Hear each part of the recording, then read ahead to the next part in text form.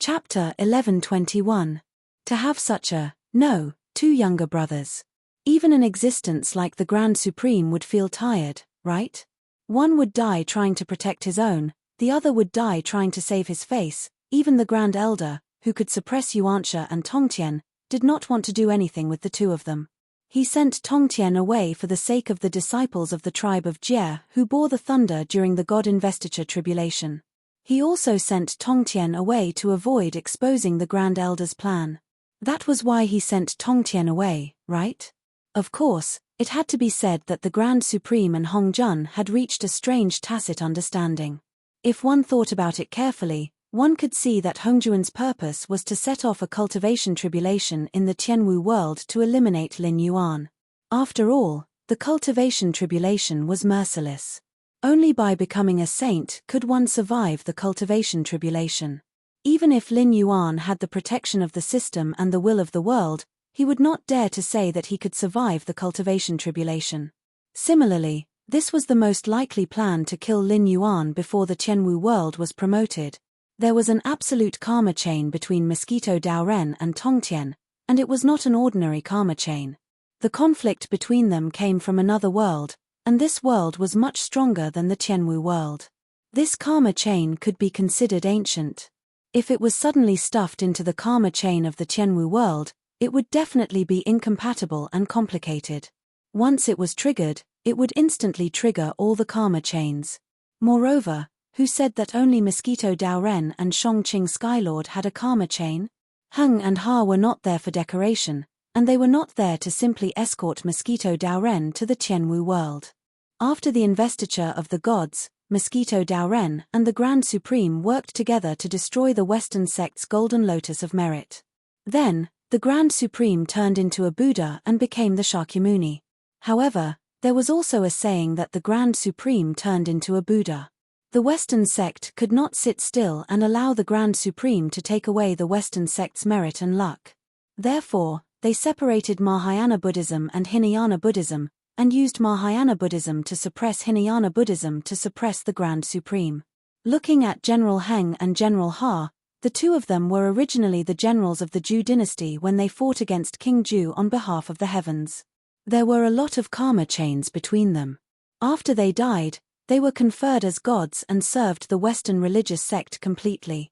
They guarded the mountain gate of the Western religious sect for countless years and preached the teachings of the Western religious sect. Even if they did not make any contributions, they could at least work hard. They were not well known in the Western religious sect, but they were definitely not small figures. Therefore, this was the Western sect stance. Heng and Ha accompanied Mosquito Daoren to their deaths. To put it bluntly, Hongjun needed to use the karma chain between Mosquito Daoren and Shongqing Skylord to trigger the Tianwu world's cultivation tribulation. Now that the Grand Supreme had become a sage, although no one knew what he was planning, he obviously did not need to give face to Hongjun. Since he agreed to this, he must have his own considerations. After these considerations, the Western sect that suppressed the Grand Supreme would not have an easy time. Hongjun was naturally happy to see this scene. After all, this involved the battle between Buddhism and Taoism, and even the battle between Mahayana Buddhism and Hinayana Buddhism.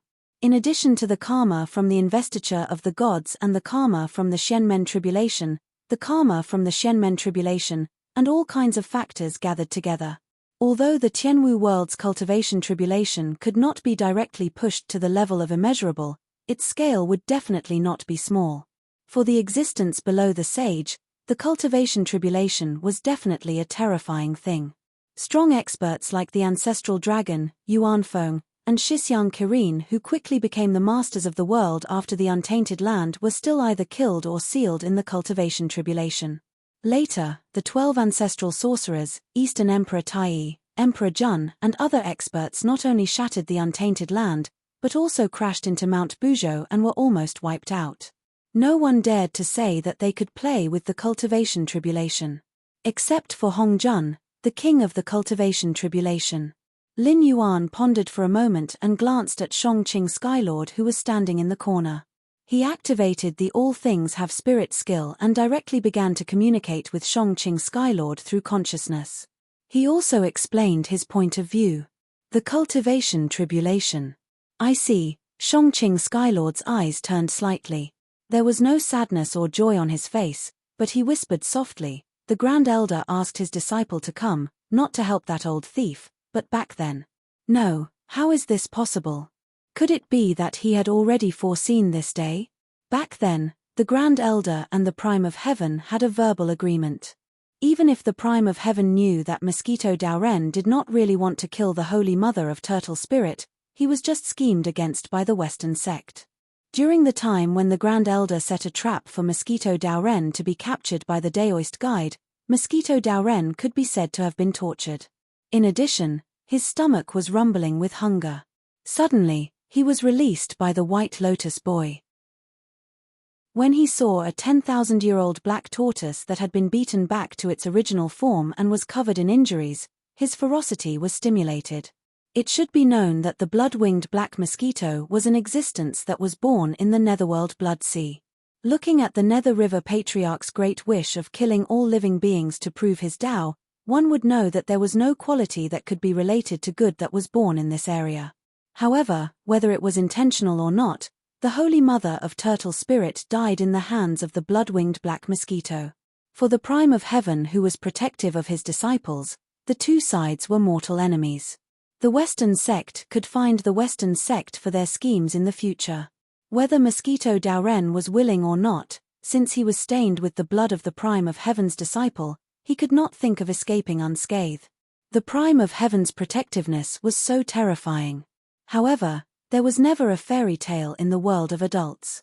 What remained unchanged was always benefits. The Grand Elder and the Premier saved most of the disciples of the Jie sect. At the same time, they sent the Prime of Heaven out of the untainted world in exchange for some promises from the Prime of Heaven. One of them was that if the Prime of Heaven saw Mosquito Daoren in the future, he could kill him. However, the Grand Elder only gave him one chance. If the Prime of Heaven did not kill Mosquito Daoren directly, then the karma would be over. Now, it seemed that the Grand Supreme had long predicted this day. Now, he had already attacked Mosquito Daoren. Not only did he attack, but he also successfully captured Mosquito Daoren. However, in the current situation, once Mosquito Daoren died, the Tianwu world would be set off a calamity. At that time, not to mention what the Black Jiao and the Red Cloud would think, even the Prime of Heaven himself could not guarantee that the incarnation of the good corpse could survive the calamity safely. However, if he let him go, it was hard to say whether he would have a chance to avenge his disciple in the future. Especially after the Grand Elder's enlightenment, the Prime of Heaven did not dare to say that he could not defeat the Grand Elder. Without this karma, if Mosquito Daoren came out again in the future, the Prime of Heaven could only watch helplessly. Otherwise, if he wanted to attack, he would have to fight the Grand Elder directly. Chapter 1122. The corner of Shangqing Skylord's mouth twitched. Suddenly, he snorted and waved his sleeves. He said in a deep voice, "Boy, it seems that you are not fated to have the immortal slaying sword formation." Lin Yuan's eyelids twitched. He said helplessly, "Senior, please don't try to provoke me. If I really kill Mosquito Daoren now, I dare not say that I have 100% chance of surviving the cultivation tribulation. However, if I plan it well, I have a 60% chance of surviving. Senior, do you have a great chance of surviving the cultivation tribulation?" Speaking of this, Lin Yuan paused and said with a faint smile, "In the same cataclysm, some people are easy to pass, and some people are sad. Just like when the deification ceremony was held, the Ren school and the Chan school targeted you. If you were in a different world and triggered another cataclysm, do you think those innocent people who were implicated will let you go?" Shangqing Skylord snorted again. However, he did not intend to continue the conversation. He looked like a rascal. There was only one chance to kill Mosquito Daoren. If he missed it, he would have to face the Grand Supreme directly in the future. For Tong Tian, a cultivation tribulation would only hurt him. However, if he were to face the Grand Supreme directly, it was not like a sage could not be killed. More importantly, the death of Daoist when in the hands of Lin Yuan and the death of Daoist when in his hands are two completely different concepts. The Grand Supreme had most likely guessed Hongjuan's plan. That was why he sent Mosquito Daoren to the Tianwu world. He wanted to eliminate the karma so that Tongtian would not have an excuse to kill Mosquito Daoren. After eliminating the karma, no matter how shameless Tongtian was, he would not bully a junior. Hongjun knew that the Grand Supreme had seen through his plan. However, he insisted on sending Mosquito Daoren to the cultivation tribulation. In fact, it was a gamble. He was betting that Tongtian would find a way to kill Mosquito Daoren and set off the cultivation tribulation. As for Hongjuan's confidence, during the God Investiture tribulation, the Ren school and the Chan school joined forces to target the disciples of the Jie school. As the leader of the Jie school, the Tongtian sect leader cursed and even went to the battlefield himself, causing the entire Jie school to be destroyed. After putting aside the many schemes behind, the character of the Tongtian sect leader was very clear. For someone like sect leader Tongtian, even if he was not in the untainted world, he could still be used as a pawn by Taishang and Hongjun. Even if sect leader Tongtian knew about these schemes, he probably would not care. For him, it was completely acceptable to pay some price to avenge his disciple. Moreover, although Shangqing Tianzuan was not a sage, as one of the three corpses incarnations, his real strength was definitely in the realm of a real god. As one of the Sanqing sect masters, how many incense and offerings did sect leader Tongtian have? Just thinking about it was enough to make one's scalp numb. Moreover, sect leader Tongtian now controlled a world. Even if the cultivation tribulation really broke out in the Tianwu world, Shangqing Tianzuan could still withstand it. Cultivators, demonic beasts, they all deserve to die. No wonder there were no demonic beasts or cultivators in the world that was completely controlled by the heavenly Tao fragment in my previous life. Even if there were, it was a legend left behind from ancient times. A cold light flashed in Lin Yuan's eyes. When living beings came into the world, there would be karma. Whether it was good karma or bad karma, there would be a day when it would be repaid. The heavenly Tao's job was to use the power of fate to deal with these karma chains little by little. Under the condition that it would not cause a great disturbance, it would be eliminated. Even if an ordinary person lived a long life, it would not be more than 100 years. After 100 years, the gratitude and grudges would be erased. Naturally, there would not be much karma left behind, and it would not be such a big burden to the heavenly Tao. However, cultivators and demonic beasts were different. Even in a small world like the Tianwu world, cultivators could easily live up to 300 to 500 years on the path of cultivation. If they went too far, they would be like those great demonic beasts and cultivators, using the power of incense to prolong their lives. They could even reform their bodies after death and be resurrected. It was precisely because of this that the karma chains were difficult to deal with. Once there was a mistake, it would directly set off a cultivation tribulation. Senior, please reconsider. Lin Yuan's eyes returned to calmness. Seeing that sect master Tongtian did not speak, Lin Yuan pondered for a moment. Then, he narrowed his eyes and said, Senior, you are unwilling to have karma with the Grand Supreme because you and the Grand Supreme are formed from the same chi. In addition, the Grand Supreme is now a saint of the Great Path. Senior, you boast that you may not lose to the Grand Supreme, but your chances of winning are not necessarily great. However, you are forcing me to do so today. Have you not thought that in the future, I may also become a saint of the Great Path? You, Shangqing Skylord's eyes moved. He was just about to mock Lin Yuan, but when he thought of Lin Yuan's deeds, he fell into a strange silence. The coming of a great era was a very mysterious thing.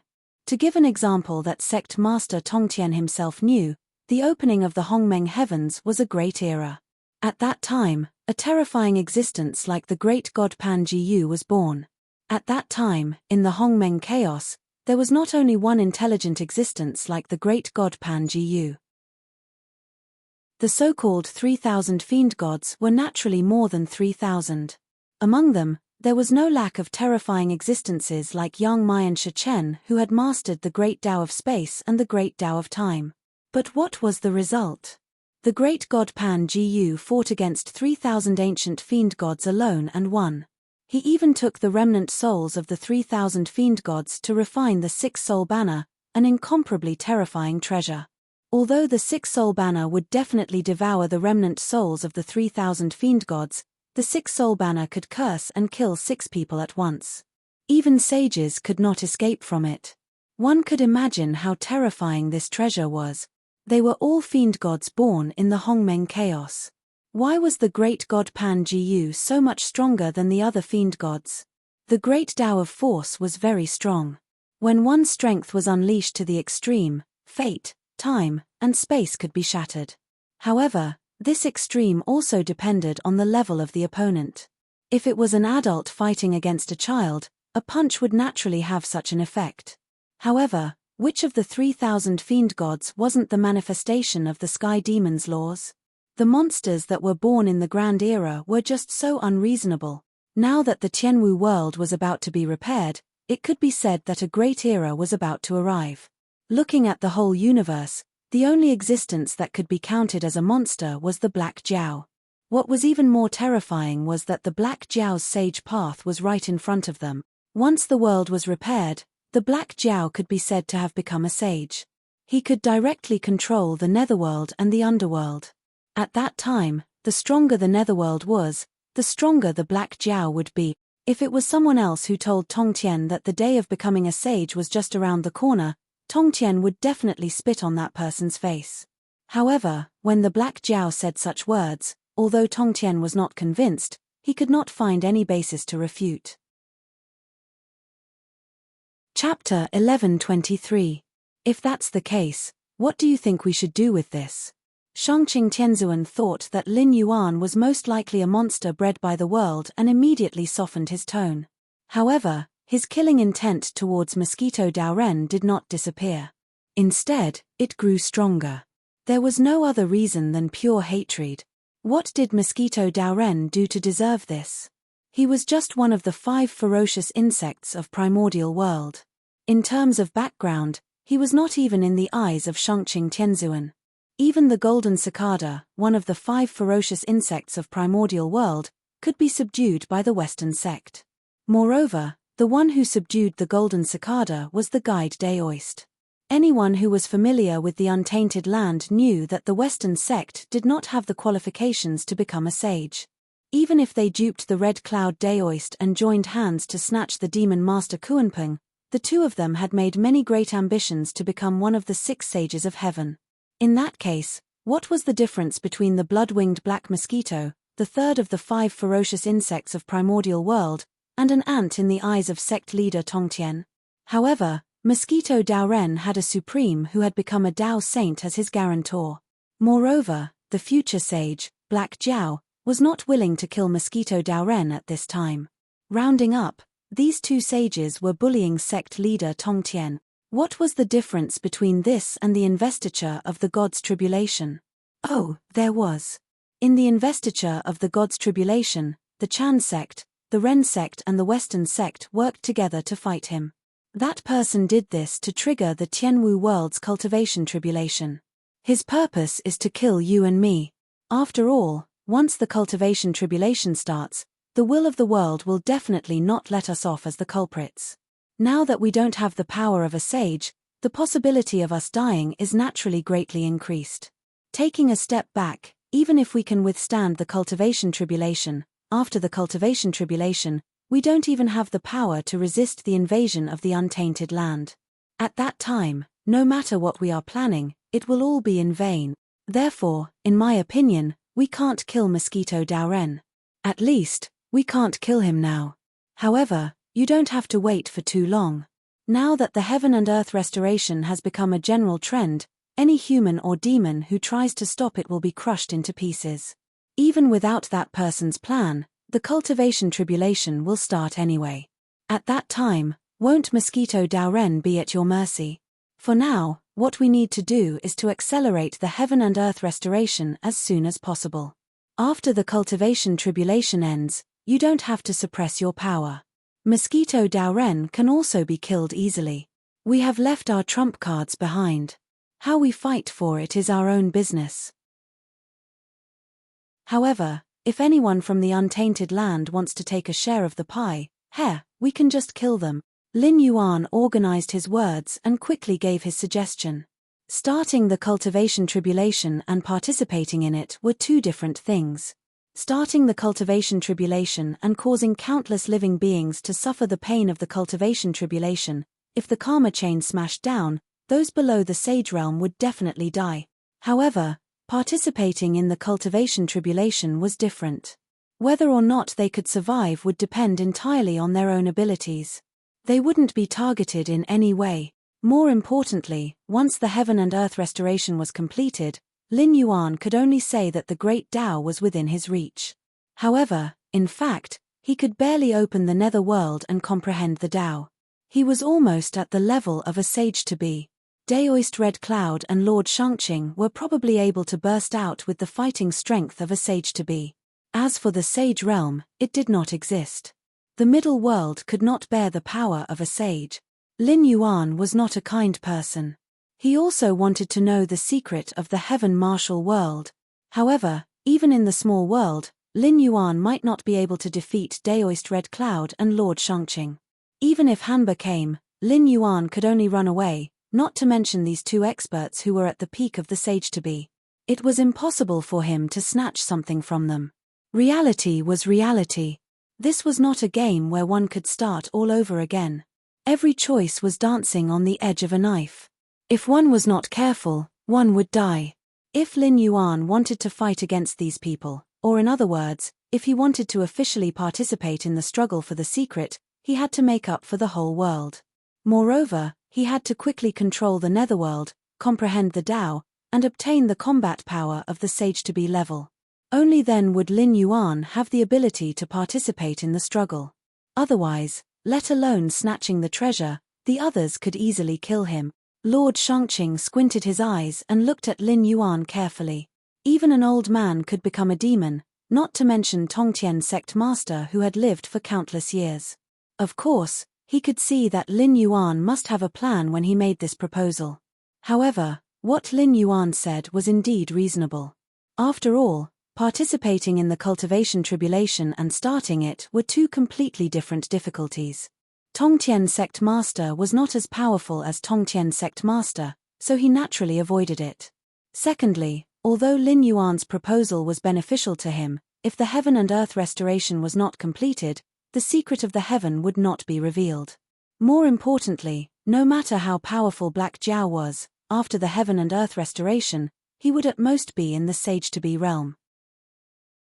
However, there was a gap between sage-to-be and sage-to-be. For example, the strength of the great ways they cultivated and the divine senses they mastered. Not to mention, in this middle world, the strength he could unleash was at least at the peak of the sage-to-be, which was completely different from that of a sage-to-be. Shangqing Tianzuan thought for a moment and said with a smile, Lin Yuan, although I don't know why you are so obsessed with this matter, you should know that whether it is me or Hongyun, we all have a deep hatred for that person. And you are just an entrant. Is it worth it to gamble your life for that thing? This time, it was Lin Yuan who was silent. Fine, fine. Shangqing Heavenly Lord smiled and turned around to walk away. He said indifferently, let's do as you say. I don't care how you think. However, you have to remember the words no regrets. Don't say that I didn't warn you. Seeing that Lord Shangqing had left, Lin Yuan's eyes narrowed. He took a deep breath and condensed the limitless ghost again. It wrapped up the space that had been sealed by the willow branches and disappeared without a trace. Then, he looked meaningfully at Generals Hung and Ha who were still suppressed by the soul-dispersing gourd. Then, he swung his tail and rushed toward the northern frontier. At this time, Generals Heng and Ha could see that it was not Lin Yuan who was fighting against them from the beginning. Then, there was no doubt who could control the soul-dispersing gourd. Even though Generals Hung and Ha had lived for countless years, they could not help but show despair on their faces. It was too difficult to beg for a way out from that person. Chapter 1124. Outside the Great Wall of the Northern Frontier. Slaughter could be seen everywhere. The cavalry of the Shuangjin dynasty was battered and bruised under this Great Wall pass. After much difficulty, they finally broke through the pass. Before they could count the various resources and provisions they obtained, they heard a thunderous boom. Then, this seemingly indestructible pass collapsed, crushing and injuring countless warriors of the Frost Mirror grassland. Moreover, before they could dig out their comrades who were buried under the rubble, the Northern Frontier Cavalry and the soldiers guarding the pass that they had beaten back came back again. Moreover, they relied on their superior equipment to push them back again. Humiliation. Absolute humiliation. The warriors of the Frost Mirror grassland had never lost a battle on the plains other than against demonic beasts. However, when they encountered the army of the Northern Frontier, it was as if they had met their nemesis. First, the light cavalry crashed into the enemy's heavy cavalry. When they finally gathered the Blood Liao cavalry and planned to fight the enemy head-on, the enemy suddenly played a trick and dealt them a heavy blow. The Blood Liao cavalry that was at the front were almost all caught in the explosion. Even if they weren't killed on the spot, they were buried under the rubble. As for the light cavalry that weren't seriously affected, when they saw the Northern Frontier Dragon Riders coming back, they didn't have the courage to charge at the enemy. They were either killed on the spot or found a chance to escape. However, the nightmare didn't end there. Because at the border between the Northern Frontier and the Frost Mirror grassland, a large number of soldiers wearing black armor and holding the Blackwater flag appeared. They directly blocked the retreat of the Frost Mirror grassland cavalry. After several failed attempts to break out, the remaining Frost Mirror grassland cavalry gathered together again. At this moment, they felt like they were useless. They couldn't defeat the cavalry of the Northern Frontier in a head-on charge. In other words, there was no such thing as a head-on collision. The cavalry of the Northern Frontier just took out their crossbows and charged forward. Forget about charging forward, they would be lucky if they didn't get torn apart by the rain of arrows. When they finally saw the infantry of the Northern Frontier, they immediately became ferocious and started to charge. In the end, the Blackwater army was also equipped with those terrifying crossbows. Although they were not as extravagant as the cavalrymen, who each had a crossbow, there were still around a dozen crossbows in a troop of around 300 people. However, these crossbows could not achieve the same suppressive firepower as before. There were still some cavalrymen with superb horsemanship who charged into the enemy's formation. And then, it was ridiculous. Because their scimitars were supported by horsepower, zhenqi, or earth energy. With a single slash of their scimitars, even if they could not break mountains and crush rocks, they could seriously injure ordinary demonic beasts to the brink of death. However, when they slashed at the armor of the Blackwater army, they only left a shallow white mark. If it were a battle between mortals, good armor alone would have been useless. A single slash of a scimitar with horsepower would have caused a certain amount of damage even if it could not cut through the armor. It would have been very normal for the enemy to be sent flying. However, the Blackwater army was different. Every member of the Blackwater army was a cultivator, and even the weakest of them was at the advanced stage of the airborne realm. As long as the scimitars did not cut through their armor, the shock of the impact could be suppressed with a thought. At most, it would only cause them to be stunned for a moment. On the other hand, the cavalrymen who slashed at the enemy slowed down after failing to hit the enemy. Many of them were cut down by the Blackwater army. The cavalrymen could not defeat them. The infantry could not defeat them either. Was this a war? Was this a joke? They finally understood why the Shuangjin dynasty had split into two groups. Although the group that went into the Central Plains was badly damaged by the Sky Demon, there were still some who made it back alive. On the other hand, the Frost warriors who went into the Northern Frontier were all wiped out. Even the 13th prince died in that battle. That was an all-around crushing defeat. It was not like what Shuangjin Khan had said before. It was because the number of cavalrymen who went into the Northern Frontier was even fewer. More importantly, the decision made by the Heavenly Khan, who claimed to be a famous general of the era, did not seem to be a problem at the time. After all, the wealth of the Northern Frontier was beyond their imagination. If there were such fearsome cavalrymen outside that pass, why couldn't there be similar deployments at the other passes? On the contrary, the Shuangjin dynasty turned around and hid their surprise troops, waiting for the cavalry of the Northern Frontier to come out and attack the pass. At that time, the Northern Frontier would have to either give up the pass and give up on the 30,000 cavalrymen outside, or lose the pass and die. If the Northern Frontier had chosen the former, they would have only been able to stall for a few days before dying. On the other hand, The armor and crossbows that the Shuangjin dynasty obtained after wiping out the 30,000 cavalrymen would have been able to instantly boost the military strength of the Shuangjin dynasty to a whole new level. But what happened in the end? The Shuangjin dynasty did not choose either option at the northern frontier. The 30,000 cavalrymen and the 50,000 soldiers guarding the pass simply avoided the battle and waited for the Shuangjin dynasty to attack. The Shuangjin dynasty had foolishly fought their way in and fell into the second trap of the northern frontier. In one battle, the Shuangjin dynasty had lost the Shuangjin dynasty's pride, the Shuangjin dynasty's Blackwater army. But that was not the end. The Shuangjin dynasty had never expected that the northern frontier's Blackwater army would not be stationed at the other passes. Instead, the Shuangjin dynasty's army had set off from the route that they had abandoned and circled behind them, cutting off their escape route. Now, the Shuangjin dynasty's army was squeezed together and no one could find a way out. If there were people who came from the same world as Lin Yuan, it would be easy to see that the strategy adopted by Lin Yuan in this battle was similar to the first battle of Emperor Wu of Han against the Xiongnu people, which made countless people sigh and sigh because the officials were greedy and afraid of death and leaked the secret, which led to the failure of the plan. Mei's plot. A failed plan, but it was the origin of the war between Emperor Wu and the Xiongnu. Tracing back to this period of history, anyone with a discerning eye could see how amazing Emperor Wu's strategy was. Since ancient times, farming civilizations and nomadic civilizations had been in constant conflict. Even during the reign of King Ju of Shang, the Shang dynasty and these barbarians could be said to be irreconcilable. But there were three problems that had to be solved in the war between farming and nomadic civilizations. First, they could not win. Second, they could not find them. Third, it was not worth it. First, how did Emperor Wu deal with it?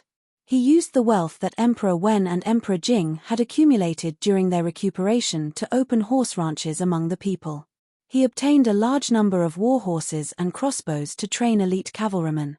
During the war between Emperor Wu and the Xiongnu, the wealth that Emperor Wen and Emperor Jing had accumulated, as well as the taxes that Emperor Wu had collected, were all used up. That was why he was known to be militaristic.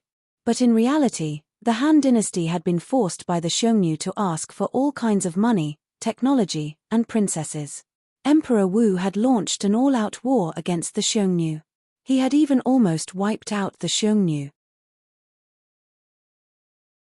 Chapter 1125.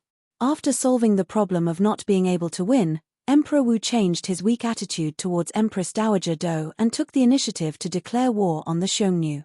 At the same time, he displayed his military talent, the Mei stratagem. Emperor Wu's attitude was very clear. The grasslands were very big, and he could not find you. However, he had to beat you, so he would let you beat him. Therefore, Emperor Wu lured the Xiongnu to invade Han territory and set the location of the final battle at Mei. To put it bluntly, if not for Emperor Wu's inexperience at the time and his lack of consideration of the problem, such as the military official Chanyu entering Han territory and seeing a herd of cows and sheep without any herders, he would not have become suspicious. If he did not become suspicious, he would not have captured the Han officials. If that Yangmen commandant had risked his life for the sake of the country instead of revealing the Mei stratagem to the military official Chanyu, then in this battle, Liu Che would have been able to defeat the Xiongnu and there would not have been a full-scale war. If this battle had been successful, the Xiongnu would not have the capital to fight against the Han dynasty. Because in the following series of battles, the Han dynasty would have single-handedly suppressed the Xiongnu. The phrase "the merciful do not command an army" was absolutely appropriate for Liu Che at this time. Of course, this kind of low-level mistake was a mistake that only a newbie would make. If Emperor Wu of Han had planned this battle, not to mention the military official Chanyu, even if all the Chanyu of the Xiongnu were added together, they would only be toyed around in the palm of Liu Che's hand. It was still the same saying, reality was reality. It was not a game that could be replayed after losing. Emperor Wu of Han paid the price for his mistake, which was the 44 years of all-out war between Han and Xiongnu. And this was only because of Emperor Wu's military talent, because the third factor was the most important. This was also the reason why Emperor Wu of Han was able to unite the Han dynasty under Empress Dowager Do's control and fight against the Xiongnu for his passion and unyielding spirit. During the Han-Xiong War, Liu Che opened up the western regions and established the famous Silk Road. Moreover, it was not like Qin Shi Huang who conquered the Six Kingdoms.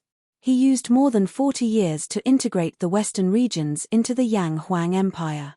At that time, all the countries in the western regions thought that they were part of the Great Han, even after the fall of the Western Han. This was because after the Eastern Han was established, the western regions quickly returned to the embrace of the Great Han. Many people thought that this was because the countries in the western regions were afraid of the Great Han's iron cavalry. Although this was a factor, it was more because Liu Che unified the culture and ideology of the countries in the western regions, making them feel that they were part of the Great Han from the bottom of their hearts. Even during the Three Kingdoms period at the end of the Eastern Han, Boss Cao unified the western regions more easily than he unified the Central Plains. Not only that, Emperor Wu of Han also reclaimed the Hashi Corridor and turned it into a horse racing ground for the Han dynasty. This was the reason why the Great Han dynasty's cavalry could dominate the world. Even in the world's hegemony at that time, only the noble Frost cavalry could compete with the Great Han dynasty's cavalry. However, the noble Frost Empire was originally a nomadic civilization, a people on horseback. From this, one could see how strong the Great Han dynasty's cavalry was. After solving the three problems that had to be solved in the war between an agricultural civilization and a nomadic civilization, it was the legendary life of Emperor Wu of Han. From the historical records, Emperor Wu of Han fought with the Xiongnu for 44 years. The territory expanded nearly doubled, but the population only decreased by 10%. This was also due to the fact that the landlords annexed the land and population. He also conquered the western region, opened up the Silk Road, and laid a solid foundation for the Yang Huang dynasty to become the Celestial Empire. Such a great emperor, even with Lin Yuan's current knowledge, could not help but be called a king of men. However, he was scolded for being militaristic for so many years. There were also people who compared Li Shimin, who was fooled by the Confucian sect and wrote the imperial norms, which was a shameful work for human kings, to Liu Che. They even felt that Li Shimin should be the greatest emperor of all time, surpassing the Qin emperor and Emperor Wu of Han. However, if one did not look at the Song dynasty's scholars who forcefully flattered the Li Tang dynasty in order to cover up Wu Zetian's achievements, Li Shimin could only barely reach a passing level among the human kings. Not to mention the so-called greatest emperor of all time, even the word great did not have anything to do with him. Another person who was praised as the Kaiyuan era, Li Longji. The biggest mistake in his life was that he died too late. His era was left behind by Wu Zetian. He would not be able to clean it up completely. After all, although Wu Zetian was the only empress and was criticized by others, if one understood the history, one would realize that this empress' achievements were only inferior to Qin Shi Huang and Ying Zheng. During the Wu Ju dynasty, there were 26 kingdom wars and 21 victories. She even started the so-called Great Asian War. She used the strength of a single country to fight the 5 major countries of Asia. There were as many as 15 countries that participated in the war. As for Wu Zetian, she won 5 out of 5 battles and was called the top of the world. The other countries worked together to build a Wu Ju Tianshu for her. At that time, all the kings of the various countries left their names on the Wu Ju Tianshu. Wu Ju was the strongest country in the world. It was comparable to the pillars of Ashoka and Trajan's achievement pillar. It was even taller than the other 2 achievement pillars. What was more terrifying was that the Wu Ju dynasty did not spend a single cent to build the Wu Ju Tianshu. It was built by the surrounding countries spontaneously. And then, it was pushed down by Li Longji. More than 130 countries were so angry that they broke off relations with the Tang dynasty. Under the defamation of the Confucian sect, who claimed that they were connected to the heavens and were bestowed by the gods, but did not do it themselves and instead asked others to abide by the heavens and extinguish human desires, people like Qin Shi Huang, Han Wu, Sui Yang, and Wu Jiong, who had no qualms about Yang Huang and human kings, were all defamed miserably. Lin Yuan's war against the Shuangjin dynasty was based on Emperor Wu of Han's Mei strategy. He had never denied the terror of these cavalrymen on the grasslands. Even if they could not defeat the army of the northern region head-on, they could still make use of the mobility of cavalry to harass, attack, and even cut off the northern region's supplies, causing the northern region's army to be exhausted on the grasslands. That was why Lin Yuan would not take the initiative to attack the Frost Mirror Plains. It was not the right time. However, that did not stop him from copying homework. It was fine that the Tianwu world did not have a terrain like Mei. When Lin Yuan was building the Great Wall, he had already prepared this pass. He wanted to create an artificial Mei for the Shuangjin dynasty to use as a battlefield to kill them. As for the quality of the northern frontier army, it was not a problem that they could not defeat the Shuangjin dynasty. It was only a matter of whether they were easy to defeat or not. Furthermore, Lin Yuan had learned from the experience of the human kings in his previous life. He first cleaned up the sects and aristocratic families. Only then did he plan to deal with the neighboring Shuangjin dynasty. Chapter 1126. Without the intervention of the aristocratic families and sects, Lin Yuan had the final say in the northern frontier. The Sky Demon, who had previously hindered Lin Yuan, had also lost contact with the Nether River Patriarch because the Patriarch of Yangmai was guarding outside the heavenly gates. Thus, he had become a wandering ghost and was unable to affect the northern frontier. This could be considered as helping Lin Yuan to get rid of a major problem. In addition, Lei Fan, Xu Yang, Luo Shu, and the others had been exposed one after another. Under Li Xin's investigation, the Northern Restoration Society was also in a worse state day by day. It could be said that there were no internal and external troubles. Now, he had also settled the relationship with the Hengduan mountain range. The decision-makers of the Chuyun dynasty had been wiped out and the demon venerable of the southern wasteland had been severely injured. Furthermore, these two parties were now hated by the Hengduan mountain range. In a short period of time, they would not be able to affect the northern frontier. As for the Qingjiang dynasty, it was simply trembling in fear in this revolution that anyone with a discerning eye could see. After all, the dragon clan of the four seas behind them was still being suppressed by the demonic beasts of the outer sea. How would they have the time to care about them? At this time, it was obviously unrealistic for them to provoke the northern frontier. There were no internal and external troubles. Wouldn't they jump up and violently knock on the heads of these reckless barbarians in the Frost Mirror grassland? Therefore, the magically modified version of the Mei plot began to show its power under Lin Yuan's plan. The main forces of the Shuangjin dynasty were first badly battered at the pass. Then, when the Blackwater army cleaned up the Immortals and entered a state of encirclement through various transmission formations, the fate of these Shuangjin barbarian was already decided. Lin Yuan did not need to consider the problem of whether he could defeat them or not. In fact, when the northern frontier was in a state where he had the final say, Lin Yuan did not need to consider the problem of whether it was worth it or not. However, such a matter could not be done this way. Now, those who gathered under Lin Yuan, in addition to the original people of the northern frontier and the immigrants of the Shunwu dynasty, there were also a large number of people who felt that they had some ability and wanted to fight for a future in the northern frontier. Otherwise, in 3 years of continuous battles, Lin Yuan was not a god. How could he ensure that the population under his rule was always in a state of growth? These people who gathered from various places to the northern frontier, after several rounds of screening, most of the people who were just there to make up the numbers were eliminated. The remaining people more or less had some ability. Whether it was going on a campaign or governing a place, there were some good seedlings. Although the northern frontier could not attract any sects to rely on, it was not inferior to sects and aristocratic families. Their cultivation realm might be low, but their ability was absolutely well developed. It should be known that the existence of a sect, unless it was supported by a particularly powerful sect headquarters, was composed of a few or a dozen aristocratic families.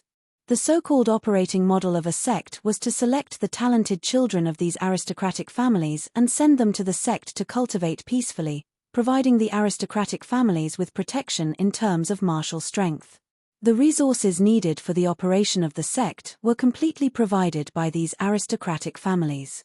Otherwise, Lin Yuan would not have said before that the sect should disintegrate into aristocratic families and enter the northern frontier.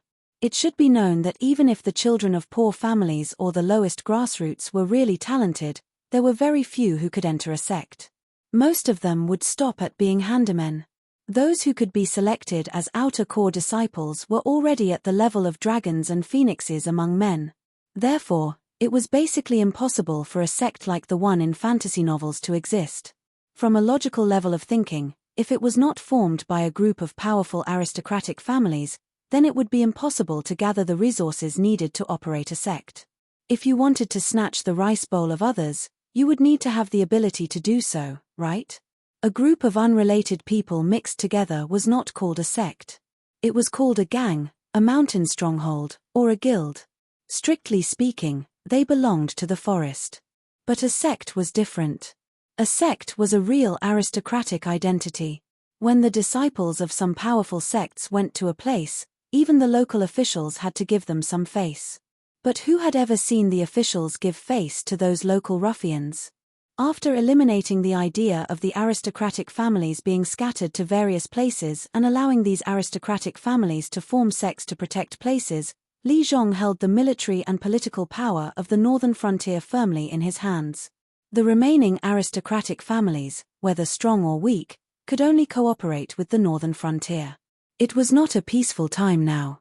Without the protection of martial strength, you would not even know how you died. But a high degree of centralization of power was not necessarily a good thing. For example, right now, the number of talents from all walks of life in the northern frontier had reached a saturation point. If it were not for the internship system, the northern frontier would have long since become redundant.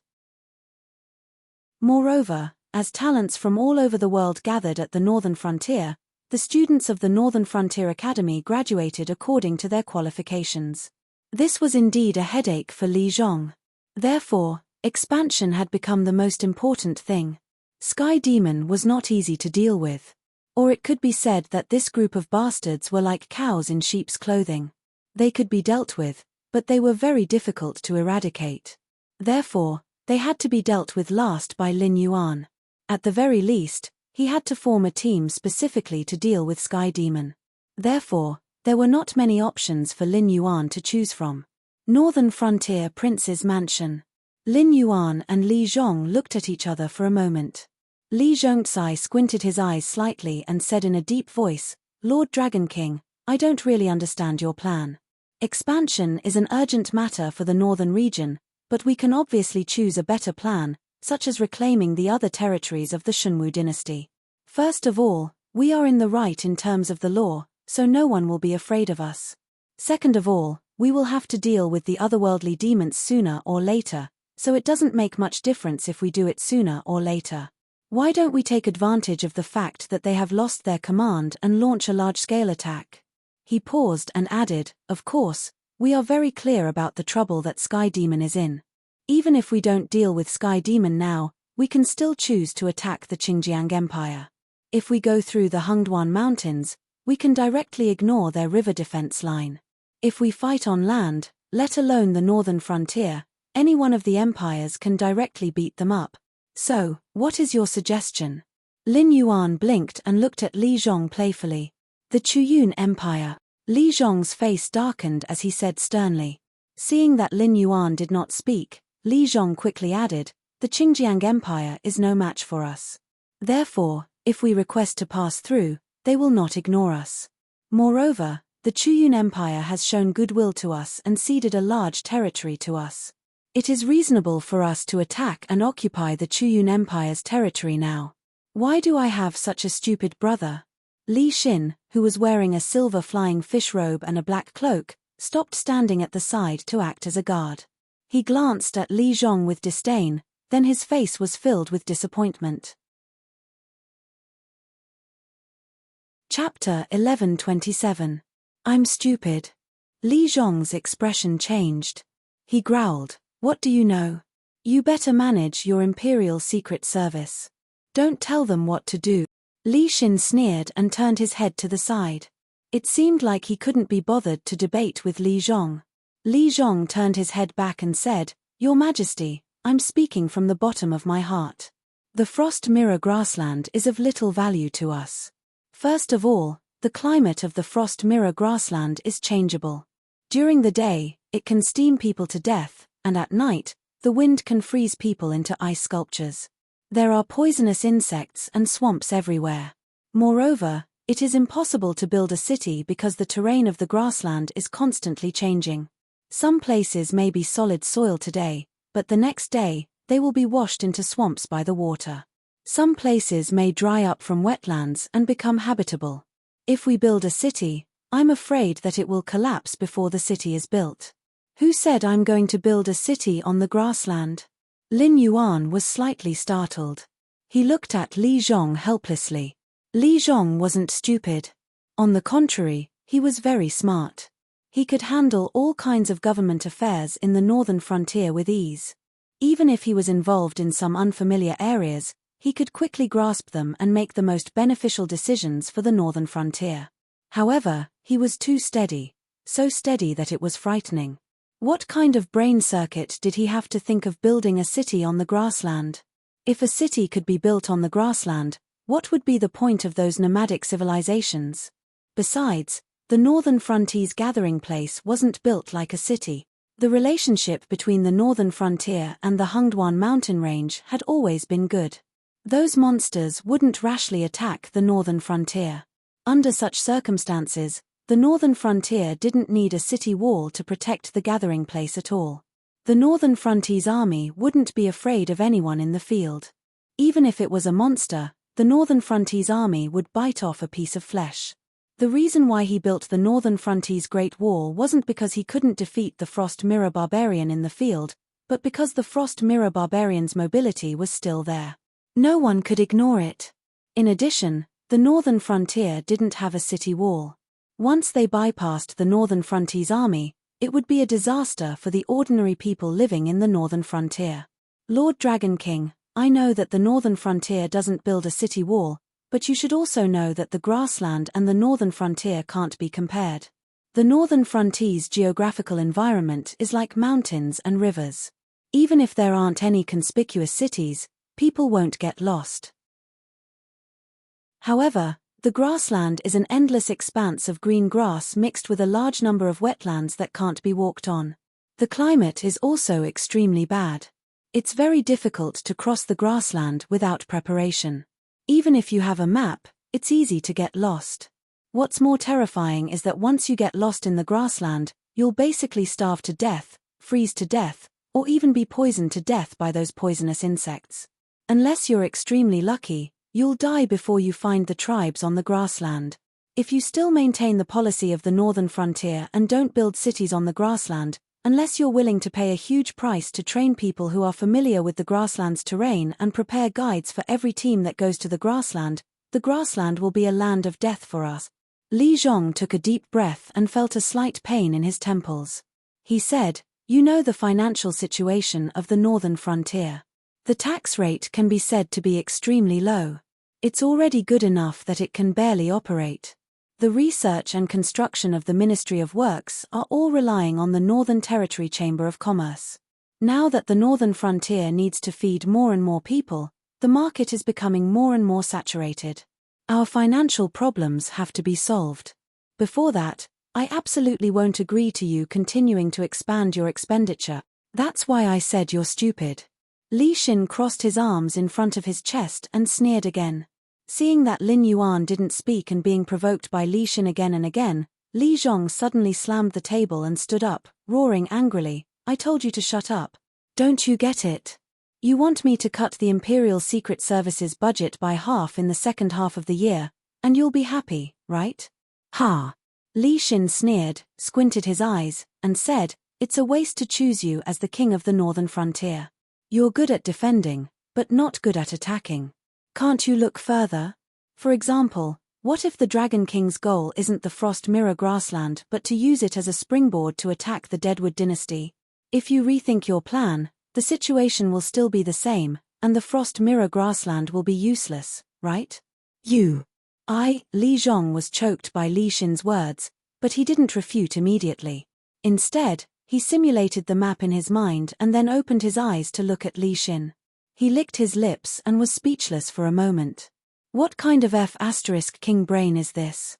We haven't even conquered the Frost Mirror grassland, and we're already thinking about attacking the Deadwood dynasty? After waiting for a while, seeing that Lin Yuan didn't say anything, Li Zhong turned to look at Lin Yuan blankly and said in a deep voice, You can't really think like that, right? Lord Dragon King, the Frost Mirror grassland isn't useless. I have other uses for this region, but Li Xin is right.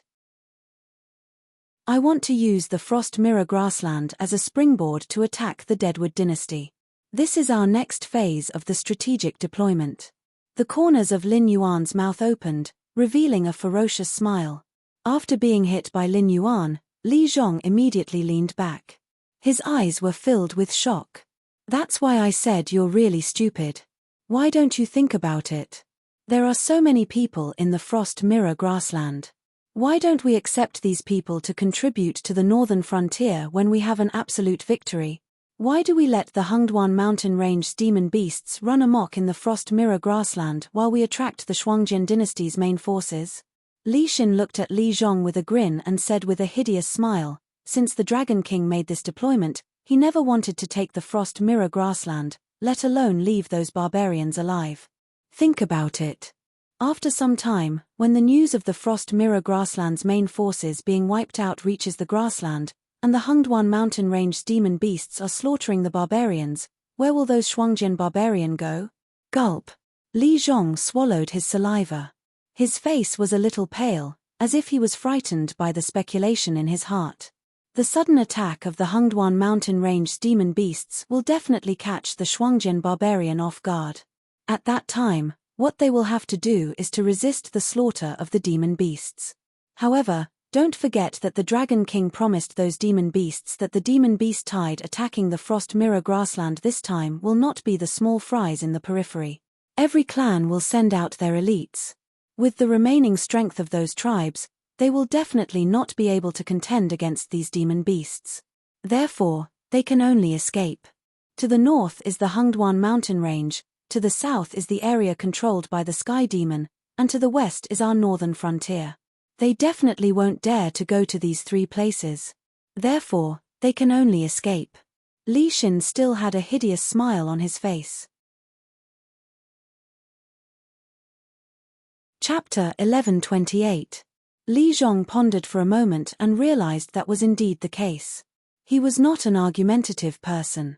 As long as there was no problem with logic, he would not ask questions like, "Why are you so sure?" Since the northern frontier was established, the Shuangjian dynasty had fought 2 wars with the northern frontier. In both wars, the Shuangjian dynasty was the one that was annihilated. Therefore, no matter how bold the Shuangjian dynasty barbarians were, they would not continue to flee to the northern frontier when they had nowhere else to go. To them, it was a path of certain death. The Great Wall of the Northern Territory wasn't just for show. It was a defensive facility that even their main army and regular army couldn't defend against.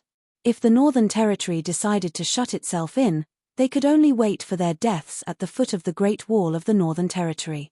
That was why it was better for them to run to the Witherwood dynasty from the start. Intelligent life forms all sought advantages and avoided disadvantages. This was an indisputable fact. The Shuangjian dynasty had never won a battle against the northern frontier. The Shuangjian dynasty had never lost a battle against the Witherwood dynasty.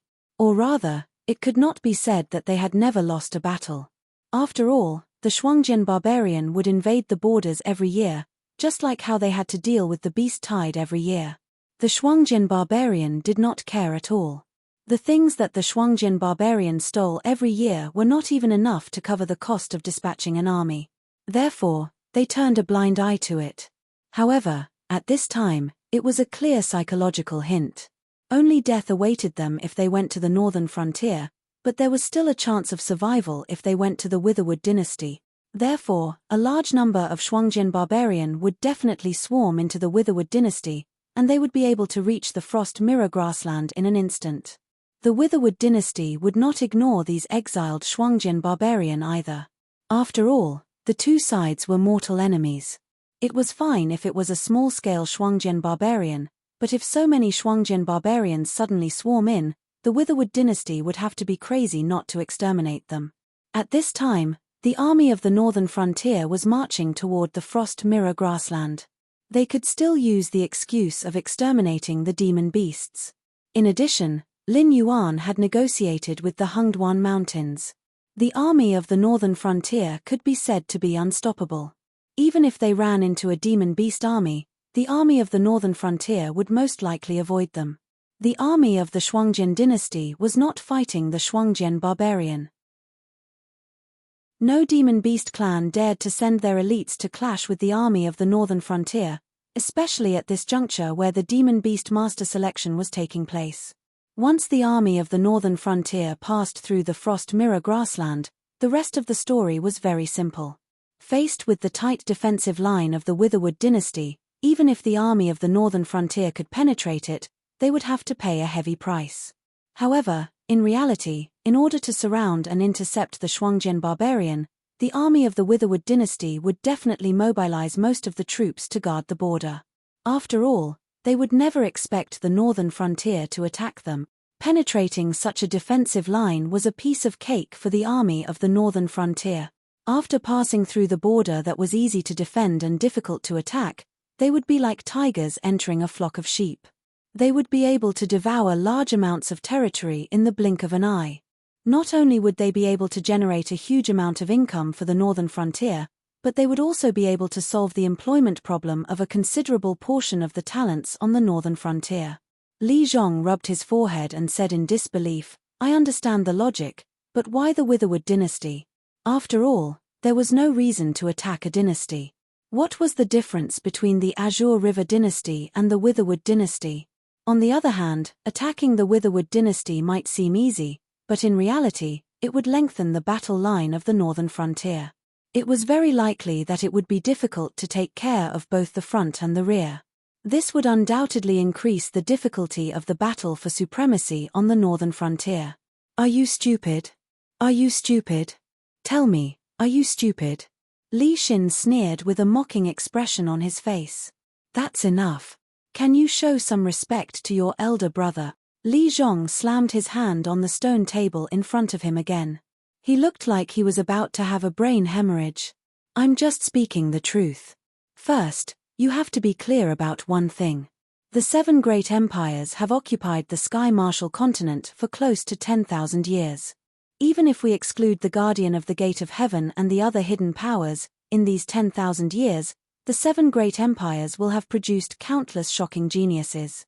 With the accumulation of this foundation, it will be an extremely terrifying force. I've traveled around the 7 empires in the past, learning various knowledge and experiencing various occupations, so my understanding of the 7 empires far surpasses your elder brother who only knows how to read books.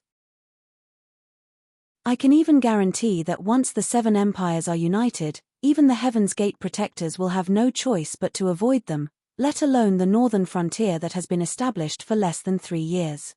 Of course, if our Dragon King is willing to be a puppet and allow the aristocratic families, sects, various guilds, and chambers of commerce to grow, then the 7 empires will naturally not be united. The ones who will deal with us will be the aristocratic families of the 7 empires, the relatives of the royal family, and the armies they control. As long as it's not an all-out war, our northern frontier will not be weak in a one-on-one battle. But the problem is, in the Dragon King's ruling style, there has never been a place for sects. Even the aristocratic families have to obediently abide by the rules set by the northern frontier to exist. Once they break the rules, it will be a disaster. Not to mention the existence of those guilds and chambers of commerce. None of them will be able to surpass the association of the Demon Emperor and the Northern Territory Chamber of Commerce when they're in power in the northern frontier. So if they're left alone, there will only be 2 results. Either they disband on the spot, or they'll be eaten up by the northern frontier. In such a situation, the northern frontier will not only have to face the ruling class of an empire, but also the entire world. Li Xin put his hands behind his back with an arrogant look on his face. He grinned and said, "However, our Dragon King has cleverly made use of one thing, which is the inertia of history. In other words, in the Dragon King's plan, our threat must be the least. Wasn't this bullsh*t? Li Zhong really wanted to spit at Li Xin's face. The northern frontier's threat level was small? How f***king small could it be? Anyone who wasn't an idiot would know that the structure of the 7 empires in the Tianwu continent was already set in stone. However, after the northern frontier began to grow wild, this structure was broken. When the Xunwu dynasty was still in existence, the northern frontier had already shown its prowess. They even openly sent troops to occupy the north, standing against the Xunwu dynasty across the Wei River. Now, they were indifferent to the land occupied by the Sky Demon, and they were attacking the Frost Mirror grassland. This clearly broke the rules and informed the other empires that the unchanging structure had changed. From now on, all the powers would enter a stage of reshuffling. And why would the northern frontier, who had broken all this, become the least threatening of all the independent powers? Chapter 1129. At this time, you must be thinking that the one who broke the rules was the northern frontier, so no matter how many ambitious people jump out, the northern frontier will inevitably become the target of public criticism. Why would the northern frontier become the one with the least threat in this chaotic world? Li Xin looked as if he had the pearl of wisdom in his hands. He glanced at Li Zhong's unsightly expression and continued, "This is a strategy that you have never been involved in, so you can't understand. I call it constraining oneself." Li Zhong was speechless. After a short pause in his brain, Li Zhong's expression suddenly changed, revealing a hint of shock. The situation of the 7 great empires dividing the Tianwu continent had not changed for nearly 10,000 years, but this did not mean that the 7 great empires had always carried out the transfer of power smoothly. There was no lack of vassal kings entering the capital to seize power, and powerful officials ascending to the throne to rule the world.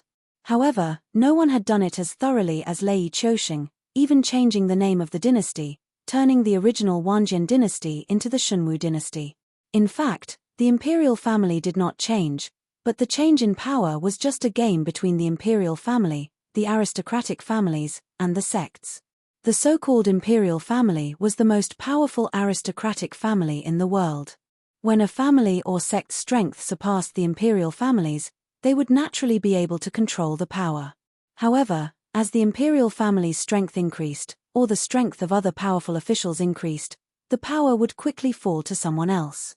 This was also a way for the imperial family to pacify the various factions. However, the northern frontier obviously would not play this game. Li Zhong glanced at Lin Yuan beside him, and an obscure light flashed in his eyes. He could see that his immediate superior did not respect divine authority. It could even be said that he was rather disgusted with the idea of divine authority. Furthermore, some of the ideas could not be said to be bad, but compared to the 2 sets of laws of the other empires, the new laws of the northern frontier were obviously too mild. This did not conform to the idea of using heavy laws in troubled times. However, he would not directly bring it up. Because as of now, there was not much problem in the northern frontier.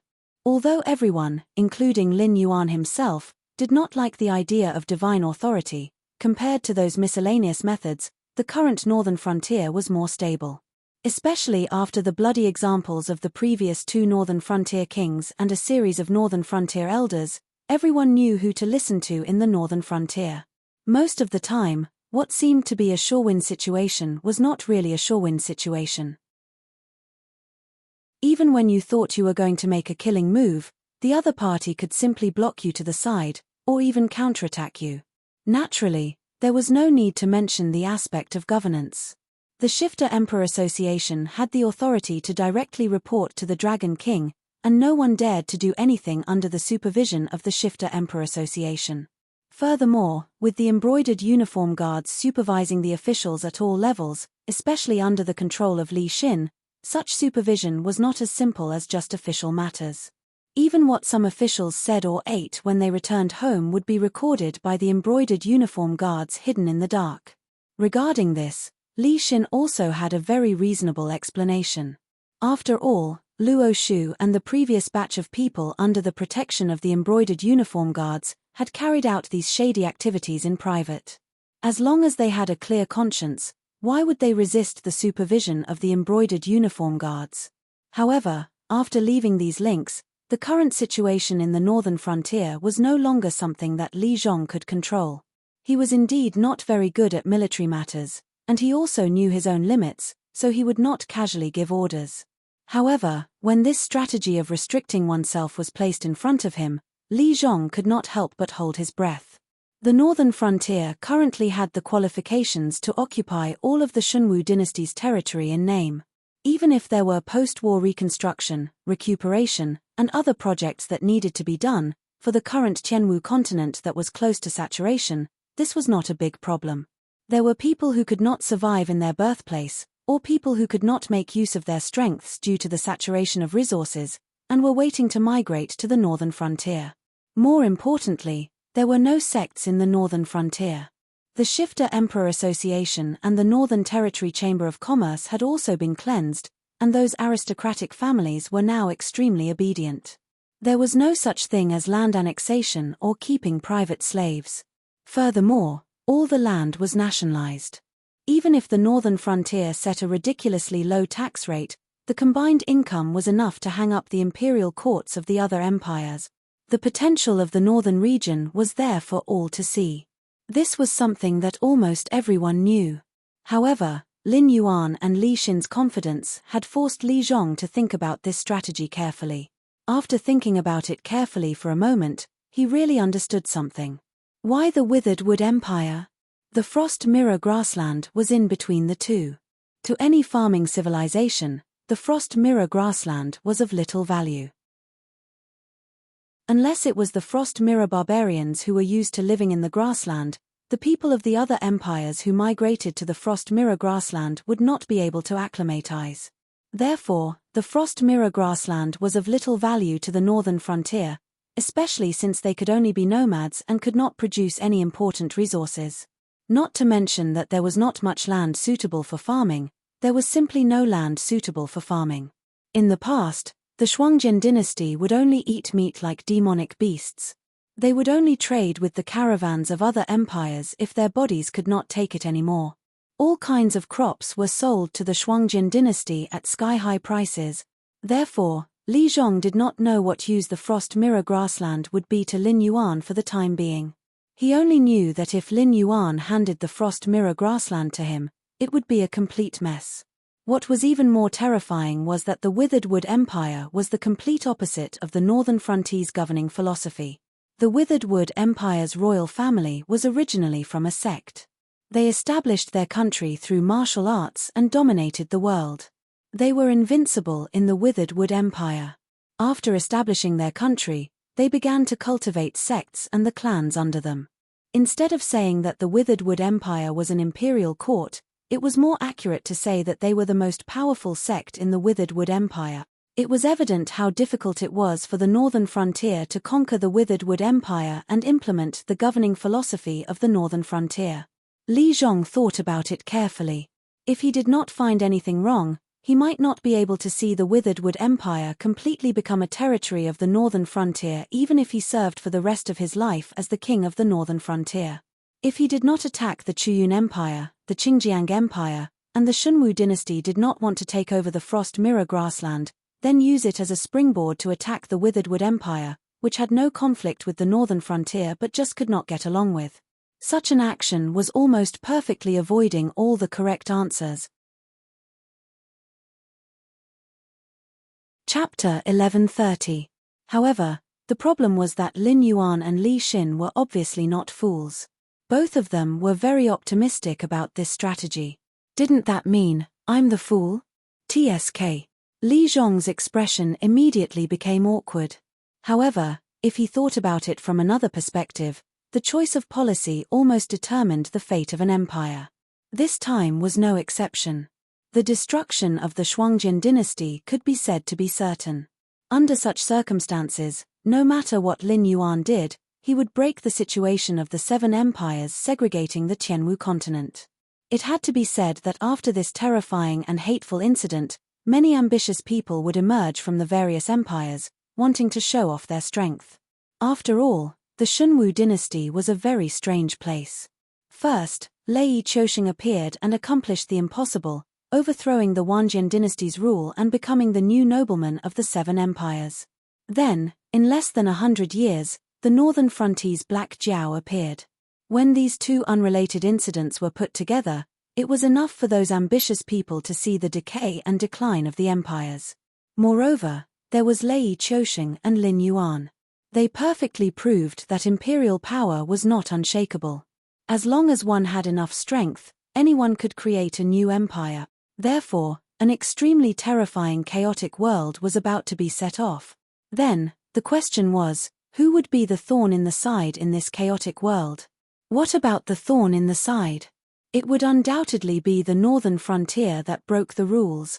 Therefore, Li Zhong could say with certainty that once the northern frontier took over the Qingjiang dynasty or the Chuyun dynasty's territory, the northern frontier would quickly become the target of public criticism.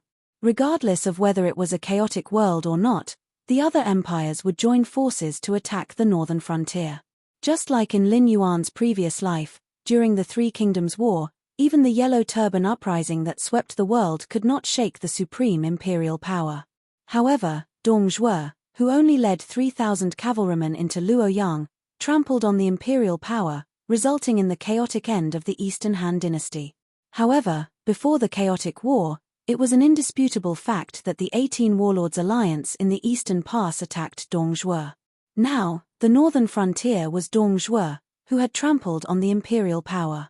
Once he showed signs of swallowing the world, the various empires would form an alliance to suppress the northern frontier under the instigation of ambitious people.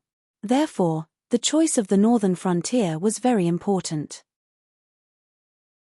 Should they attack the Qingjiang dynasty or the Chuyun dynasty and lay the foundation for the northern frontier's hegemony, or should they choose to punish themselves and rapidly weaken the northern frontier's potential threat to the various empires and let these ambitious people kill each other, or let them deal with their own internal conflicts first?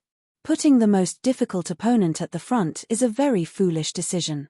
However, for the current northern frontier, putting the most difficult opponent at the front is the best choice. This is called a concrete analysis of the problem.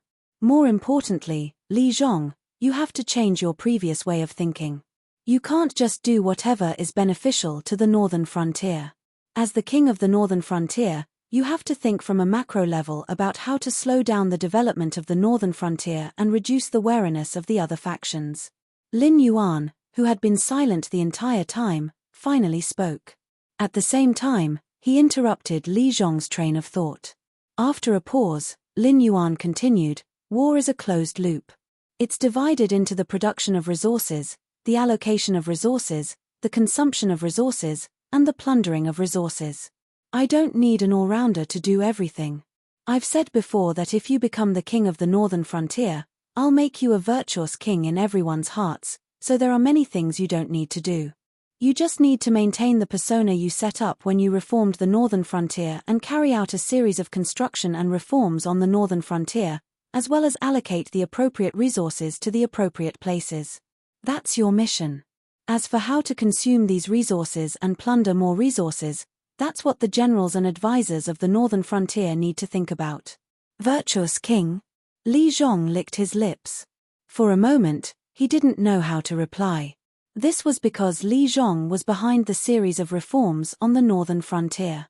His image in the eyes of others was hard to say, but in the eyes of the people of the northern frontier, Li Zhong was like a saint. Bearing such a persona, one could imagine the pressure Li Zhong was under. Therefore, Li Zhong could be said to have poured his heart and soul into all the government affairs of the northern frontier. Even during his rest time, he was constantly reviewing, fearing that there was something wrong with his settings that needed to be modified or supplemented. In other words, you're meddling too much. You just have to take care of the northern frontier and that's it. Li Xin glanced at Li Zhong and very bluntly translated. Shut up. Li Zhong glared at Li Xin, somewhat embarrassed and annoyed. Of course, he knew what Lin Yuan and Li Xin meant. They didn't despise him for meddling in everything. They were just giving him a clear warning. The northern frontier wasn't a small place like a county or prefecture. As time passed, the foundation of the northern frontier would grow bigger and bigger. Li Zhong could still meddle in all the government affairs now because he was so capable. But in the future, Li Zhong might not have the ability to manage the entire northern frontier by himself. Therefore, he had to give some authority appropriately and try to trust the officials who graduated from the Northern Frontier Academy. At the same time, he shouldn't meddle in those areas that he wasn't familiar with. He shouldn't act first and report later. Just like this time, in Li Zhong's eyes, Lin Yuan's strategic deployment was obviously dragging the northern frontier back. However, Li Zhong only gave his opinion. He didn't go against it and attack the Qingjiang Empire and the Chuyun Empire. Without a doubt, Li Zhong actually had this ability. Because when Lin Yuan was in the Endless Sea, Li Zhong was in charge of all the military affairs at the northern frontier. Fortunately, it was all defensive battles. There wasn't a chance for Li Zhong to take action personally. Otherwise, once the various parties were ready to make decisions, no matter what Lin Yuan's plan was, they could only follow Li Zhong's arrangements. But on the other hand, was it wrong for Lin Yuan to first attack the Kumu dynasty to restrain him? Of course not.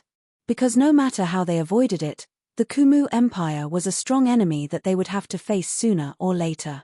The difference between attacking earlier and later was that once Lin Yuan's plan was executed, everyone would think that the northern frontier was stupid. They would also unknowingly let down their guard against the northern frontier. Before attacking the northern frontier, they would have to solve their own internal conflicts first. Only then would they have the capital to fight for the throne. This was Lin Yuan's goal. From a tactical perspective, Lin Yuan was dragging him back. However, from a strategic perspective, Lin Yuan suddenly pulled the northern frontier out of the chaos that was to come. He went from being the most outstanding duke to being the least threatening duke. Chapter 1131. Thank you for your advice. Li Zhong sincerely saluted Lin Yuan. To be honest, he really didn't have any dissatisfaction in his heart. Although Li Xin's words were a bit unpleasant and somewhat disrespectful to his elder brother, this was indeed his own problem. If it were anyone else, they would have some dissatisfaction with his behavior. It could even be said that because of Li Zhong's existence, those outstanding graduates of the Northern Frontier Academy almost didn't have any chance to personally handle government affairs after being assigned to the Northern Frontier Prince's mansion. The nominal leaders of the various yamen had all become mere decorations.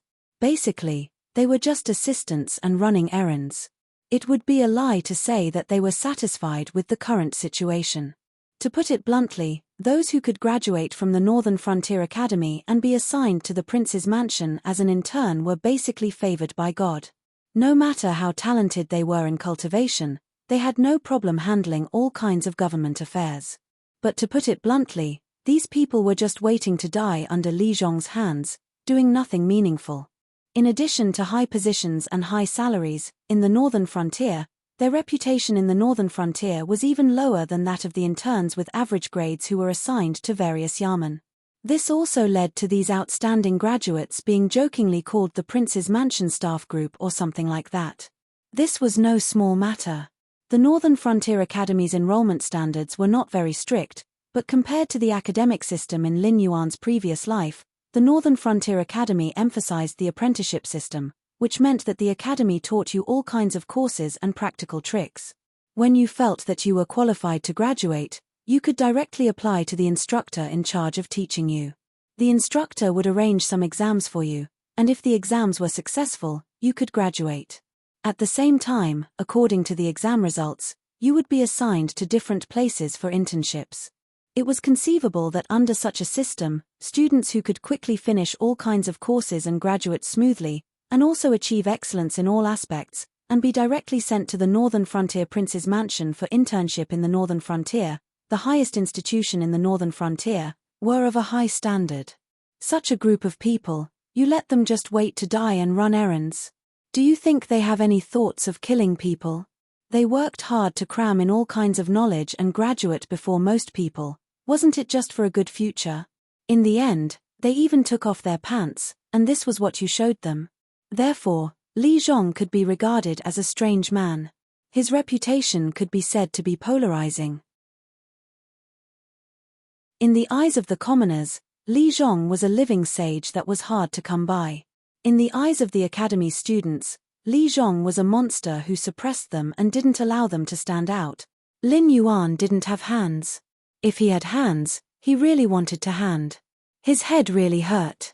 What kind of freaks gathered in the northern frontier? In the military, there was Li Zhongxing, who had all kinds of military knowledge, but only knew how to do things according to the book. Occasionally, there would be a crazy freak. There was Li Xin, who learned a lot of theories, but was only interested in intelligence agencies. Now, his reputation in the northern frontier was enough to make children stop crying. As for the civil officials, there was also Li Zhong, who could be said to be all-round, but a little too steady. He didn't want to do anything that didn't benefit him. He felt that he could do anything, so he simply finished everything and didn't give anyone a chance to stand out. Birds of a feather flocked together. Lin Yuan now often wondered if there was something wrong with him. What kind of freaks were under his command? And in the prince's mansion in the northern frontier, when the big shots representing the supreme, the royal power, and the supervision were confiding in each other. In the distant battlefield of the northern frontier, cruel massacres were also rapidly erupting and ending. During the spring and autumn warring states period, the Great Qin Empire had swept through the 6 countries, relying on all kinds of black technology. For example, a large number of military products were unearthed from Emperor Qin's tomb. Among them, the crossbows could be said to be standard, and the degree of error was so small that it made people's hair stand on end. All kinds of crossbows even had aiming devices that could be used until the end of the cold weapons era. Even more exaggerated was the terrifying shooting range of the Qin crossbows. Not to mention the Warring States period, even if one moved back to the Eastern Han dynasty, there might not be many crossbows that could compare with it. And Lin Yuan's Ministry of Works in the northern frontier had taken this aspect of black technology to the extreme. In the Tianwu world, where cultivation and technology were both bright, he had perfectly integrated all kinds of knowledge that he had come into contact with in his previous life, creating a series of black technologies as well as military strategies that were not very popular in this world. Under such circumstances, unless an outside power directly attacked the northern frontier without declaring war, there was no way the northern frontier would be at a disadvantage. Otherwise, the northern frontier would not fall into a disadvantage in any battle. For example, the gunpowder buried under the mountain pass had directly buried all the blood Liao cavalry that had been gathered. It did not seem to have much effect. After all, there were not many blood Liao cavalry that had accompanied the army on this expedition. In addition, when the Shuangjian dynasty's allied army had been defeated, many of the blood Liao cavalry had disappeared. Thus, in terms of killing the enemy, it could be said that the gunpowder was completely wasted. This was the first time Lin Yuan's magically modified gunpowder had made an appearance in battle, so it was somewhat unsatisfactory. But in terms of strategy, in such a battle, all of the blood Liao cavalry that could still be gathered had been wiped out. After losing these heavy cavalry, what awaited the Shuangjian dynasty was the relatively invincible dragon cavalry of the northern frontier, as well as the Blackwater Army's formation that their warhorses could not penetrate. There was no doubt that the Shuangjian dynasty's army had not only lost in this battle, but they had also fallen into a situation where they were unable to fight back and were heavily surrounded by the army of the northern frontier. This was too terrible. Some of the khans of small and medium-sized tribes did not even dare to close their eyes at night. After all, there was no way to break the deadlock before them. Even if they sent out elite warriors, it would be meaningless. If they could not even penetrate the enemy's formation, how could they possibly break out of the encirclement? So what if they were in the airborne realm, heavenly strength realm, or nethervoid realm? Did they think that there was not a single cultivator in the northern frontier? According to the original organization of the 7 dynasties, the composition of the army of the northern frontier could definitely be regarded as extravagant. No dynasty dared to say that they could cultivate an army like the northern frontier. Not only were they all cultivators from top to bottom, but what was even more terrifying was that all of them were at least in the airborne realm. This was simply unreasonable. In the armies of other dynasties, airborne realm cultivators were at least at the level of mid-level officers. However, in the army of the northern frontier, they were at the level of soldiers. Compared to the armies of other dynasties, which were mostly made up of mortal evolution realm cultivators, the comprehensive combat power of the army of the northern frontier was almost at a crushing level. Chapter 1132. Regardless of whether it was Shenlin Jun or the Shueliao Knights, why were they able to become ace troops? Firstly, their standard equipment was basically 1 or 2 generations ahead of other troops. Unless they encountered other ace troops, they were practically invincible. Secondly, the techniques that they cultivated were carefully selected by their respective dynasties and were the most suitable techniques for them. Although they were not as terrifying as Lin Yuan's universal scripture, they were not too far off. Thirdly, the most important issue was resources. With the support of a dynasty behind them, they were simply not as tyrannical as aristocratic families and factions. Of course, if it was the kind of faction or aristocratic family that was overseen by the Heavenly Gate's guardian, they would not lose by too much. They would probably have a 40-60 ratio.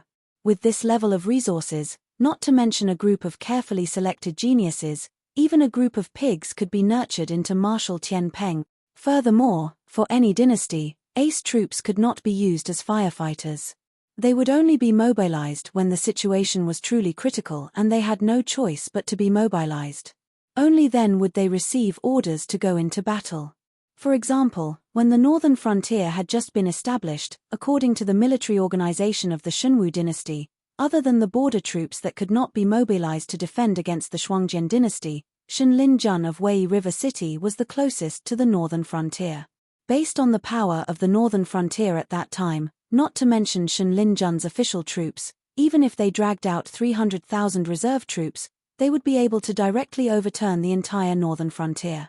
However, in reality, Lei Qiusheng had no intention of mobilizing Shenlin Jun. Instead, he had mobilized troops from the southern coastal areas and even spent money to hire a large number of mercenaries to expand the troops. In a situation where there was no run-in, this was no different from a new army. Why? Was Lei Qiusheng a fool with a lot of money? That was obviously impossible. Every dynasty's trump card army was the most powerful weapon in the royal family's hands. Their existence was more of a deterrent. No king would be foolish enough to send his trump card troops to fight fires everywhere, unless it was a team like the Yun Tiger soldiers, which relied purely on equipment and secret techniques.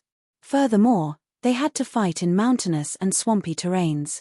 Otherwise, they were not much stronger than an ordinary army. Their comprehensive ability was completely incomparable to Shenlin Jun, the Blackwater Army, and the Bloodliao Knights.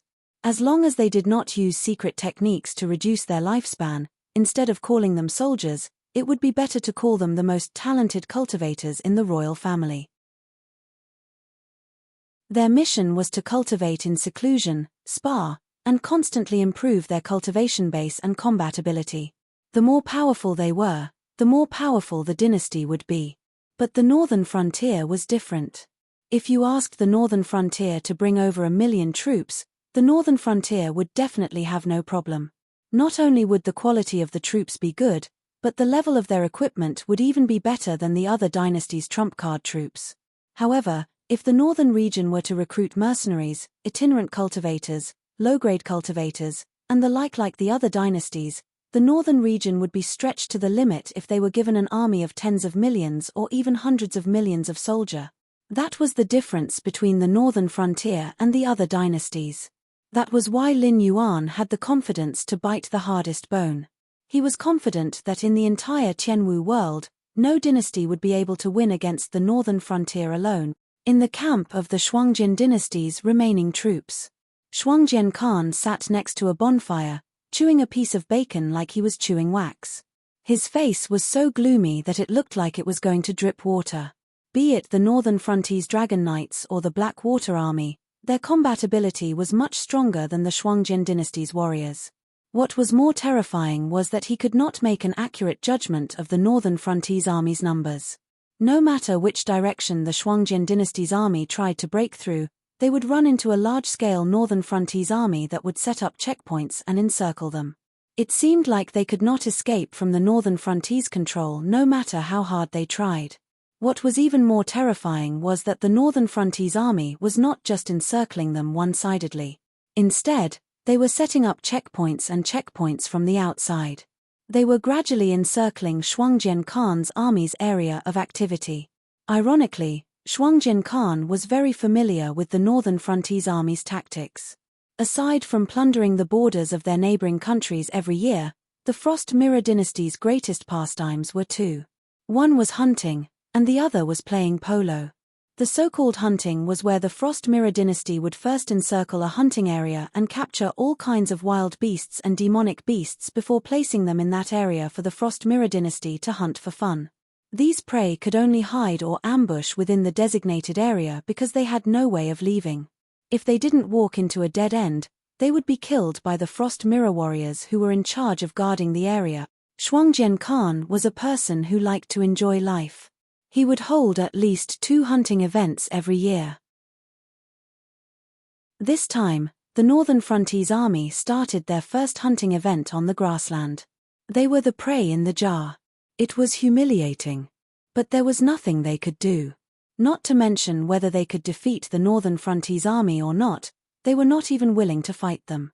They were encircling their area of activity step by step.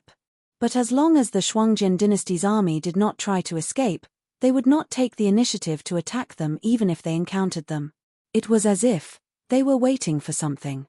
More importantly, the revered Shuang Zhentian Kagan's control over his army was abnormally weak. His loyal Bloodridge knights had all perished at the checkpoint, and the rest were small and medium-sized tribes loyal to the imperial family. But this loyalty was clearly limited. To put it bluntly, they were loyal to the heavenly Kagan who could give them a better life, not this stubborn old man who had led the Shuang Zhentian warriors into despair. He often saw the Khans of other tribes gathering together and whispering. He also heard that someone wanted to take his head and send it to the northern frontier in exchange for a way out. What was more terrifying was that at first, he could still use Shuangjian Khan's name to command some troops. But as time went by, Shuangjian Khan's name became less and less useful. Not to mention the other tribes, even some members of the Shueliao tribe would stare at him with eyes that made his hair stand on end from time to time. He recognized that gaze. It was the burning desire to survive. He had seen it in the eyes of many people who wailed under the scimitar. These were all hidden dangers that were still brewing, but he was helpless against them. He couldn't think of a way to deal with them unless he could lead the Frost Mirror warriors and find a way to survive. Otherwise, these hidden dangers would erupt sooner or later. When that time came, let alone their heads, even their limbs and organs would be cut into countless pieces and sent to the northern realms to be rewarded for meritorious deeds. Chapter 1133. Why did they have to provoke the northern frontier? He couldn't answer this question. Even thinking about it made him feel like he was suffocating. His favorite son had died at the northern frontier. His undefeated glory had come to an end at the northern frontier. Not to mention, his wealth was like flowing water. These were all important factors that were enough to destroy his rationality and cause him to launch a war against the northern frontier. However, the grassland was an unreasonable place. A place with abundant water and grass today could turn into a swamp tomorrow. Just like the wars of the Shuangjian dynasty, they were never reasonable. If you won, you would have everything you wanted. If you lost, you would have nothing. Now that the war had come to this point, the path in front of him was clear. He either had to find a way to survive as soon as possible, or wait for the Black Jiao at the northern frontier to give the order. Then, his warriors would swarm him like rabid dogs and eat him alive. I've taken a look at the encampments of all the tribes, and the situation is not optimistic. Like us, the tribes that went on the expedition, we brought some supplies with us. Before the transport line was cut off, we also saved some supplies. However, those small and medium-sized tribes that followed us and wanted to pick up the leftovers were already running out of supplies in all aspects, especially food. I'm afraid that after a period of time, there will be a tragedy of horses being killed and eaten. A middle-aged man in a white fox fur coat took off the scimitar at his waist and sat across from Frost Mirror Khan with a serious expression. He stared at the bonfire in front of him, lost in thought for a moment. Eating and drinking horse meat and drinking horse blood was acceptable. Even in Lin Yuan's previous life, There were many sieges where people had no choice but to kill all the livestock and drink their blood. Even the war horses and oxen couldn't escape this fate. If that wasn't enough, then they would have to enter an even more tragic phase, which was the so-called eating people or eating people. But why were there so few people who ate horse meat? First of all, no matter the time and place, war horses were a very scarce resource. Just like at the end of the Qin dynasty and the beginning of the Han dynasty, Xiongnu plundered almost 90% of Qin Shi Huang's wealth and only managed to raise 40,000 cavalrymen. At the beginning of the Han dynasty, Liu Bang fought against the Xiongnu and drove them out of the Han dynasty to the grasslands. He was at a disadvantage because he did not have war horses. He was surrounded on Mount White and almost led to the demise of the Han dynasty. A person who could own a war horse couldn't possibly be a common soldier. Ordinary people didn't have access to horsemanship, nor did they know how to raise and train horses. Therefore, if one wanted to become a cavalry in the era of cold weapons, one must first have a good family background. The longer history went, the more this was true. After all, even generals couldn't afford to ride a horse. Some ministers even had to take ox carts to court. How could a common soldier ride a horse? Second of all, a lot of resources were needed to cultivate a cavalry. Even if one cultivated a cavalry at the lowest level, the resources invested would be enough to cultivate 3 to 5 infantrymen. People who had eaten horse meat would have a special smell on them. This smell couldn't be smelled by humans. Just like how dogs wouldn't eat dog bones, people who had eaten horse meat would be repelled by the horse. Without a certain level of physical fitness, horsemanship, and equipment, being repelled by the horse meant that the person was disqualified from being a cavalry. Of course, the Frost Mirror grassland didn't lack war horses. However, people who had eaten horse meat would also be repelled by the horse. In an extremely harsh environment like the grassland, after losing a reliable companion like a horse, it was impossible to survive with only 2 legs. The harsh environment of the grasslands was not only due to sudden changes in the environment, but also a large number of other factors. For example, when it snowed in winter, even cultivators could freeze to death, and some reference points would also be covered up. This was known as the White Disaster. However, when the weather was hot, some grasslands could even be set ablaze. These two situations could be said to be very common. Without experience and amount, once one encountered such a situation, only death would await them. For any Frost Mirror man, eating horse meat and drinking horse blood could solve their immediate problems. However, in reality, it was tantamount to giving up their right to continue living in the grassland. Once the situation worsened, the first thing they would do wouldn't be to kill their own mounts to fill their stomachs. Instead, they would rob the other tribes of their food, or even kill them in exchange for a chance to survive. Frost Mirror Khan gulped down 2 mouthfuls of water and swallowed the bacon in his mouth. He said slowly, "Our situation isn't any better. If we tighten our belts, we can still survive for a while. In about half a month, we will also run out of food. Therefore, not only do we not have the ability to support them, we don't even have the right to pity them." The middle-aged man's lips twitched. He was still staring at the dancing bonfire. He said helplessly, "Then we can only wait for the camp to explode. Humph, they're just a bunch of rats. I can see that they all want to skin me alive. However, if the northern frontier doesn't say anything, they won't dare to touch a single hair of mine. Because they don't know what the northern frontier wants. They don't know if the northern frontier wants to live or die. Therefore, they can only stay in this stalemate." Frost Mirror Khan said disdainfully as he hung his water bag back on his waist. The middle-aged man shook his head. He said bitterly, "That's true. However, the problem is that without food, hunger will drive those people crazy. When they attack our camp, I'm afraid some people will be more than happy to do so. They will even fan the flames. How dare they?" Frost Mirror Khan couldn't help but raise his voice. He said coldly, "No matter how poor I am still the heavenly Khan of the Frost Mirror grassland. That Black Jiao doesn't have the guts to break the balance between the 7 dynasties. Yes, it definitely doesn't. It's just an animal. What does it know? At most, it wants to teach us a lesson. The middle-aged man shrugged and didn't comment on Frost Mirror Khan's hysterical self-comforting words. Did the northern frontier really not dare to break the balance between the 7 dynasties?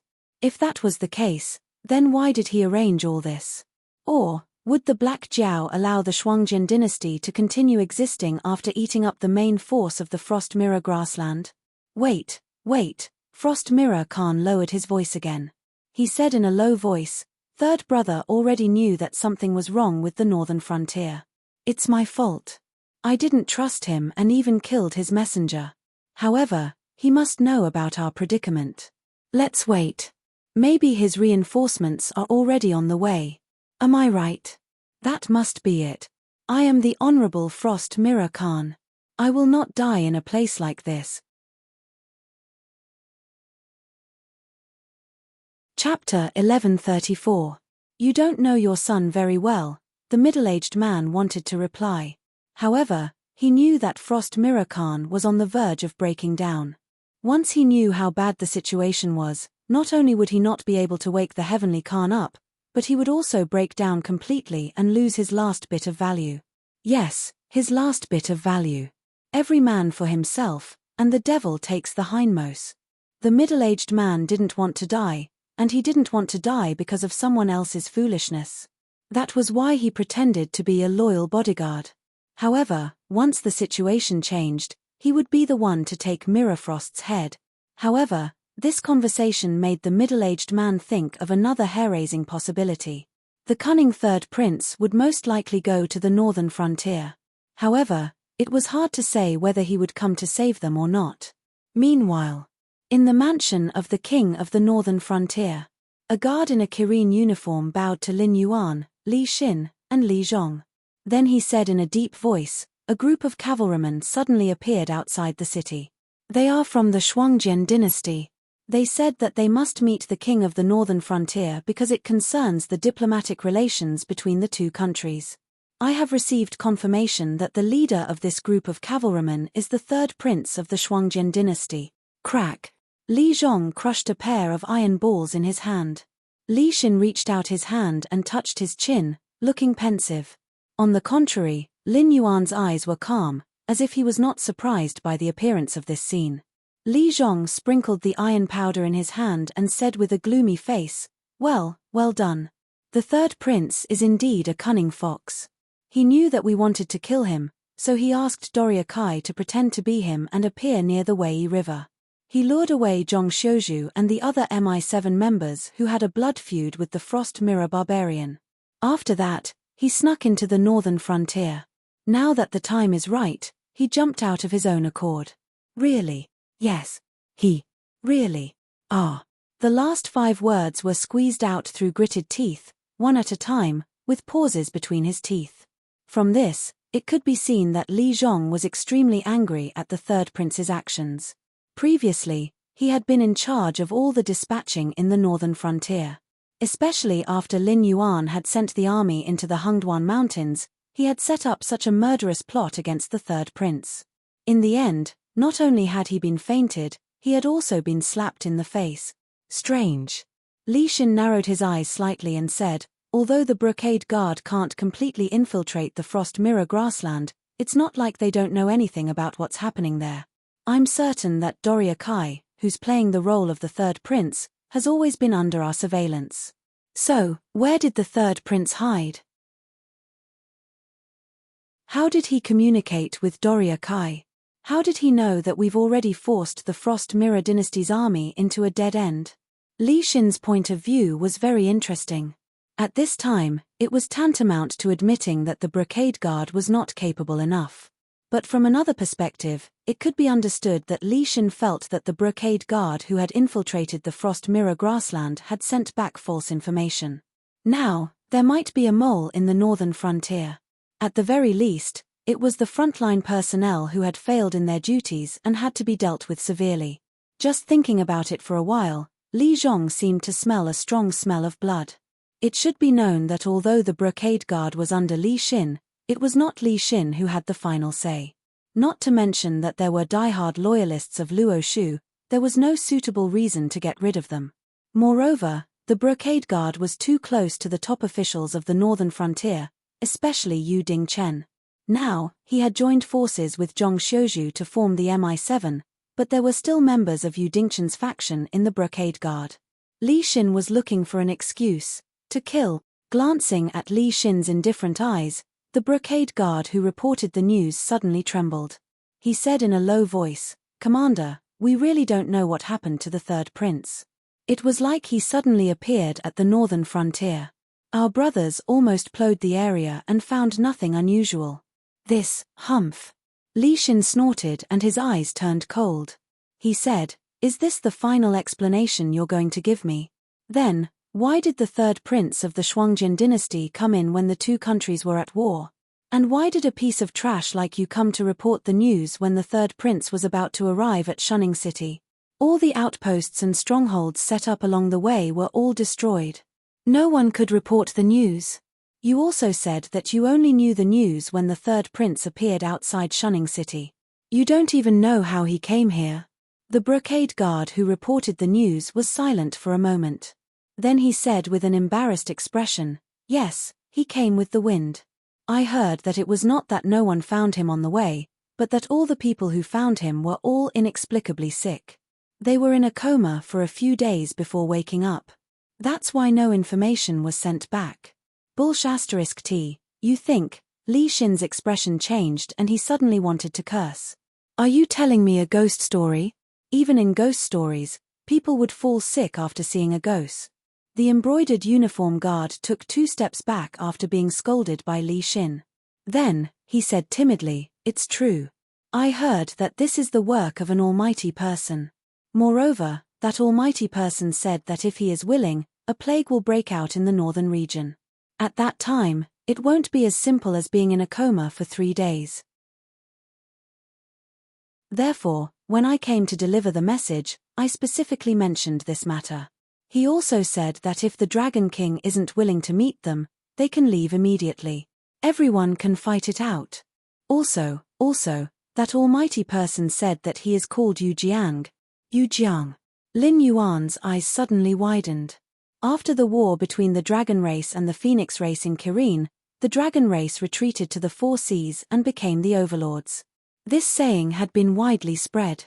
But in fact, the overlords of the 4 seas were not the Dragon Race of the 4 seas.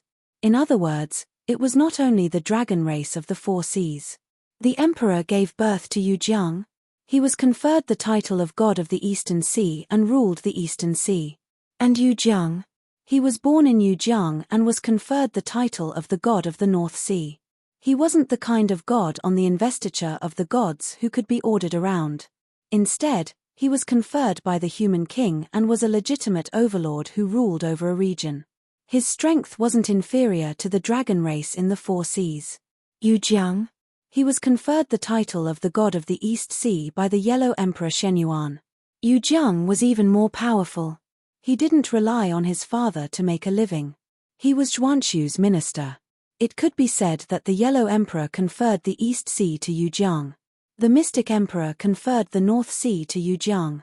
There didn't seem to be a big difference, but don't forget that Zhuanxu was the descendant of the Yellow Emperor when he was on the throne.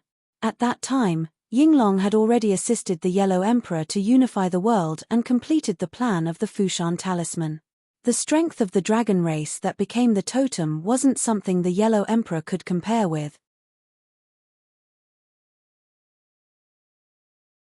Chapter 1135.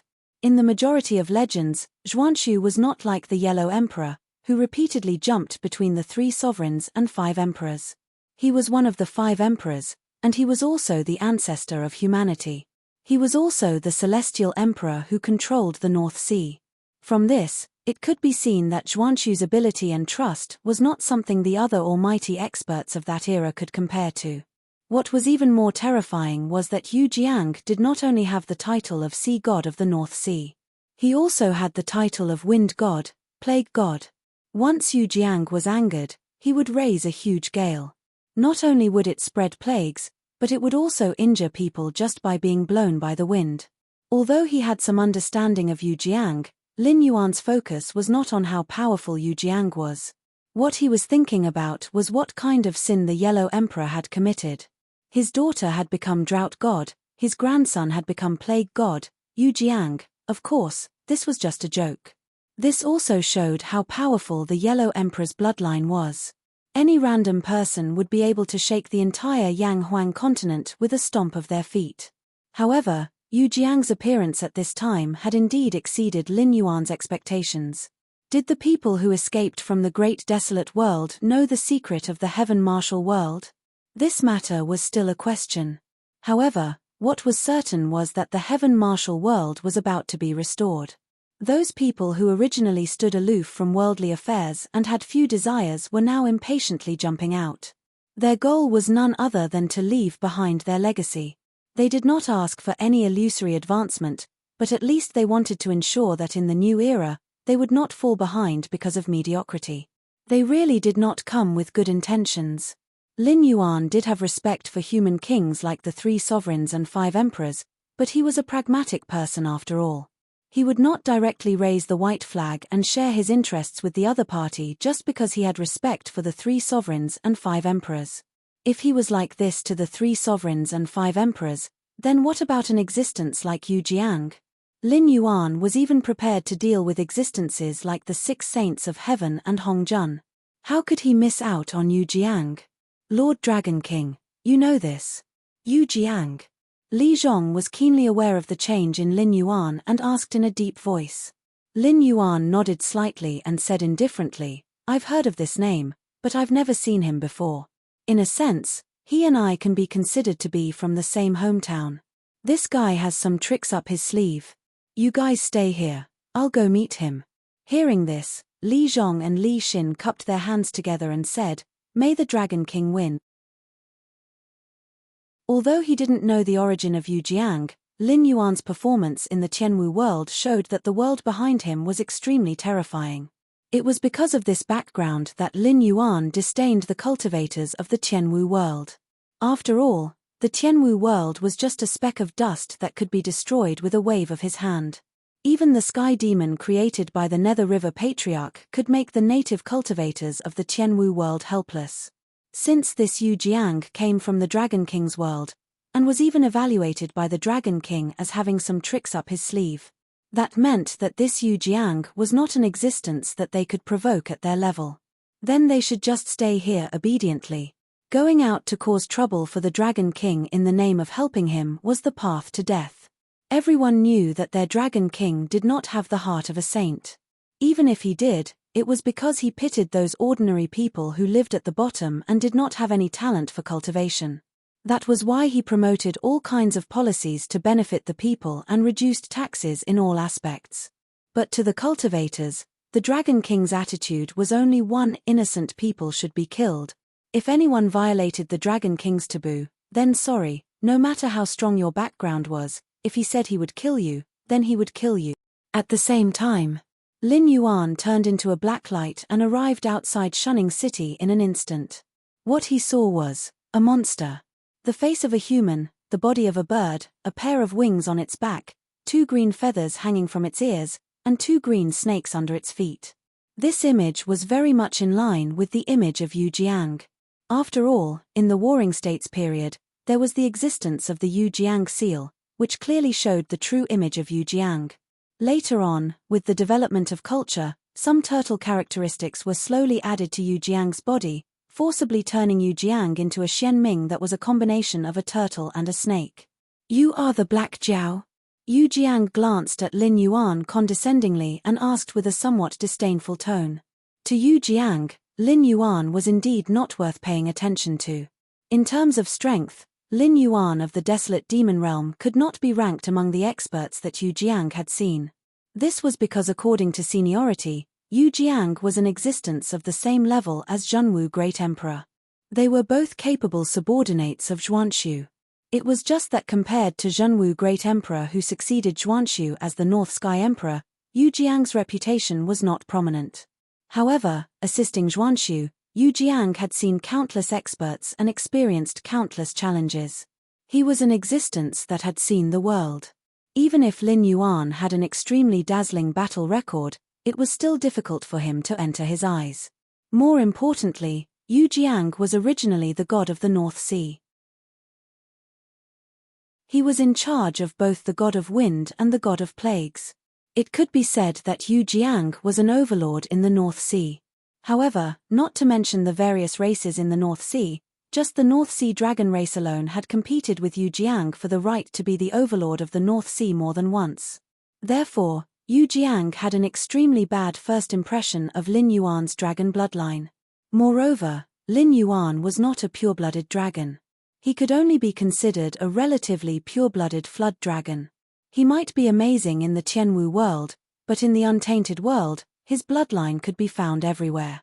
Any random demon beast would be more terrifying than Lin Yuan in terms of bloodline. When all these conditions were put together, Yu Jiang indeed had no need to be polite to Lin Yuan. In other words, he did not want to be polite. He had not come out of seclusion to the northern frontier to make friends. Lin Yuan narrowed his eyes and ignored Yu Jiang. Instead, his gaze fell on the third prince. Since you dare to appear in front of me at this time, that means you're certain that I won't kill you. Of course, since I'm willing to see you today, I know what you want. I can give it to you, but you have to show your sincerity, right? Facing Lin Yuan's question, the third prince only pondered for a moment before smiling. Lord Dragon King is a straightforward person. Then I'll also get straight to the point. I do indeed want the rights to rule the Shuangjian dynasty and the Frost Mirror Plains, but in truth, I have no idea what I can exchange with the Dragon King. So, I'll have to trouble the Dragon King to state your conditions. If they are acceptable, I will accept them all. Chapter 1136. The third prince's mind worked very quickly. At this juncture, the Shuangjian dynasty could not send out another army that could fight. Even if they did, they could not organize a counterattack against the northern frontier. Instead, they had to be wary of the monster tide that could come out of the Hengduan Mountains at any time. The people who fled to the Withered Wood dynasty had also brought a lot of losses to the Withered Wood dynasty. Once they regrouped, they would probably launch a counterattack against the Shuangjian dynasty. If you hit them first, there was no reason for them not to retaliate, right? Moreover, there was already a feud between the two sides. Even if they did not provoke the Withered Wood dynasty, the Withered Wood dynasty would not let go of the chance to beat them while they were down. Any outstanding strategist and politician knew that war was always a closed loop. A balance had to be reached in order to be in an invincible position. If there was a particularly outstanding segment, then it was possible to have the last laugh. This time, the Shuangjian dynasty's war against the northern frontier was definitely an accident. From a strategic point of view, the northern frontier had formulated a series of plans to counter the Shuangjian dynasty and implemented them. At the beginning, almost no one on the Shuangjian dynasty's side reacted. By the time he reacted and gave a warning, the arrow was already narked on the bow and had to be released. If it had been the Heaven Khan who knew himself better and was decisive in killing, perhaps he would have gritted his teeth and forcefully stopped the march. However, it was clear that his father was not that kind of person. This Heaven Khan had dominated the grasslands for most of his life. Even in his old age, he still stubbornly believed that he was a famous general who had dominated the world. Moreover, at the juncture of his abdication, he still tried to give it his all so that he could pass on his power with full glory. However, it was clear that this war not only did not give him any glory, but the prestige he had built in his early years was also destroyed. It could be said that he could not protect his integrity in his later years. From the moment the Shuangjian dynasty's army had been badly battered under the Great Wall of the northern frontier, the loser of this game had already appeared. Whether it was strategy or tactics, his father had been played in the palm of the northern frontier. Now, they were already at the northern frontier. If he hoped that the Shuangjian dynasty would be destroyed, the Shuangjian dynasty would be destroyed directly. The cruel reality was right in front of his eyes, and the third prince had no choice but to take one last gamble. The reason why he came here today was because he had deduced countless times in his mind. In the end, he was certain that once the Black Jiao broke the current situation of the seven empires in the Sky Martial continent, countless ambitious people would spring up like bamboo shoots after the rain. At that time, unless there was an extremely powerful force interfering, the Seven Empires and even the forces on the continent like the Hungduan mountain range and the southern wasteland demon range would probably start to crazily kill and compete. In the end, it would only end when there was only one winner left. However, the winner would definitely not be the northern frontier. This was because the northern region was the one who had instigated this chaotic era. Moreover, they possessed strength that no other dynasty could compare to. If they were to sit back and watch the northern region develop, no one would have the confidence to say that they could defeat the northern region when the chaotic era arrived.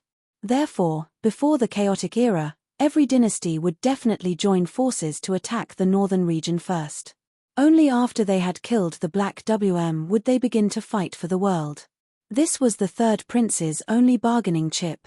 He was betting that the Black Jiao would not insist on destroying the Shuangjian dynasty when the northern frontier was obviously not a match for the other empires. As long as he could survive, there would still be a chance. Even if he had to bow down to him. Lin Yuan's eyes were slightly playful. He said, "You are really smart. I heard that before your father sent out his troops, you had already seen through my scheme against the entire Shuangjian dynasty. You even sent someone to warn your father. Unfortunately, your father ignored it." At this point, he paused, and his eyes became more and more playful. He said, "In these 3 months, you've made some small calculations to test the northern region's attitude towards you. You've also truly guessed what I want to do. So, after countless calculations, you've determined that the northern region is still unable to contend against the combined forces of the 5 empires, so you want to take a gamble, right?" "Yes." The third prince took 2 deep breaths and replied with a smile. The feeling of being seen through was actually not a good feeling. Especially under Lin Yuan's gaze, he felt that even now, he had no secrets to speak of. Even the playful look on Lin Yuan's face was because Lin Yuan had seen through his thoughts. It was like a cat that had eaten its fill and was teasing a frightened mouse. Lin Yuan narrowed his eyes and tilted his head. He said, "Then, here comes the question. While you want to take a gamble, how do you know that we don't want to take a gamble?" Hearing this, the third prince's eyes began to widen. A hint of fear appeared in his eyes. Obviously, after being reminded by the word gamble, he had already guessed the northern frontier's real plan. That was why Lin Yuan said, "You are really smart." But unfortunately, most of the time, smart people were not necessarily the winners. Just like in the late Qin and early Han dynasties, Zhong Liang, who was known as the strategist saint, wanted to revive Korea. However, he was schemed against by Liu Bang again and again. In the end, his dream of reviving the country was completely shattered. Even Han Wangcheng, who was his assistant, was killed by Xiong Yu. He did not dare to take the 20,000 fiefs promised by Liu Bang. He used cultivation as an excuse to live in seclusion and never appeared in the world again. If one wanted to be the winner, it was not enough to be smart. The third prince's mouth twitched slightly. He cupped his hands at Lin Yuan and said, "The Dragon King also said that this is a gamble. Today, my gamble is nothing more than trying my best to save the Shuangjian dynasty, which is already on the verge of collapse. But the Dragon King's gamble is the biggest mistake in the world. How does the Dragon King know that if you attack the Deadwood dynasty, the other dynasties will definitely sit on the sidelines and watch the tigers fight instead of joining forces with the Deadwood dynasty to attack the northern frontier? If the Dragon King wins this gamble, he will only get the Frost Mirror grassland, which is of little value. He will also have to invest a lot of manpower and resources to fight with the Deadwood dynasty. Even if he wins against the Deadwood dynasty, it will create a situation where both sides will not care about each other.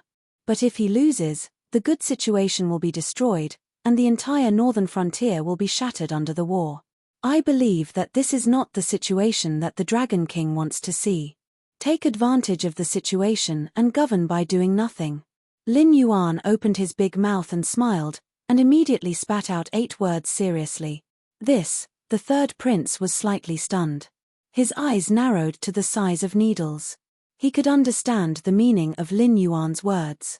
Or rather, it was because he could understand the meaning of this sentence that he became more and more afraid.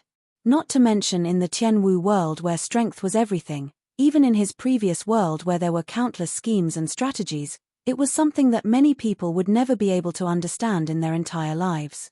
From a certain point of view, these 8 words could be called the core of the emperor's mind trick.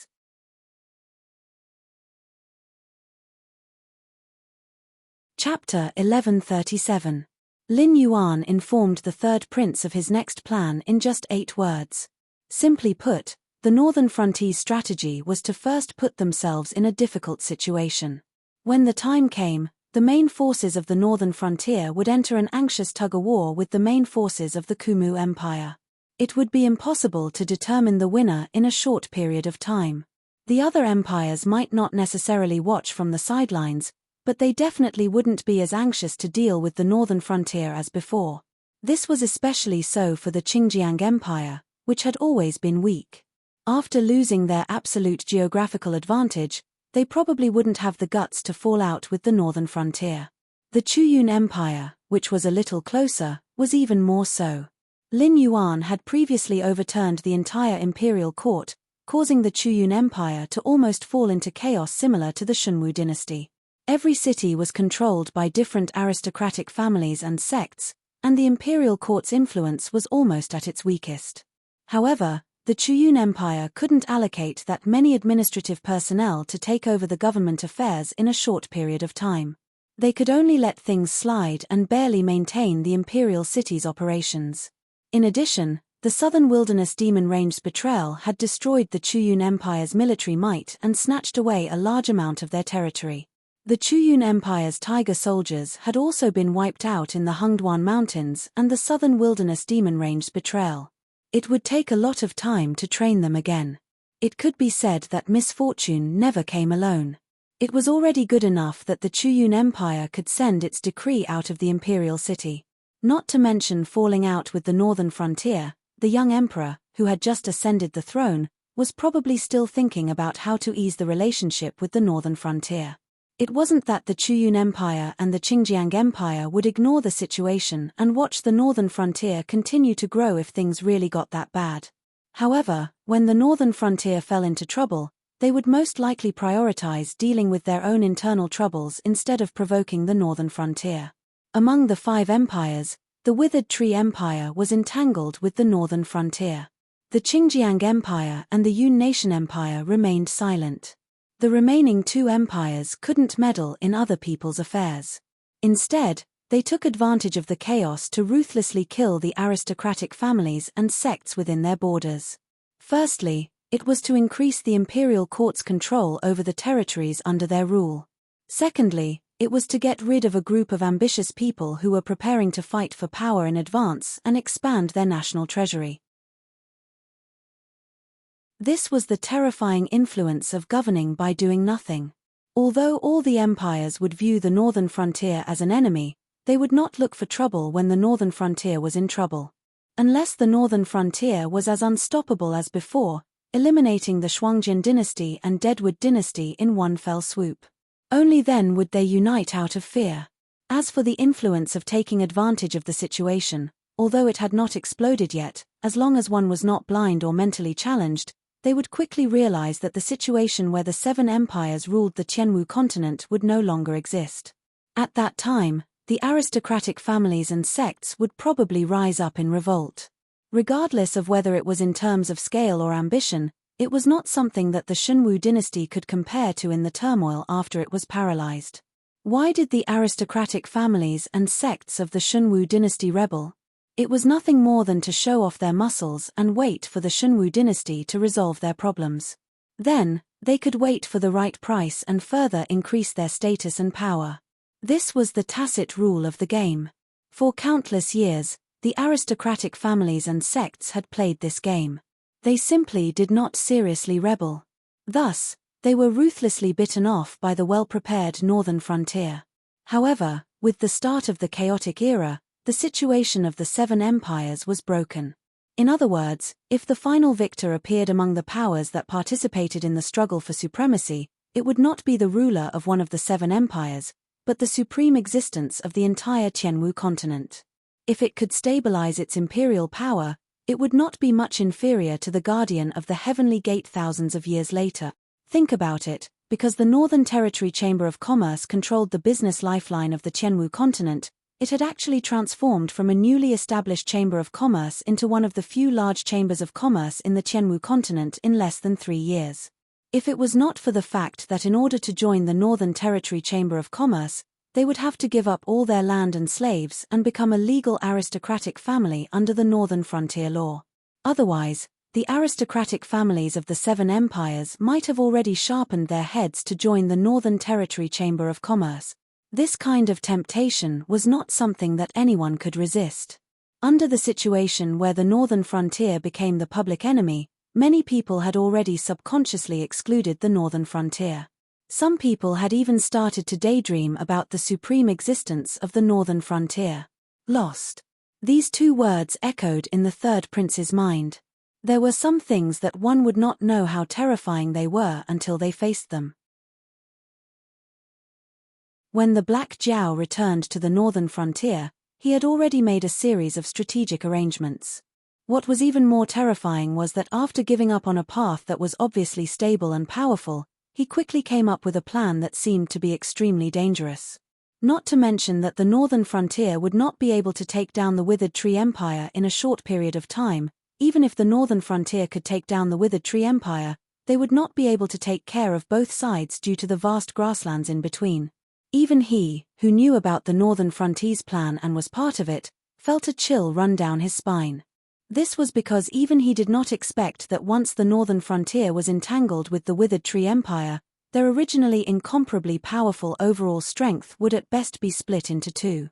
In other words, the Northern Frontier would once again fall to the average level, or even slightly below the average level. Even the Azure River Empire would not have to worry about the Northern Frontier attacking the Azure River Empire at this time. He had come to the Northern Frontier to take a gamble.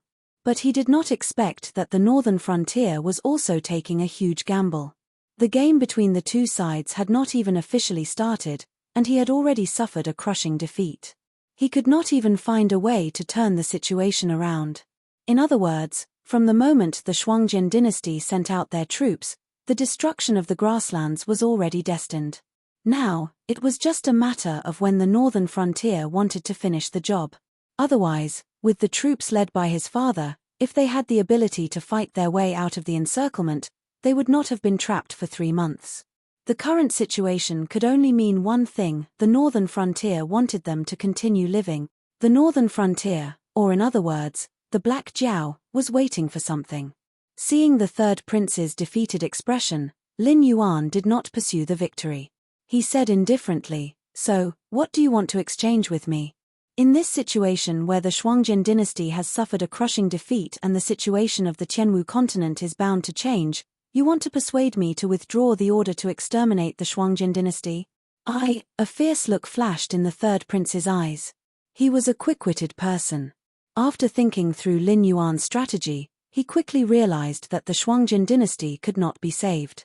But in this shocking gamble, there was a chance that belonged to him. It depended on whether he could make up his mind to fight for this chance.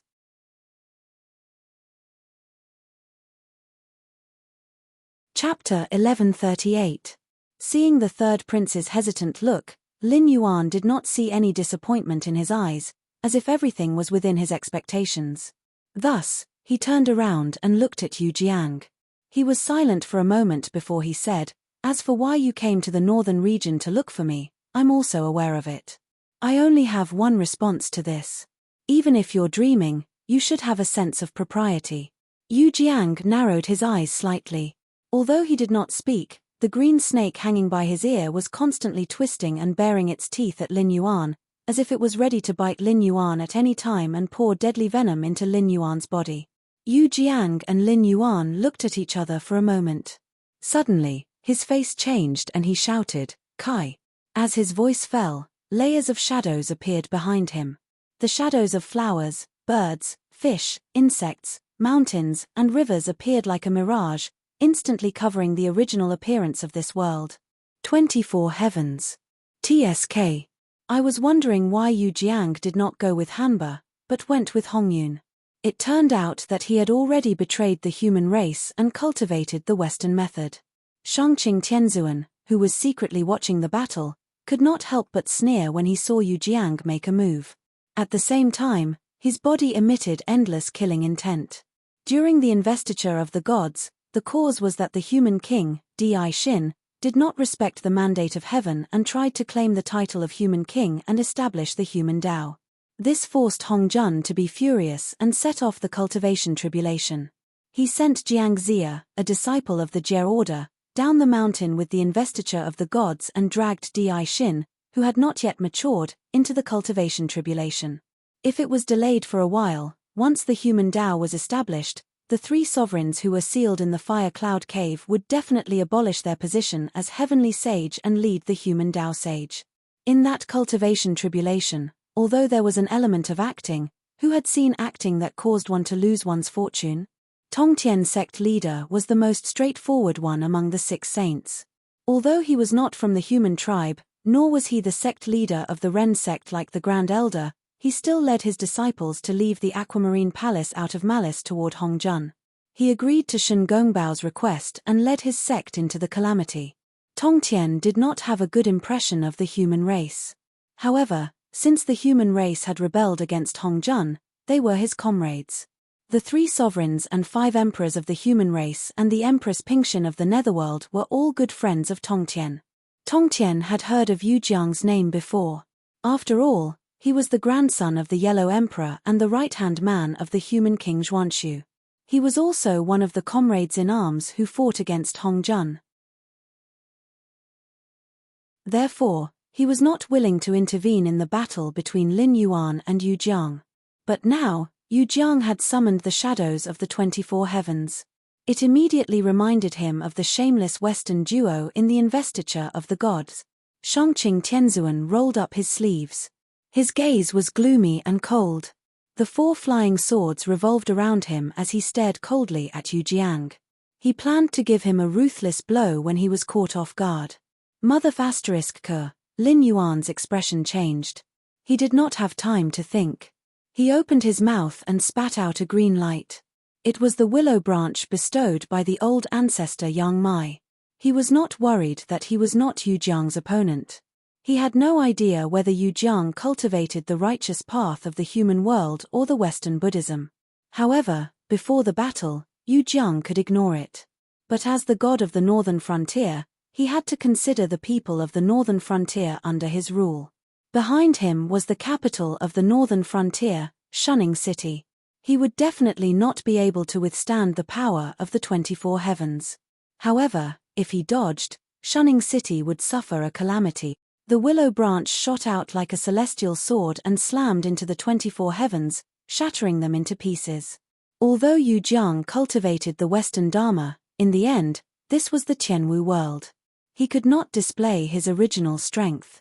Even the 24 heavens that he summoned had long been incorporated into the chaotic world by the Western sect. He had only summoned an afterimage. It was indeed a supreme power. However, compared to the willow branch that was cut off by the old ancestor Yang Mai's main body, it was still more than 1 level inferior. Yu Jiang's attack did not succeed. A look of surprise appeared on his face. However, he was after all a mighty person who had been in battle for a long time. He did not react. He casually pushed, and the remaining power of the 24 heavens phantoms once again smashed towards Lin Yuan. He did not believe that although Lin Yuan had a supreme treasure on him, he could still activate it without limit. Boom! A loud sound spread. The broken 24 heavens phantoms smashed down. Although Lin Yuan did not have time to call back the willow branch, he summoned his limitless demon domain.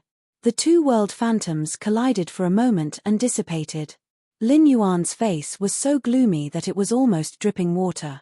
Previously, he summoned the limitless demon domain to subdue Mosquito Daoren. In the end, his cultivation was ruined by Mosquito Daoren's recitation of Dao Ti Ching. In these 3 months, he had just reformed the limitless demon domain. He did not expect that after being touched by Yu Jiang, the fragile limitless demon domain would collapse again. If it was not for the 2 world phantoms clashing, the aftershock of this collision would have swept across tens of thousands of miles. Rain, come! After Lin Yuan died in anger. In an instant, the sky changed color. Dark clouds condensed out of thin air. It was as if the heavenly river had been overturned. Shangqing Tianzuan, who was about to make a move, slightly bowed. He pondered for a moment and waved his hand. The 4 flying swords hid in his sleeves. He calmly stared at the area where Lin Yuan and Yu Jiang were fighting. He knew that this brat was not honest. Last time when he dealt with Mosquito Daoren, he did not use his full strength at all. Although both sides were comrades in arms against Hongjun, there was no fairytale in the adult world. There was only talk of benefits. The secret of the Tianwu world's nurturing was very likely to be a supreme treasure. Although all things in the world reinforced and restrained each other, it did not make sense that another world that was not related to the Great Desolate Age would specially nurture a supreme treasure that could kill Hongjun. Therefore, this supreme treasure was most likely an existence more terrifying than the Pan-Jiyu banner or the demon refining gourd. It was terrifying to the extent that it could kill an almighty at Hongjuan's level. No matter who this supreme treasure landed in, it would be a huge threat. Of course, other than himself. Therefore, Lin Yuan, Shangqing Tianzuan, Daoist Red Cloud, and even those hidden almighties, none of them wanted to give in.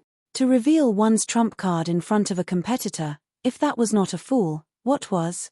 Even for Shangqing Tianzuan, the reason why he concealed the identity of Mosquito Daoren was because he wanted to borrow Mosquito Daoren's hands to test how capable the Black Jiao was and whether he was qualified to compete with him and Red Cloud for that supreme treasure. He did not expect that this brat actually dared to conceal his identity when facing an existence at the level of Mosquito Daoren. Under the pouring rain, ordinary people could not even open their eyes. However, Lin Yuan's blue and white eyes were filled with endless killing intent. But Yu Jiang gave a cold laugh and said mockingly, "I've seen many of the dragon race's tricks of moving clouds and summoning rain. It's just a bluff. Do you think I'm afraid of you?" Lin Yuan did not continue the conversation. His face was cold, and there was a rumbling sound of thunder behind him.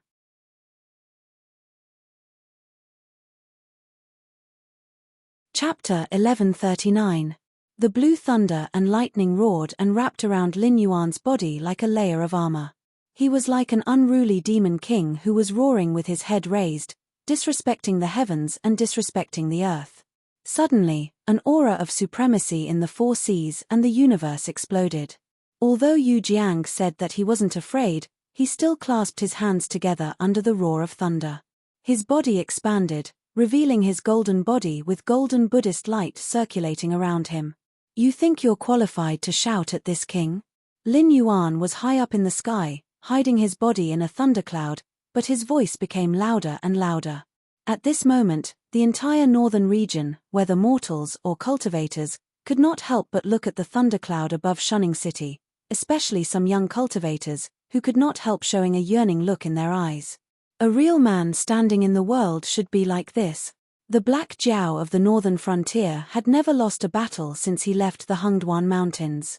Even though the Black Jiao rarely fought now, his deeds of killing 2 demon kings were still vivid in their minds. Even the self-proclaimed ruler of the Tianwu world, the protector of the Tianwu world, couldn't help showing a difficult expression when faced with some matters involving the northern frontier. He didn't want to easily provoke the Black Jiao.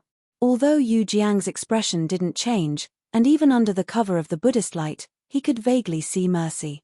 However, seeing that Lin Yuan wasn't afraid at all and was determined to fight to the death, he couldn't help but feel a little nervous. This time, he came to the northern frontier with the intention of befriending Lin Yuan and leaving behind a portion of the faith. After accumulating a certain amount of faith, he might not be able to advance further, but at least in the future, he would be able to guarantee that he would be in the first or second echelon. At that time, whether he fought with others to become the ruler of the world or became a subordinate in name, he could do whatever he wanted. But after all, he was the god of the North Sea.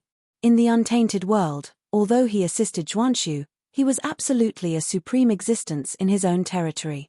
And in the North Sea, the only ones qualified to compete with him for hegemony were the North Sea dragon race. If the unhappiness between his father and the dragon race of the East Sea was taken into account, it wouldn't be a problem to say that the 2 sides were mortal enemies. So when he saw Lin Yuan, he couldn't help but feel a touch of hostility. When he recovered, He was already fighting with Lin Yuan. Originally, it was not a big deal. After all, Lin Yuan was just a flood dragon in his eyes. According to the strength division of the untainted world, the flood dragon may be regarded as a great demon in the mortal world, but it was not very powerful.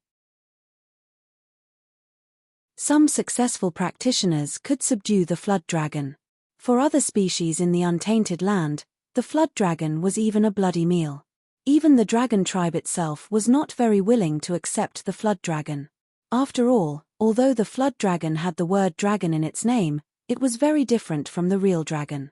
It was only a little stronger than monsters such as the alligator. But now, it seemed that the black jiao of the northern frontier was not so easy to deal with. Especially the ball of green light that broke his 24 celestial phantoms. He was still unable to recognize what it was, but based on that instant of collision, he was able to determine that it was definitely an item at the level of a natural spirit treasure. This black jiao was unknown in the untainted world, but it had a strong fighting strength that didn't match that of a flood dragon. In addition, it had a supreme treasure in its hand. Anyone could see that this black jiao's background was not simple. Black jiao. Yu Jiang took a deep breath and forcefully suppressed his rage and surprise. He said in a low voice, "Although this god doesn't know which era you came from, you should know this god's identity, right? Moreover, with your eyes, can't you see which sect I'm practicing? You should be grateful that I'm discussing with you properly. How dare you try to disobey me? You deserve to die." Hearing this, Shangqing Celestial Lord, who was watching the battle, curled his lips and his face was full of disdain. Shaking people and showing off their backgrounds were already the traditional skills of the Western sect. If one were to trace back, they would have already started doing such things before the Western sect's second Shi became a saint. If one were to carefully think about it, these two people would not do anything related to people at all. In the beginning, there was no place for the Western sect's Ershi among the 6 heavenly sages. In the end, these two people took advantage of Hongyun, who had to maintain the image of a nice guy, and cheated Hongyun of his Hongmeng immortal vapor. After taking away one place to become a sage, they felt that it was not enough, so they turned around and went to find the demon master, Kuanpeng.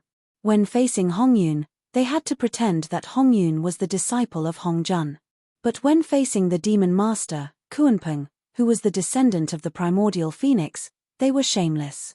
They joined forces to attack him and took away his Hongmeng immortal vapor. The most amazing thing was that these two people left Kuanpeng alive and didn't kill him directly, which brought a fatal disaster to Hongyun. After doing these things and obtaining the Hongmeng immortal vapor, could one become a sage? That was obviously not enough, because if one wanted to become a sage, one had to have enough strength or use the power of merit to make up for it. Even the great merit of the 3 sovereigns only took away one heavenly path sage's position. From this, one could see how much power of merit was needed when one's strength was not enough. What the Western sect's Ershi did next was amazing. The two of them slapped their foreheads and made 48 great wishes. They established the Western sect and attracted a huge amount of power of merit to help them become sages. It sounded normal, right? But in reality, the Western sect's Ershi didn't do those 48 great wishes at all, or rather, they just did it on the surface. As for the outcome, one would know by looking at what the Western sect did. The so-called sages were not tainted by karma. It didn't mean that after becoming a sage, they would be free from karma. But for sages, they had supreme mana and endless lifespan. No matter what kind of karma they were tainted with, they only needed to do it slowly and pay it back slowly. What would happen if they didn't do it? It was also very simple, because sages themselves were immortal existences, especially sages of the Great Path. Even if they died, they could be reborn from the origin of the Great Path. Therefore, if sages were tainted with karma and didn't pay it back and let the power of karma explode, they would at most be unlucky for a period of time. The real disaster would be faced by their disciples. If they were careless, the entire sect would be overturned. Otherwise, the Western sect's Ershi wouldn't have been so active in the investiture of the gods. The Western sect had also been crazily recruiting believers, with the purpose of making the Western sect stronger. As long as there were more people, even if the power of karma exploded, everyone wouldn't die together. How many people who believed in Buddhism suffered miserably? The Buddha annihilation movement wasn't just once or twice.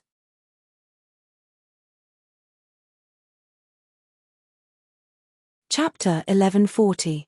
The fundamental reason was that the two Buddhas of the Western sect had made great vows to become saints of the heavenly Tao. However, these two fellows were not moral role models. They could just casually make great vows. Wouldn't it be better for them to let their disciples face calamities and repay karma?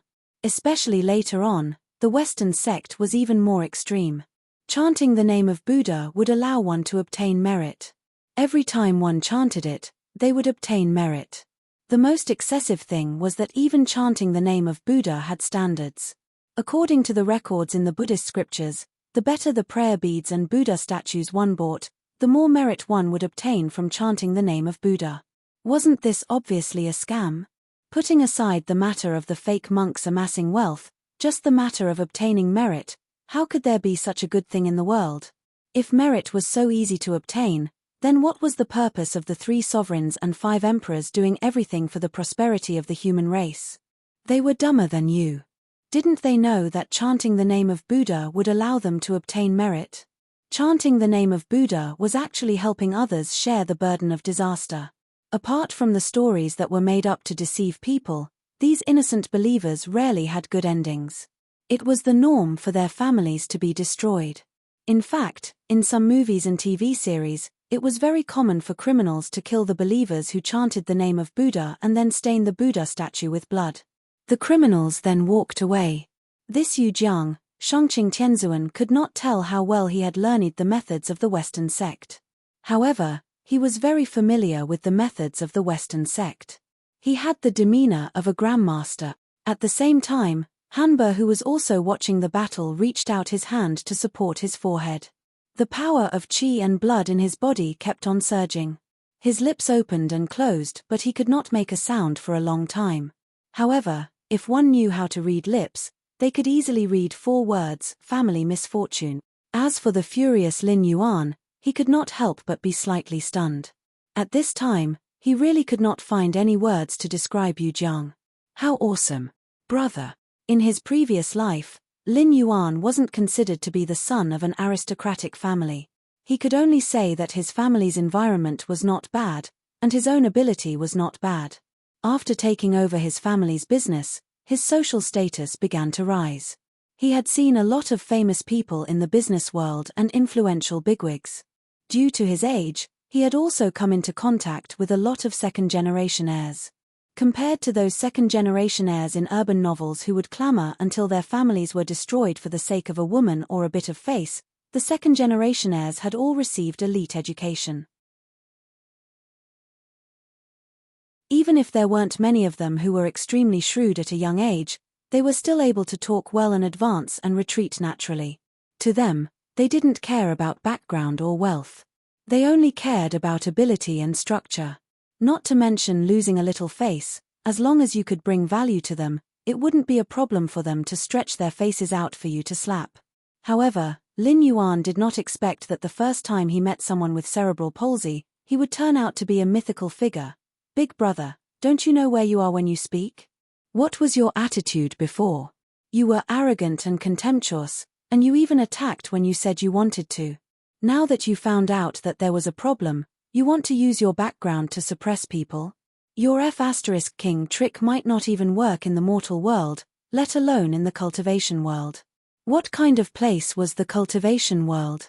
It was a place where the law of the jungle was played out in blood. If you don't eat people, people will eat you.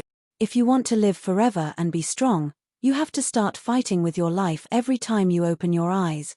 Background? That thing was only useful when you were chatting. If there was a conflict of interest, would people dump you?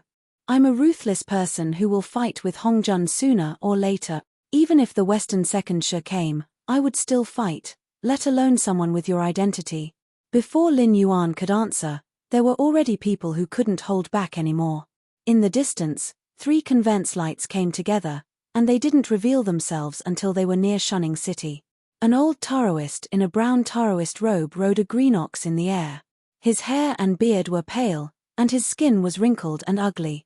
It was almost impossible to recognize his original appearance. The momentum of his body was also looming. Sometimes he looked like a mortal without cultivation, and sometimes he was unfathomable, as if he could destroy the world at any time. A handsome middle-aged scholar with a jade-like face, wearing an emerald green robe, walked toward Shunning City with his hands behind his back, as if he was taking a stroll in a courtyard. However, every step he took, he crossed at least 1,000 feet, and ink-colored characters flashed around him from time to time. Just by looking at him, one would feel that a scholar should have such a temperament. It was a young monk wearing a moon-white monk robe. In terms of appearance alone, he was even more handsome than the middle-aged scholar. His red lips and white teeth made people unable to help but feel tender affection for him. Especially his clear black and white eyes, which seemed to contain all the truth of the world. No matter how time passed, how the seas dried up and the rocks rotted, it was not enough to cause the slightest ripple in his eyes. Dao, are you? The gurus of the three families gathered at the northern frontier. Not only did these three people look extraordinary, but any one of them could be a powerful figure who could suppress an era. The old Taoist was Bu Xingju, the immortal lord. He joined the Yingtian Temple of the Myriad Swords dynasty 3,500 years ago, but he didn't make any progress for 30 years. However, he comprehended Tao overnight, and the whole world knew about it. Since then, the Yingtian Temple jumped from a third-rate school to a super first-rate school. Even if there were no successors, no one could shake their position. Even if they met a mighty figure like Lei Qiusheng, the Yingtian Temple, which was built on the side of the imperial capital, could only adopt the strategy of lying on the side of the bed and letting others sleep soundly. The deeds of the middle-aged scholar in his early years could no longer be investigated.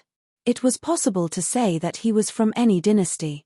During the period from 4,000 to 3,500 years ago, the middle-aged scholar's shadow was behind the power changes of the 7 dynasties. Nowadays, when the Confucian cultivators saw him, they had to respectfully call him patriarch, and his title was like thunder to the ears. Song Xuebuo, the imperial tutor of the 7 dynasties, was also the undisputed #1 expert of the Buxing continent. However, the two of them had never fought before, so it was still a mystery as to who was stronger. It was also a topic that the Daoist sect and the Confucian sect often discussed and cursed each other. As for the white-robed monk, he was known as the removable wisdom king, Kong Xiong, the godly monk. 7,000 years ago, a godly monk appeared in the world. Therefore, in the history that swept across the Tianwu world, Kong Xiong was not the most powerful person in Buddhism. However, 100 years ago, Kong Xiong came out of seclusion at Mount Shaoi of the Chuyun dynasty and wiped out the southern wasteland demon range. Even the demon venerable of the southern wasteland was afraid of him and didn't dare to confront him directly. Otherwise, the Chuyun dynasty would have been nibbled into an empty shell by the southern wasteland demon range. Looking back, Kong Xiong could be considered the most powerful person who suppressed an era for the shortest time, because a few years ago, Black Jiao appeared and took over the title of era-suppressing monster in less than 3 years.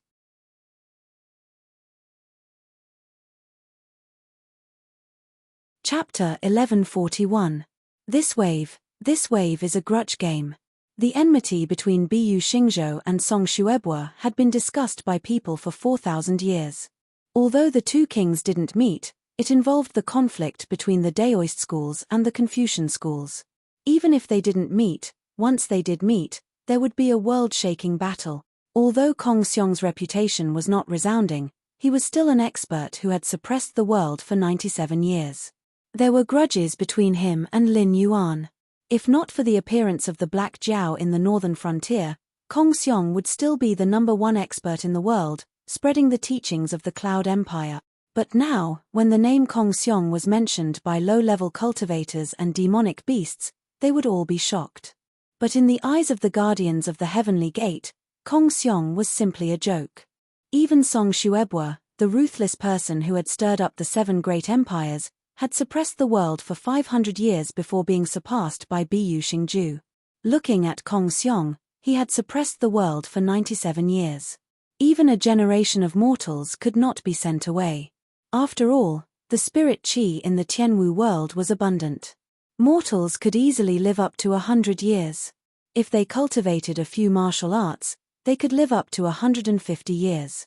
Fortunately, there was no such thing as entertainment reporters in Tianwu World. Otherwise, if news of these three people appearing in the northern region were to spread, even if the three of them did nothing, the entertainment reporters would still be able to earn a lot of money. Moreover, what was going on in the northern frontier? They were fighting. Out of the blue, three peerless experts suddenly appeared. If you said that the three of them were just passing by, even an idiot would not believe it. Lin Yuan and Yu Jiang did not speak. Even if Yu Jiang acted a little retarded, he had actually seen the world. The current atmosphere was so tense that even the cultivators in the northern frontier had to hold their breaths, afraid that the two experts who were fighting would take their anger out on them. Not to mention three almighty experts who came from other places and whose cultivation was not any weaker than them. This clearly showed that they did not come with good intentions. Kill demons. Bu Xingju said indifferently. Subdue demons. Kong Xiong's face was filled with pity. For the sake of the people. Then came Song Xuebua's gentle voice. Cultivation was indeed a very mystical thing. In fact, when these three people spoke, they didn't have any expressions or emotions, but people could feel different temperaments from them. For example, Bu Xingju's Dao nature, Song Xuebua's scholarly elegance, and Kong Xiong's Dao of compassion. However, after the three of them finished speaking, the pressure immediately shifted to Lin Yuan. Regardless of whether he was a demon or a devil, it was actually very vague. However, it was very clear that Lin Yuan could also be classified as a type of demon. Yu Jiang, which was clearly different from humans, could also be classified as a type of demon. As for Song Xuebua, he was much more straightforward. His words of establishing a life for the people clearly showed that he was dissatisfied with the rule of the northern frontier. However, that was normal. Although the martial heaven world's Confucian sect was far inferior to the chaos world's Confucian sect, there were still some principles that could be passed down from generation to generation. For example, establish a heart for heaven and earth, establish life for the people, inherit the lost techniques of the past sages, establish peace for all ages. As for the Confucian sect, it had always liked to use moral coercion and double standards. That was especially true of the Confucian sect of the Tang and Song dynasties. They had shouted the slogan of upholding the heavens, extinguishing human desires. However, they had forcibly used the thinking of the Confucian ancestors to compare with others. On the other hand, they only required others to be saints, but they themselves had never been saints. What aristocratic families were supposed to do, these people who boasted that they had read the sages' books hadn't missed a single one. However, Lin Yuan didn't dislike this kind of Confucian sect. At most, they would distort the words of Kong and Meng, two sages. They would remove the latter part of the sentence repay evil with good, how should one repay good? And force others to do it. However, the Confucian sect of the past had focused on accepting the mandate of the heavens or the authority of the gods. They were crazily reversing history, wishing they could return to the era of the Zhou dynasty and trample the hard work of successive generations of human kings beneath their feet. The martial heaven world was an incomplete world. Naturally, its struggles weren't that intense. The Confucian sect also didn't pay attention to that. However, this imperial tutor of the 7 dynasties was clearly unhappy that Lin Yuan was the true ruler of the northern frontier. This time, he had come to the northern frontier specifically to cause trouble for Lin Yuan. Hidden within the thunderclouds, Lin Yuan narrowed his eyes slightly. He sneered, "All of you normally don't show your strength, but now you've all jumped out. What, do you think I don't know how to breathe? Or are you saying that I've already lost, so you can hit me while I'm down?" 3 experts whose realms had reached the limit of the martial heaven world, as well as the Almighty from the Yuran wilderness, were placed in front of Lin Yuan. Practically everyone believed that the northern frontiers Dragon King, who had been invincible since he had been born, had already lost. After a moment, 2 more streaks of light appeared. Cyan-robed evil spirit Gudu Ming was a top-notch assassin from the Azure River Empire. He always wore a demonic beast mask that didn't resemble anything. Ever since he had made his debut, He had lived for more than 300 years. There were 3 things he wouldn't kill: he wouldn't kill the weak, he wouldn't kill the old, he wouldn't kill the women and children. However, other than these 3 things, everyone who was targeted by Guduming, regardless of their realm or status, would die. Demon Master Liang Mang Wei Li was also from the Azure River Empire. However, he wasn't an assassin. Instead, he was from a proper sect. He was the sect leader of the Heaven Extermination Sect, a first-rate sect in the Azure River Empire. It was the largest demonic sect in the Azure River Empire. However, he was different from the demonic disciples who cooperated with the Sky Demon. Although Wei Li cultivated demonic techniques, he fought with the righteous path, which was a little similar to the Azura path. At the same time, he was also a sect that ordinary people whose aptitude wasn't recognized by ordinary sects but who wished to cultivate yearned to join. However, the days of the Heaven Extermination Sect weren't too good. Just like the name of the sect, this group of people specialized in going against the guardians of the Heavenly Gate. Why are all the Tom, Dick, and Harry jumping out these days? Wei Li stared fiercely at the 3 people who had appeared before him and said in a disdainful tone. Although Gudu Ming didn't say anything, he unsheathed his sword and pointed it at Bu Xingju and the other 2. His killing intent was biting cold. Obviously, these 2 peak corrupt Dao experts from the Azure River Empire weren't on the same side as the 3 peak corrupt Dao experts who had come on behalf of Shidauru. It was even to the extent that these 2 peak corrupt Dao experts had appeared here just to ambush these 3 peak corrupt Dao expert. Another 2 whistles sounded. Inari god Kagura and war god Batu appeared one by one outside Shunning City. Their eyes were cold as they looked at Yu Jiang. TSK Lin Yuan suddenly sneered. He squinted his eyes and said, 5 against 4. It seems like some people can't bully us with numbers.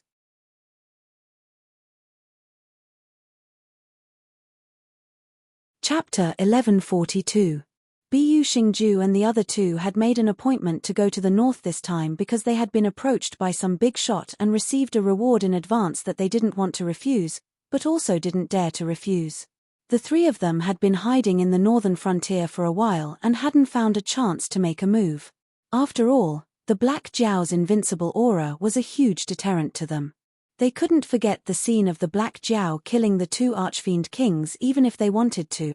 They originally thought that they wouldn't be able to get anything good out of this trip to the northern frontier and were prepared to take out all their resources to fight the Black Jiao head-on.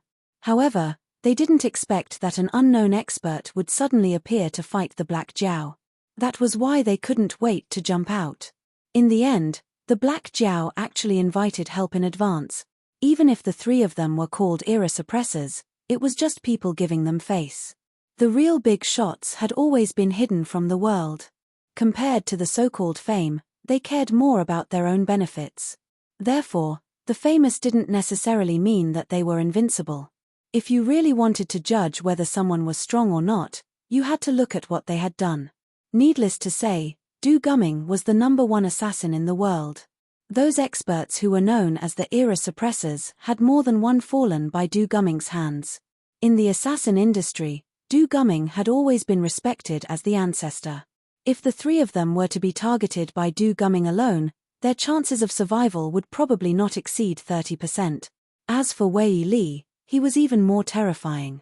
Only cultivators and mortals below the void netherworld realm would feel that the 7 empires were unshakable existences. Even a second-rate sect was a colossal existence to cultivators at this level. However, cultivators and yarrow beasts above the void netherworld realm all knew that the strength of those clans and sects was not purely based on their foundation. It also depended on whether or not they had a big shot behind them.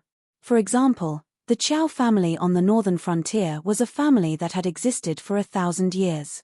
However, in Lin Yuan's hands, they were like a child's toy. That was because the Qiao family seemed powerful, but they didn't have a single cultivator above the void realm. This was why Lin Yuan didn't show any mercy when dealing with the traitorous Qiao family. Traitors, she hated traitors the most in her life.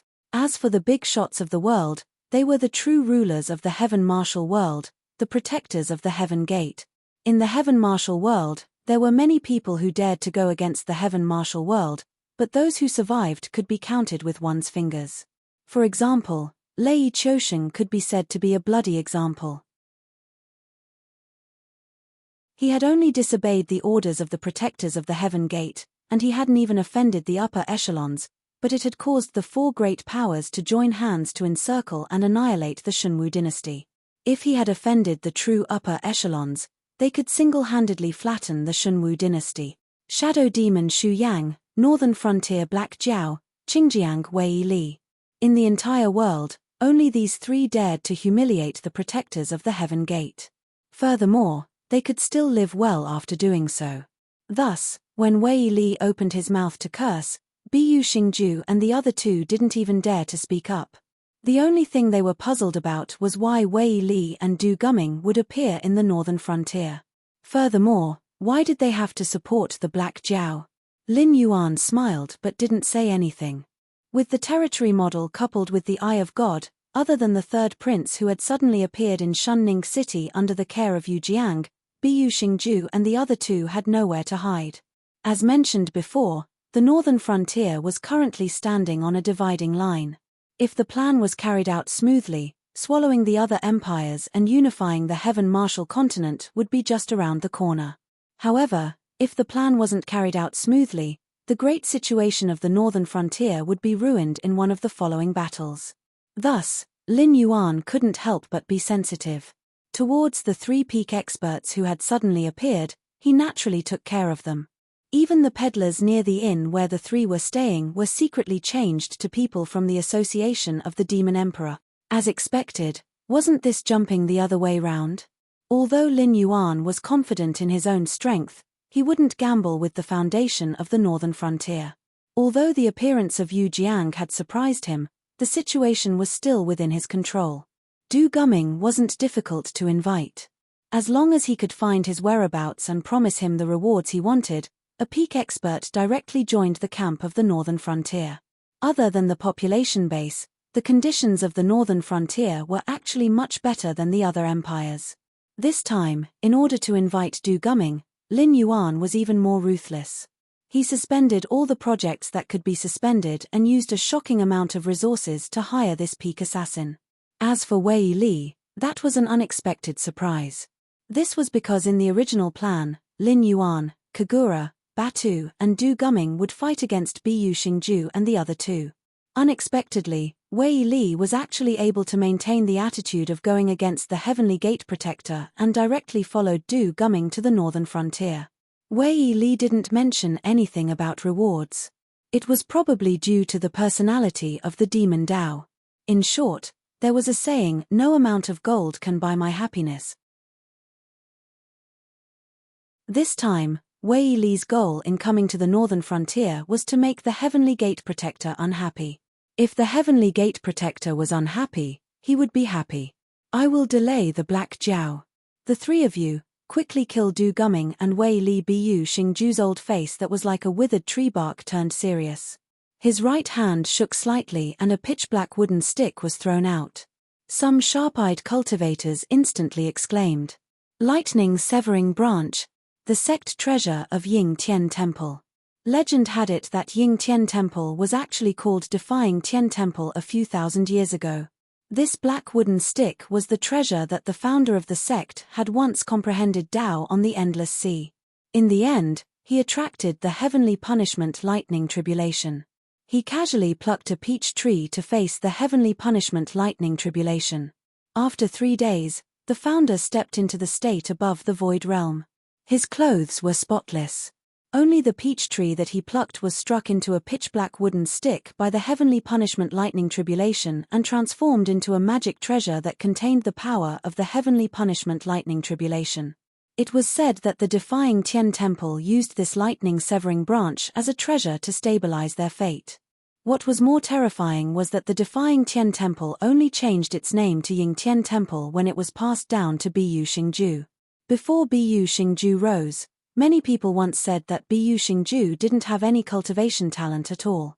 Even if he cultivated his entire life, he wouldn't be able to break through the mortal evolution state. In reality, this was indeed the case. Bu Xingju wasted nearly 100 years in Ying Tian Temple. His lifespan was almost up and he was plagued with illness. However, because of a strange dream, he had an epiphany and became the immortal true lord of today. Ever since Biyu Xingzhou had made a name for himself, he had used formations, talismans, flying swords, and spells in fights. However, he had never seen Biyu Xingzhou take out a supreme treasure like the thunder-severing branch before the fight officially began.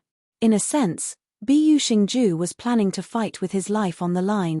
I wish all the readers a happy Children's Day and a carefree life forever. Tilda.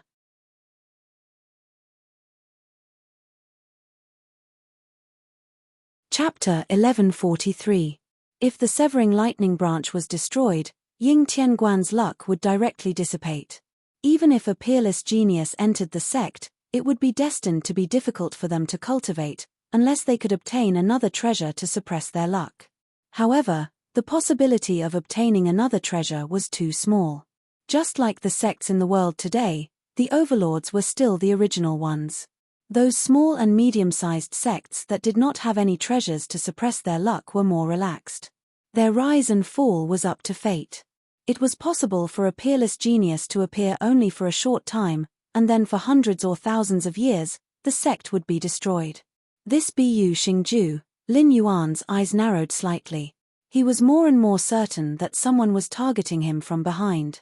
Otherwise, Biyu Xingzhou and the other two did not have much interaction with each other, and it was impossible for them to come to the northern frontier to deal with him. Battles between top experts rarely happened, because once both sides fought, they would use all their trump cards. They would not rest until they killed the other side. Therefore, at most, they would have some verbal conflicts. If you give me face, I will give you a way out. In the end, nothing was settled. In any case, the cultivators in the sky martial world did not even dare to pursue higher realms. They only wanted to live a peaceful life. If these three people simply did not like him, they would have already taken action to suppress him. In the sky martial world, cultivators and demonic beasts liked to find opponents of similar realms to fight. The main reason was that they did not want their juniors to become the prey of the strong while they were killing the weak. However, the protectors of the Heavenly Gate did not have such concerns about the northern frontier. They did not dare to touch Lin Yuan because they were afraid of the ancient demon court. Now, they were afraid of the background behind Lin Yuan that was even more terrifying than the ancient demon court. Otherwise, someone like Lin Yuan, who did not respect the protectors of the Heavenly Gate, would have been killed by them long ago. They came to the northern frontier to cause trouble, most likely because someone asked them to. As soon as he made a move, he directly put the fate of his own sect on the line. However, it didn't create much of a tragic and unyielding atmosphere. Instead, it made Lin Yuan even more certain that they were just hired thugs, and the other party was giving them benefits that they couldn't refuse. With the existence of the Willow Branch, Yu Jiang didn't dare to waste his energy to summon the 24 Heavens Phantoms again. Instead, he summoned gusts of plague wind and took the initiative to welcome Kagura and Batu. Very obviously, although he felt that Lin Yuan's idea was more difficult to deal with, he didn't put the gods of the northern frontier conferred by Lin Yuan in his eyes. He directly went up to fight 1 against 2 without any fear. Kong Xiong put his palms together. Golden Buddhist light erupted from his body. Although he didn't attack, he was still staring at Wei Li. The Buddhist inheritance of the martial heaven world wasn't perfect. It wasn't like the Western sect of the Great Desolate World. Those who could defeat them were called glaring Vajra, and those who couldn't defeat them were called low-browed bodhisattvas. The Buddhist inheritance of the martial heaven world mainly focused on the word suppression. Even when facing a great demon like Wei Li, although Kong Xiong knew that he wasn't a match for him, he still had some confidence in stalling Wei Li. At this moment, the pressure was undoubtedly on Song Xuebua.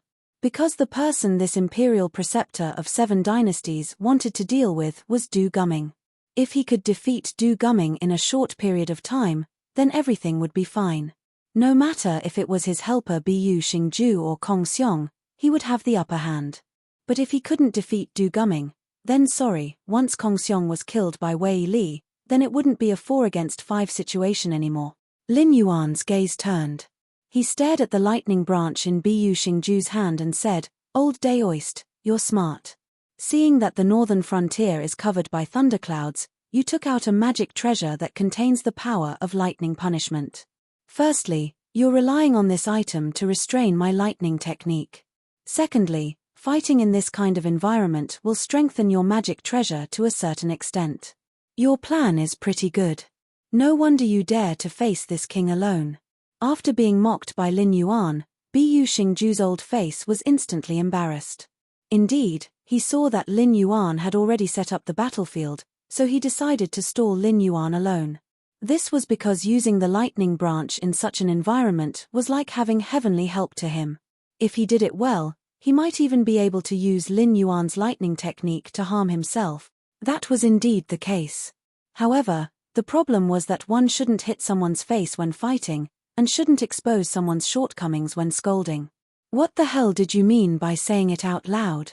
Although Bu Xingju usually considered himself as a transcendent realm, he was very clear that the so-called transcendent realm was still stuck in the sovereign realm. It was just that the divine power accumulated was much more than the ordinary sovereign realm. Even if he cultivated to the peak of the sovereign realm step by step, he wouldn't be able to compete with these transcendent realm experts. However, no matter what, his true realm was still higher than Lin Yuan. In the end, he was described in such a manner.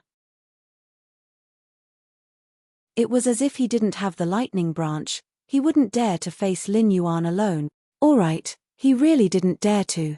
After all, the Black Jiao's invincibility in the northern frontier was too deeply rooted in the hearts of the people. Lin Yuan, who was hidden in the thunderclouds, narrowed his eyes slightly and sneered, "But the problem is, who told you that I'm going to use lightning techniques?" Hearing this, Bu Xingju's heart suddenly sank. Just like what Yu Jiang said before, the flying clouds and summoning rain was originally the Dragon Clan's magical ability. However, it was actually used to scare people. The so-called lightning and rainstorm were simply a joke to cultivators.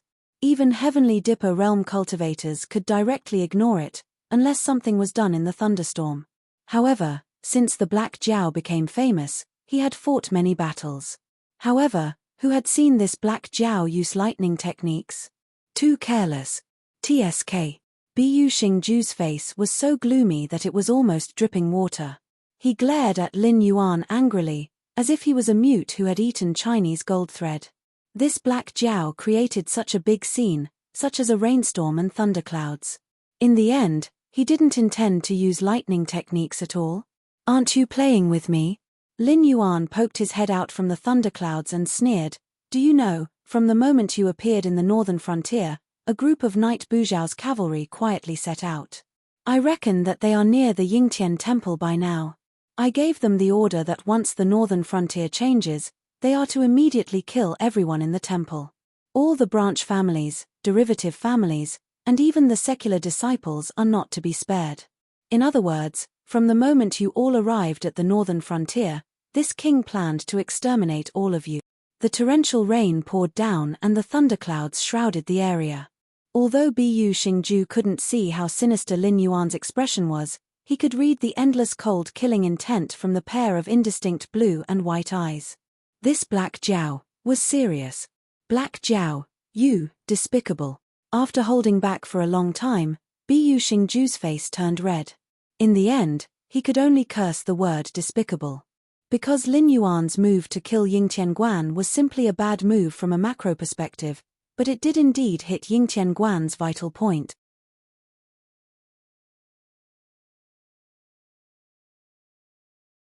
Chapter 1144. Why was this a bad move from a macroscopic point of view? Previously, there had been frequent incidents in the northern frontier because the Sky Demon had confronted the northern frontier. This had attracted a large number of effective forces from the northern frontier and caused them to neglect the supervision of the rear. This allowed the shadow demon Shu Yang, the Rising Clouds dynasty, the venerable demon of the southern wasteland, and other forces to stir up trouble, causing the entire northern frontier to be in chaos. Although Lin Yuan's return from the Endless Sea was a boost, it had no effect on the overall situation.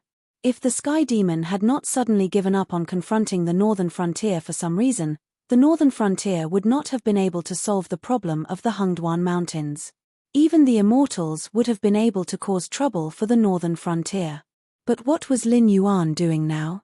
The situation had not stabilized, but he had sent people to the area occupied by the Sky Demon. If this was not provoking the Sky Demon, what was it? If the Sky Demon was really provoked by the northern frontier and turned back to attack the northern frontier, then Lin Yuan would have to spit out everything he had taken. He might even have to pay an even more painful price in order to stabilize the situation at the northern frontier. Aren't you afraid that the Sky Demon? Bu Xingzhou glared at him angrily. He felt as if a mouthful of blood was stuck in his chest, and he could not calm it down. There were still many sects and families in the Central Plains. It was not that they had joined forces with the extraterrestrial demons, but that these sects and families had the backing of the Elysium Guardians. They were an important source for the Elysium Guardians to absorb the power of incense. Therefore, after the outbreak of the extraterrestrial demons, many of the Elysium Guardians deliberately returned to their sects, either to set up a formation or personally suppress the extraterrestrial demons. This was the only way to preserve their inheritance. More importantly, there were some special resources in the territories of these large forces. These were things that they could not part with, so naturally, they would not move them at will. In fact, there were similar sects and families in the south. Lin Yuan's plan in the south was not to directly move the entire south. At most, it would be to the point of emptiness. The top forces in the south were eager to do this and annexed a large number of territories without bloodshed. However, when he came to the northern frontier this time, although he had set up formations and trump cards to resist the Sky Demon, they could only defend against the Sky Demon. If an external power attacked or someone destroyed the formations from the inside, they did not even need to do anything. They could just leave after destroying the formations. The wandering Sky Demon would be able to kill everyone in the Ying Tianguan Temple. This was a move that truly hit his vital point. Territory was very important to the Ying Tianguan Temple, but to him, he only cared about how many disciples and grand disciples could provide him with incense power to convert into divine power to extend his life. If these people were all massacred by the northern frontier, and he had used up a large amount of divine power in the northern frontier, even if he could defeat the Black Jiao, he would very quickly die from the exhaustion of his lifespan. In other words, regardless of whether it was true or not, since the Black Jiao had brought it up, he could only treat it as if it was true. Although the benefits given by that big shot were tempting, compared to his own little life, no reward was worth it.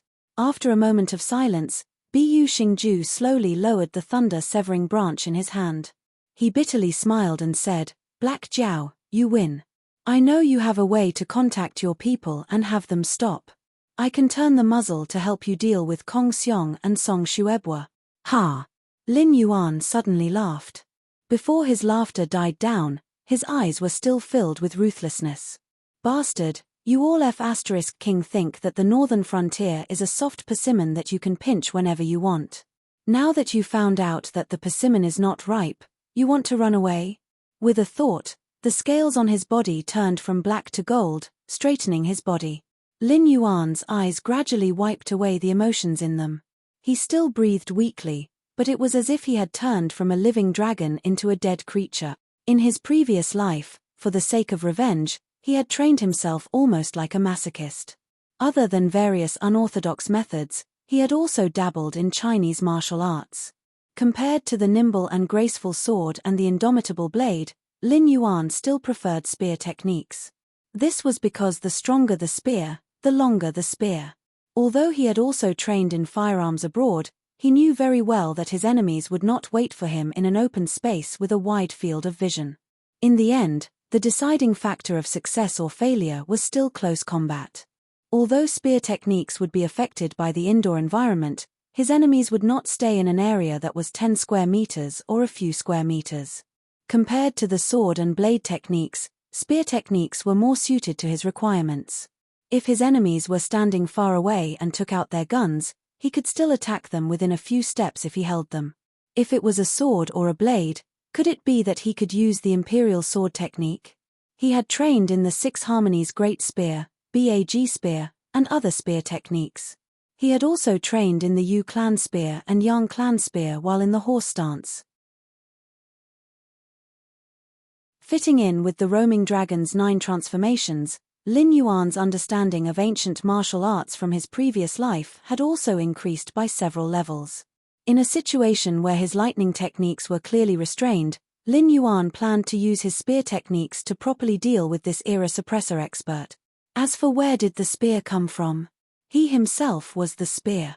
Coupled with the third-person view activated by the Eye of God, Lin Yuan's body at this moment turned into a great spear, as if he was being held by an invisible person and pointed at Bu Xingju. Bu Xingju's figure slightly paused, his face filled with doubt. He could not feel the flow of demonic energy in Lin Yuan's body, nor could he predict how Lin Yuan would deal with him. At this moment, he felt as if he was being stared at by something extremely terrifying. Kill. Following a roar, Bu Xingju suddenly felt a shadow flash in front of his eyes.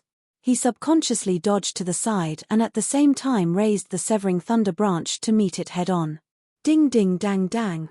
The severing thunder branch and the flood dragon's tail constantly collided, producing a series of metal clanging sounds. Vaguely, one could even see the explosions of demonic energy and demonic energy. The golden scales on the flood dragon's tail constantly shattered, and the proficiency of the golden body secrets began to decrease. The attribute drops began to increase, and the golden body secrets once again reached the peak level. During this process, the two sides would collide thousands or even tens of thousands of times in almost every breath of time. Good treasure. Lin Yuan retreated a little more than 10 meters, once again hiding in the thunderclouds, and opened his mouth to praise. What he had just used was the piercing word technique of the 3 major elements of spear techniques. Ordinary people who practiced the piercing word technique, such as Swallow Flying Curtain, could be considered an expert. The great spear master of the Three Kingdoms era, Tong Yuan, was an expert in this field. His 100 birds worshipping the phoenix was 100 spears instantaneously. Although it was unknown how much of this 100 birds worshipping the phoenix was exaggerated by others, but if there really was someone who could achieve 100 spears instantaneously, then even Liu Biyu, who was known as the #1 horsefighter of the era, would be pierced into a sieve in 1 round. It was just like how some Guoshu experts could use cold weapons to cut or block bullets, but that was only for pistols. You want them to try using a cold weapon to meet a submachine gun head-on? Moreover, 100 spears per second could not even be considered a submachine gun. Even Ma Xiaoshan could only fire 600 spears per minute. With Lin Yuan's current attributes, using the piercing word technique and a heavy machine gun were no longer enough to describe his terrifying speed. When the two sides collided, there was even a gap in the rainstorm. It was simply unable to penetrate Lin Yuan's spear curtain.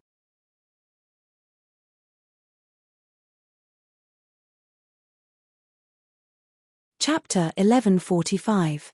However, under such a terrifying spear curtain, Bu Xingzhou was barely able to keep up with Lin Yuan's rhythm, and he was able to take on the jar formula one by one. However, this was also the meaning of the question. After all, Bu Xingzhou was more than a realm higher than Lin Yuan. No matter how bad his basic attributes were, they wouldn't be lower than Lin Yuan's. He also had a lot of battle experience. If he couldn't even react to this, then the so-called era suppressor would be a joke. The only thing that caught Lin Yuan's attention was that lightning branch. Too hard, too hard. In that instant of collision, Lin Yuan spent at least 2,000 attribute points to maintain the strength of the golden body chant. However, he could repair his own injuries, but the lightning branch didn't have such an ability. In other words, his own defense combined with the buff of the golden body chant couldn't even shake the lightning branch. It didn't even cause a crack. This was enough to show how powerful this treasure was, as expected of the treasure that stabilized the sect's fate. However, Lin Yuan's eyes became fierce again. He moved and used the take word and suddenly hit Bu Xingzhou's wrist from bottom to top. Bu Xingzhou felt the pain and subconsciously wanted to let go. However, a thought flashed in his mind. He actually gritted his teeth and forcefully held onto the lightning branch that was about to leave his hand. When he looked at Lin Yuan again, his eyes were filled with shock. The heaven martial world didn't care about techniques. Most of the fights were just a straightforward exchange of blows. Even mortal evolution state martial artists mostly used the open tablet hand to fight. When he clashed with Lin Yuan before, he felt that Lin Yuan's fighting style was like a swallow flying through a curtain. There was no rhythm, but there seemed to be some kind of rhythm. Although he couldn't grasp that rhythm, he could still use his body and reflexes to forcefully receive it. However, when Lin Yuan attacked again, he suddenly changed his fighting style and almost caught him blind. He didn't dare to think that once he lost the severing thunder branch and encountered Lin Yuan's previous attack that was like a swallow flying through a curtain, what other way could he use to deal with it other than flying back and retreating? He could retreat, but if he retreated, he would lose the lightning branch. At that time, he would be even more miserable. The corners of Lin Yuan's mouth slightly widened as he looked at Bu Xingju with a sinister grin. There was an old saying in Huaxia, skills can approach the Tao, and skills can approach the gods. Humans had always had an inexplicable thirst for power. Before the heavenly connection, humans were extremely passionate about the Tao of cultivation. Any mighty figure who fought his way into the heavenly court could easily encounter hundreds of thousands of celestial soldiers and celestial generals. These celestial soldiers and celestial generals were not the orthodox immortals, but the powerful Qi practitioners of the mortal world who were recognized by the heavenly court and obtained the immortal records that could extend their lifespans. Thus, they called themselves immortals. Later on, the path of cultivation declined, and the path of martial arts flourished. Southern fist, northern kick, and the 18 types of weapons prevailed all over the world. Even in Lin Yuan's previous life, when even martial arts had declined, there were still countless people who still had the dream of becoming a martial artist. After the path of cultivation was lost, if humans wanted to become strong, they had to continuously study all kinds of skills. When some skills reached a certain level, they could even reach the level of the Great Tao, or it could be said that they were originally a type of Great Tao. Ancient martial arts is a skill that generations of outstanding people have continuously studied, pondered, and perfected after the path of cultivation has been cut off. The martial artists of the Qianwu world are inferior to the cultivators because these so-called martial artists are actually the lowest level of cultivators. The two originally belong to the same system. If the cultivation and physical quality are suppressed, the martial artists of the Qianwu world are simply incomparable to the martial artists of Lin Yuan's world. It can even be said that they are amateurs. Some ancient martial arts, even when used in a battle with cultivators, would not be at a disadvantage at all. After grasping a certain skill, Lin Yuan looked at the natives of the sky martial world and felt that they indeed had the qualifications to be proud. Die! Lin Yuan angrily roared. He still used his body as a spear and continuously collided with the severing lightning branch. His spear technique changed again and again. Bu Xingju, who had his wrist injured by Lin Yuan, complained incessantly. He once again began to doubt himself. Was his brain kicked by a donkey? Why did he give up on Batu and Kagura, who were clearly easier to bully, and insisted on fighting the Black Jiao one-on-one? Originally, it was Yu Jiang against the Black Jiao. In the end, his opponent was snatched away. Yu Jiang actually felt somewhat relieved. Now, he was suppressing Kagura and Batu with his own strength. Although he could not win the battle in a short period of time, he did indeed have the upper hand. On the other side, Song Xuebua, who could be said to be the hope of the entire village, silently looked at Du Jiyuming. His lips opened and closed as he muttered to himself. A moment later, a 3-foot-long weasel hairbrush appeared in his hand. His eyes narrowed slightly, and 2 drops of ink formed by Gang Qi dripped from the tip of the weasel hairbrush. When the ink touched the ground, it transformed into 2 strong men like iron towers, standing guard in front of Song Xuebua. Du Jiyuming slightly narrowed his eyes. The long sword in his hand slightly swayed. His clear black and white eyes could not hide the trace of disappointment in them. As an assassin, one must remember the iron rule: if one strike does not kill, flee 1,000 miles away. It was not a perverted requirement to kill the target in one strike. If one could not kill the target in one strike, he would not continue to fight and would immediately flee. But for an assassin, pursuing a one-strike kill was definitely not wrong. However, His experience told him that one strike would definitely not be able to kill Song Shuebwa. If he used too much strength, he would instead be in danger of being counterattacked by Song Shuebwa. It was clear that this was not the first time Song Shuebwa had come into contact with a top assassin. Thus, from the moment Du Jiu Ming drew his sword, he had already prepared these two ink-stout men as guards. This was wondrous brush blossoms, a supreme secret technique of the Confucian sect. Using one's true qi as ink, one could summon thousands of men and horses to charge and kill the enemy. If he had not grasped this secret technique, even if Song Shuebwa had the ability to reach the heavens, he would not have been able to single-handedly stir up the winds and clouds of the 7 great empires. In the past, when the monarchs of the 7 great empires saw Song Shuebwa, they all had to respectfully call him teacher. Just how awe-inspiring was this? Just a mere assassin, Song Shuebwa bit his lips. His eyes revealed an unconcealable killing intent. The Confucian sect worshipped the saying that people are divided into 3, 6, and 9 ranks. Among them, not being able to punish a scholar official was the most important. Even if it was just a Shotsi-level disciple, they could still not kneel in front of an official. From this, one could see how honorable the Confucian sect cultivators were. As for assassins, in the eyes of the Confucian sect, they could only be considered as the lowest of the low, the lowest of the low. Just being glanced at by Du Jiu Ming made Song Shuebwa want to take a few baths and scrub off a layer of skin on his body. Although he maintained a look of contempt on his face, under Du Jiu Ming's gaze, Song Shuebwa could still feel a chill run down his spine.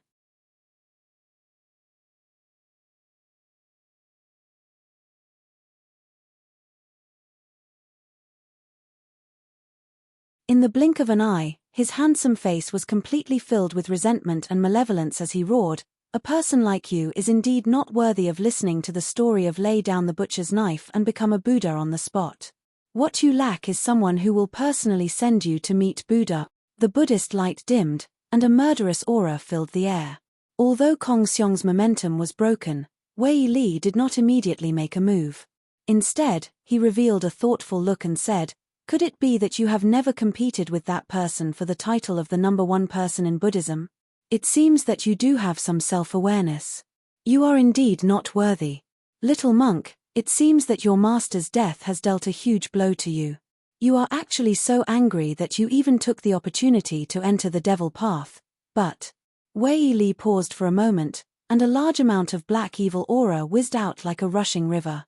In the blink of an eye, it formed a ferocious devil image that was more than 10 feet tall behind Wei Li. Its appearance was 70% similar to Wei Li, but it was much more ferocious and terrifying. When the devil image appeared, Wei Li's voice also became hoarse. "Little monk, since you have entered the devil path, you have to abide by the rules. The devil path does as one pleases. What rules are there?" Although Kong Xiong's evil aura was not as strong as Wei Li's, his Buddhist power was still incomparably vigorous even though it was polluted. The flickering Buddhist light around him constantly collided with the evil aura overflowing from Wei Li's devil image. "Hehe, that's a lot. Today, I will teach you the first lesson: respect your master." Wei Li's voice was low and hoarse, as if he was groaning, but also as if he was roaring. "The rules of the devil path cannot be disobeyed. If you break the rules that day, you will have to pay the lightest price, which is your life. However, little monk, you are different. You are alone, and even your master has been killed by me. So no matter how angry I am, in the end, I will still kill you. You have profited." Dark green flames gradually spread out from Wei Li's body. Together with the devil image behind him, it was as if an ancient great devil had broken out of its seal and was roaring towards the heavens, preparing to bring a calamity to the common people. Other than the almighty experts from the Great Desolation era, when the natives of the Sky Martial world saw this scene, regardless of their faction or realm, they all sucked in a breath of cold air. Ever since the Void Netherworld realm became human sovereigns, countless true experts went into seclusion. With the passage of time, the cultivators of the Void Netherworld realm gradually developed the style of a big shot, rarely personally taking action. Although the 7 great empires, the Endless Sea, and the 2 great demonic beast veins were all at war and seemed to be very fierce, in reality, All the empires were just small cats and there was nothing to see. However, this time in the northern frontier, a chaotic battle between 9 peak expert. Although it was exciting, there were only a few people who wished for them to really fight. Even some of the Heavenly Gate Guardians could not hold themselves back and planned to intervene. After all, with 9 peak experts taking action, even if the Black Jiao, Kagura, and Batu worked together to control the situation, they might not be able to protect the northern frontier. Although everyone wanted Black Jiao to die and the northern frontier to be destroyed, the conditions had to be reasonable. It should be known that once the northern frontier was destroyed, it meant that the agreement between the Heavenly Gate Guardians and the Sky Demon would lose its effect. At that time, the Sky Demon would run amok, and the few empires nearby would not be able to gain any benefits. Moreover, if the northern frontier was destroyed, who knew what kind of monster would appear from the remains of the northern frontier to take over the position of the northern frontier? That might be even more ferocious than the period when the Black Jiao ruled.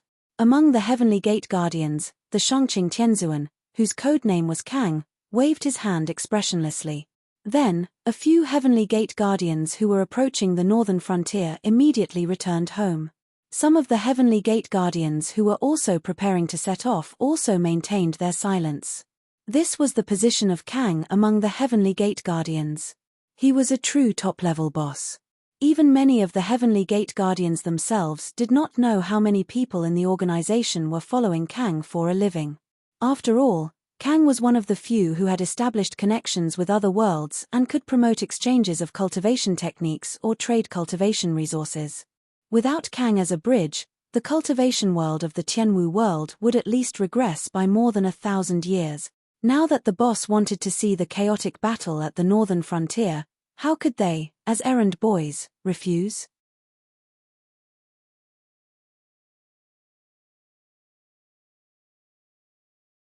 Chapter 1147. Pa. A crisp sound rang out. Lin Yuan and Bu Xingju clashed, then separated. At this moment, the severing thunder branch was almost stained with golden blood. Any drop of it would be an excellent material for refining elixirs on the market. However, no one dared to be greedy enough to throw it out to collect the blood. Not to mention that the main characters were watching from the side. Just by looking at the atmosphere, one would know that the 9 people fighting were definitely the strongest in the world. Getting involved in this kind of battle, even 10 lives wouldn't be enough to save one's life. However, the blood wasn't the main point of Lin Yuan's attention. The main point was that Lin Yuan had used his body as a spear, crazily clashing with the lightning-severing branch at least 1,000,000 times. This almost masochistic behavior had finally caused a crack to appear on the supreme treasure that had been suppressing Ying Tianguan's destiny. Don't underestimate this sliver of a crack. The development of the unorthodox Dao in the Tianwu world couldn't be considered as flourishing. Only the regions near the Hengduan mountain range had more refiners.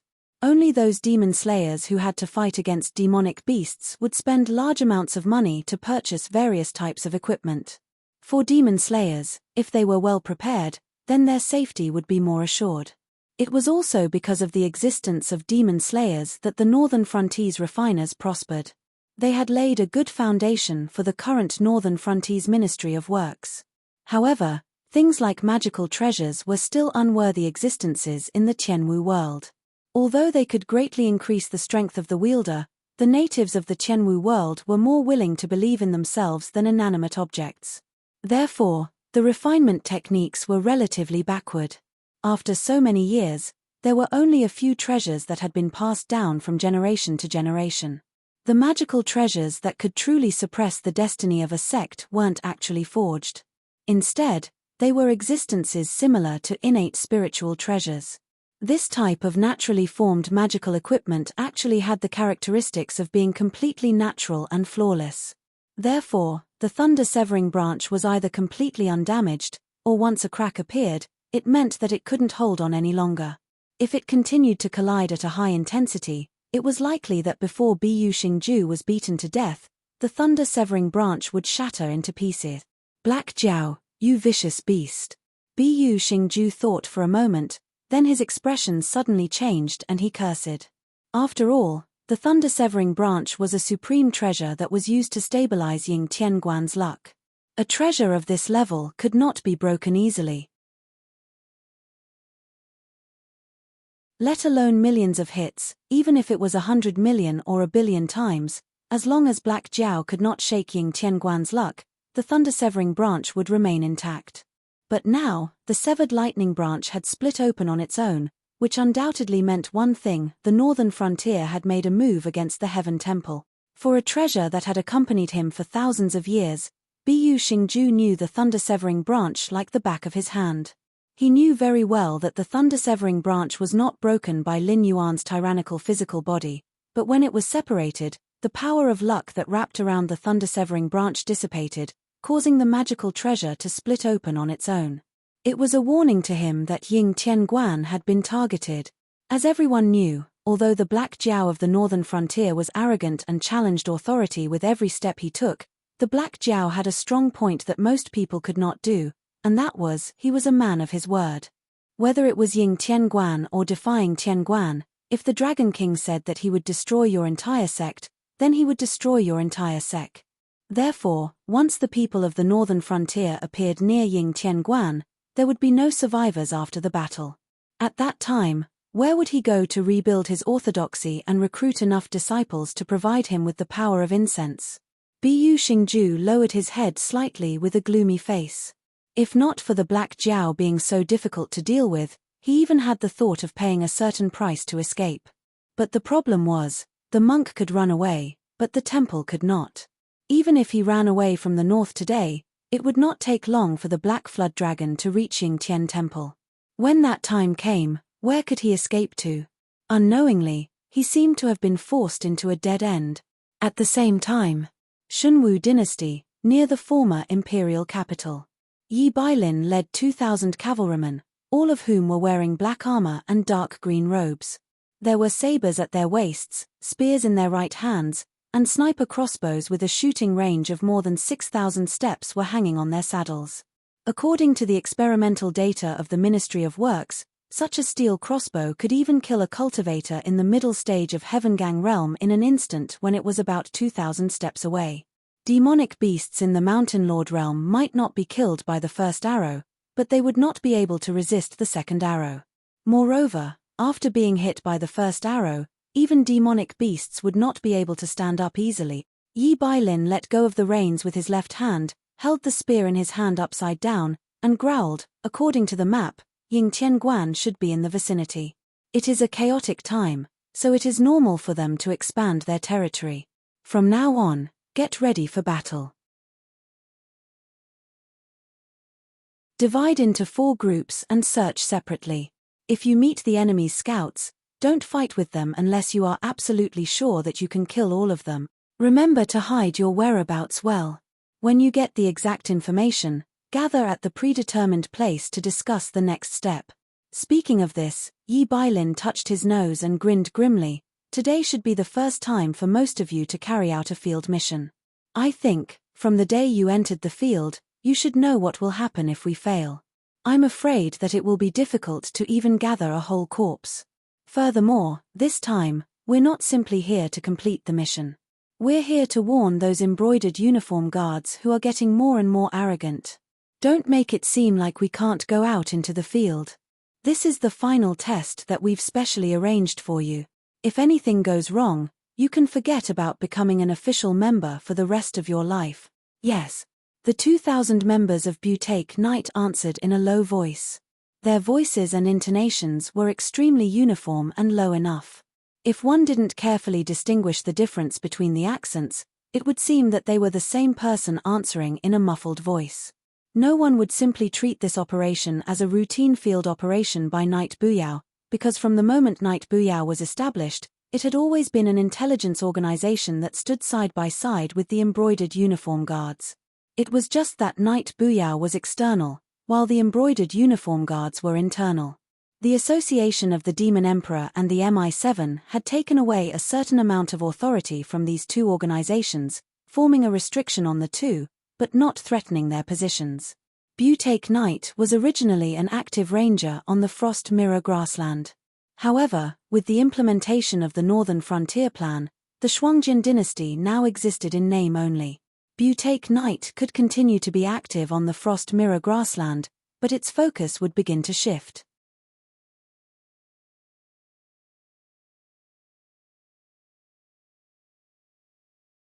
Chapter 1148. Especially after Li Xin took over the Embroidered Uniform Guard, the entire Embroidered Uniform Guard Yamen became crazier, even more terrifying than when Luo Shu was in charge. Luo Shu was a mad dog. No one knew what his goal was. In any case, he acted according to Lin Yuan's request. But at that time, the various forces on the northern frontier were simply afraid of the Embroidered Uniform Guard's strength. But now that Li Xin was the commander, it was different. The biggest difference between Li Xin and Luo Shu was that Li Xin would not kill for the sake of killing. He used the authority of the Embroidered Uniform Guard to block most of the various forces on the northern frontier. He did not even need to wield a butcher's knife. They would kneel down and admit their mistakes. Luo Shu's reign and Li Xin's were practically two different eras. Yi Bailin originally did not want to care about this kind of thing, but he really had no choice. After all, Yi Bushu was now in charge of supervising the Embroidered Uniform Guard. Once Li Xin completely stabilized his position and forced the various forces on the northern frontier to bow their heads, Yi Bailin would have nothing to do with it. That was why Yi Bailin volunteered to lead Knight Bushu to carry out the order to massacre Ying Tianguan. He wanted to shift Knight Bushu's focus to the mainland. Although he might not be able to keep Li Xin in check, at least he wouldn't let the Imperial Secret Service dominate the mainland. Clap. Clap. Yi Bailin gently clapped his hands twice and said with a smile, "That's it for the time being. Let's spread out and collect all kinds of information as fast as possible. When the time is right. Don't forget, our Dragon King has asked us to kill all these bastards. We'll try to take them away in one wave. Don't let anyone escape. Otherwise, we'll be in trouble." Soon, 2,000 of Yi Bushu's elite cavalry were split up. Each team of 500 people was further subdivided into action groups of 4 people. They spread out to gather information. The main purpose was to determine where Yingtian Temple's members gathered, how many cultivators and mortals there were in these places, the level of cultivation in the cultivation world, the fortifications of these strongholds, and so on. If they had the ability, it would be best to formulate the most efficient attack plan. These Yi Bushu had originally gone through a strict assessment before becoming a reserve. They had also developed first-rate horsemanship and fighting skills through numerous battles with the Frost Mirror Barbarian. Not to mention dealing with a temporarily organized scout of a sect, they were even confident that they could follow a tribe on the grasslands and keep the distance from them within 100 kilometers without them noticing their presence. Sitting on the back of the warhorse, Yi Bailin gloomily stared at the area where Ying Tianguan was located on the map. Dared to cause the northern Yingtian temples, they must pay the price. Dragon King said that he wanted all these people to die, so none of them could escape. At this moment, Yingtian Temple, who was still intoxicated by the birth of their ancestor, was exuding a happy atmosphere.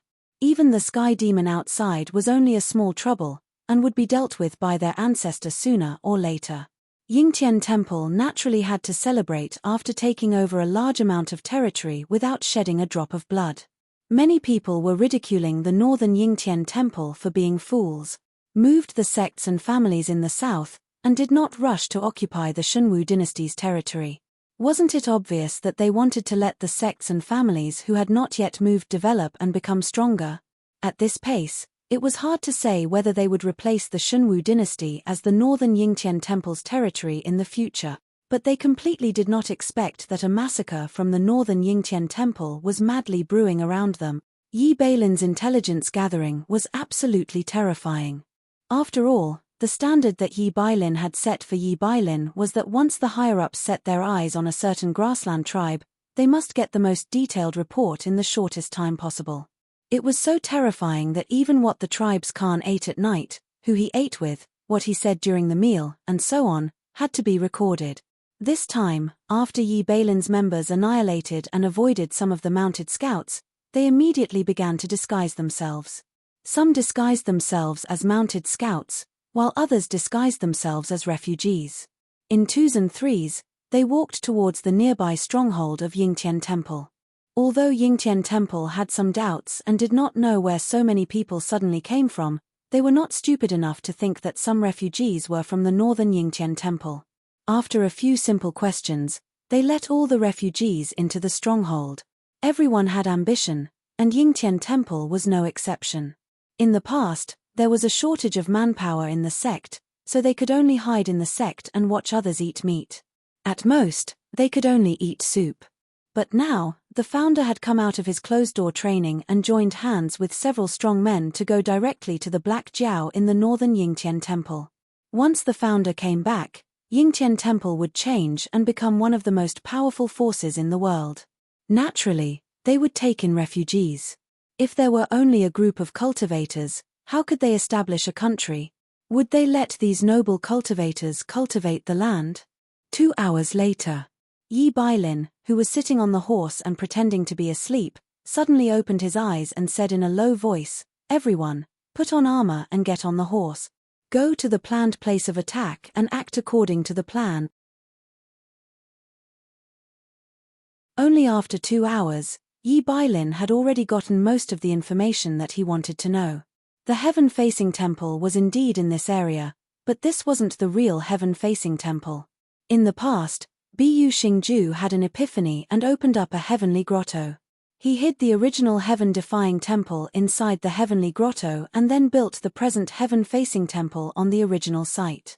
It wasn't that the sect didn't have enough disciples, it was just that the heaven-facing temple could only be considered an outer sect.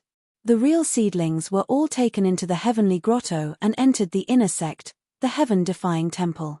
With Yingtian Temple as the center, there were 108 towns around it. Even the smallest town had a population of nearly 10 million. These towns were all funded by Yingtian Temple.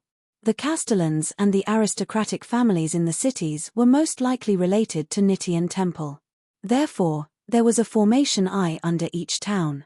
Only by destroying these 108 formation eyes could the entrance of the cave heaven world be exposed to the surface world. Otherwise, they had to contact the deacons of Nitian Temple at a certain time and ask them to guide them.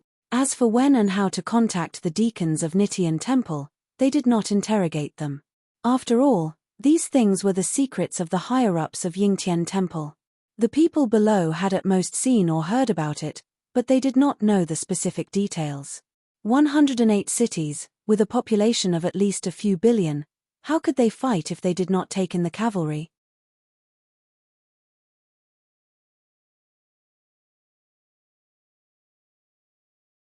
Chapter 1149. As one of Lin Yuan's creations, Yi Bailin could directly communicate with Lin Yuan through his consciousness. However, Yi Bailin had no intention of communicating with Lin Yuan to ask for reinforcements. This time, Yi Bushu had stolen the job of the embroidered uniform guards. Now that the border of the Frost Mirror grassland was at war, apart from the Blackwater Army, the Northern Frontier Dragon Cavalry, and the original border guards, the main force was Yi Bushu's cavalry. It could even be said that without Yi Bushu leading the way, those Frost Mirror barbarian who were familiar with the terrain would have a hard time catching them. The 2,000 cavalry here were all that Yi Bailin could muster. Call for reinforcements. He couldn't possibly ask the Northern Frontier to give up on supervising the entire territory and send people from the Association of the Demon Emperor, right? If he really called for reinforcements, it would definitely be the members of the embroidered uniform guards. Who knew how Li Xin would ridicule him? Yi Bailin gripped the spear in his hand and said in a deep voice, "If you want to deal with Yingtian Temple, you have to first destroy the 108 formation eyes of the hidden grotto heaven entrance. Not counting the refugees, there are billions of people. Even if they are all mortals, it will take you until next month to kill them all. Therefore, I will give you 3 days to infiltrate the various cities and towns and find out the formation eyes. Find out the name, background, and cultivation of the members of Yingtian Temple who are in charge of guarding the place. Do not leave out a single detail. These cities and towns all had nominal leaders. Some were disciples of Yingtian Temple, while some were old officials of the Shunwu dynasty. However, They were all taken over by Yingtian Temple on the first day they took office. Even if the city lord wasn't from Yingtian Temple, he was only the city lord. All the officials in the city and even the garrison army were disciples of Yingtian Temple. Not to mention the collapse of the Shunwu dynasty, even when the Shunwu dynasty was at its peak, they didn't dare to interfere with Yingtian Temple's affairs. After all, they had the protection of an immortal true monarch. Lei Qiusheng was also afraid. If there was no need, why would he provoke the guardian of the heavenly gate? But this time, the Dragon King had spoken. Then all the people related to Yingtian Temple would have to die. Outside Shunning City, Bu Xingju narrowed his eyes, sizing up Lin Yuan's murderous aura, then said in a low voice, "Black Jiao, I admit that I made a mistake this time. However, I feel that even though you are a demonic beast, you do not lose to a human in any aspect. Since that is the case, then you should be clear that there are no fairy tales in this world. Everything has to be based on benefits. If you are not moved, then it can only be because the benefits I offer are not enough." At this point, he paused for a moment and sighed as if he was discouraged. He then continued, "So, tell me. As long as your conditions aren't excessive, I can accept them. When this matter is over, I can also disband Yingtian Temple and hand over the aristocratic families under my command to you. In the war to conquer the Shunwu dynasty's territory, my Yingtian Temple's disciples can also serve as your vanguard. I will also enter the northern frontier for your command. How about it? If there's anything else you want to add, feel free to say it." Bu Xingju was very confident. This was because he felt that the bargaining chip he offered was definitely a huge bet. The existence of Yingtian Temple could not be hidden. Black Jiao would know about it sooner or later. However, Yingtian Temple only appeared on the surface. Even if all of their elite disciples were transferred over in recent years, they still maintained the strength of a second-rate sect on the surface. In fact, they were even stronger. Yingtian Temple had no less than 30 Void Realm cultivators. Even the Shunwu dynasty could not compare to them. In addition, he was a transcendent realm existence, which added a huge bet to this bargaining chip. With the help of a transcendent realm expert, even the other Heavenly Gate Guardians' forces would have to welcome him, let alone the developing northern frontier. Next, whether it was fighting against the Sky Demon, recovering the territory of the Shunwu dynasty, or continuing to expand and annex the Frost Mirror grassland or other dynasties, with the help of a transcendent realm expert, their chances of winning would increase by at least 3 times. "Yeah." Lin Yuan nodded slightly and said with a smile, "Your bargaining chip is indeed very tempting.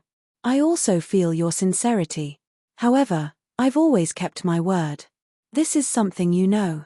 Therefore, from the moment you stood in front of me, you're already a dead man. I won't let go of your entire Yingtian Temple. You're courting death." Bu Xingju's face was ferocious. He took the initiative to raise the severing thunder branch. Lightning flashed on the pitch-black wooden stick. It actually attracted the power of lightning in the surrounding thunderclouds and turned into a lightning dragon that attached itself to the severing thunder branch.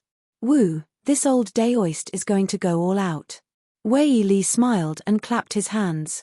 His entire body was covered in dark green flames. Under his feet was Kong Xiong's head, which was bleeding from his 7 orifices. Kong Xiong's body had already been burned to a crisp by the dark green flames, leaving only a bald head. His handsomeness and bearing had all disappeared without a trace. His facial features that were excessively pale after losing blood were filled with resentment. Combined with his appearance that was bleeding from his 7 orifices, he looked even more sinister and terrifying. While laughing, Wei Li's face suddenly paled. He opened his mouth and spat out a mouthful of dark brown blood. He cursed, "This damn little monk is quite vicious. He knew that he couldn't beat me, so he risked his life and poured all his Buddhist energy into my body. If it wasn't for my profound cultivation, I'm afraid my body would have exploded on the spot and I would have died together with a damn monk like you. I need to pay more." Du Ming slowly sheathed his long sword. His elegant chivalrous robe hung on his body like rags. His left sleeve had already been cut off. To be more precise, His left hand was only left with the upper half of his arm. The neat cut was not blood, but black ink.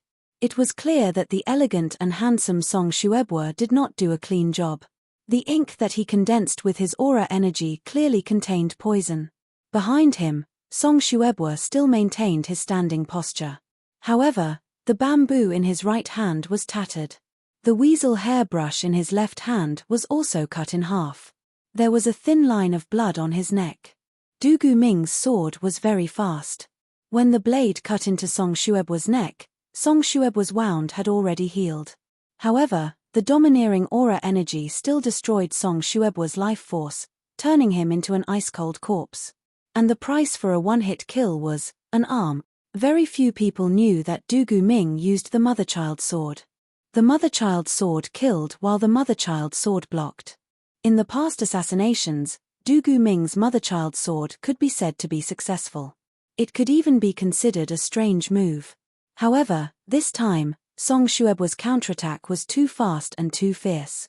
It was as if he planned to use his life to exchange for Du Guming's. Even if Du Guming's reaction was fast enough, he still left half of his arm behind. Even the mother-child sword was exposed to the sight of countless spectators. Even if he used spiritual items to heal his arm, his threat would be greatly reduced in the future.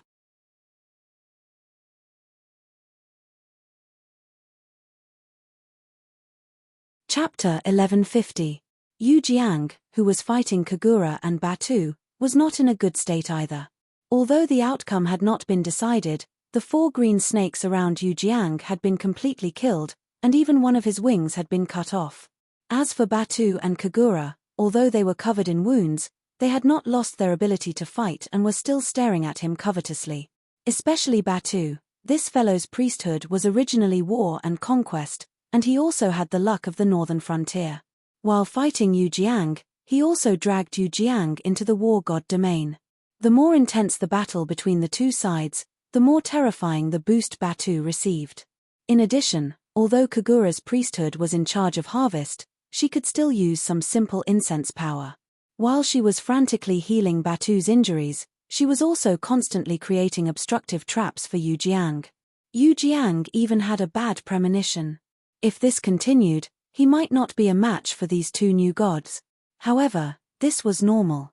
After all, these prehistoric creatures were extremely powerful, but there was a limit to the world's capacity.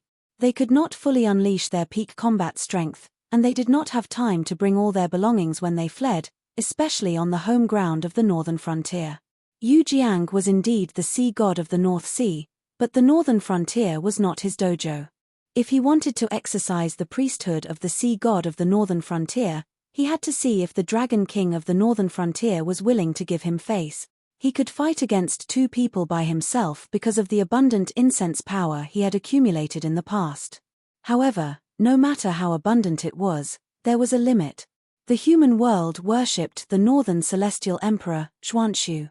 Even though Xuanxu later handed over the priesthood of the northern celestial emperor to his minister, Xianming, people still worshipped Xuanming's incarnation, Zhenwu the Great Emperor.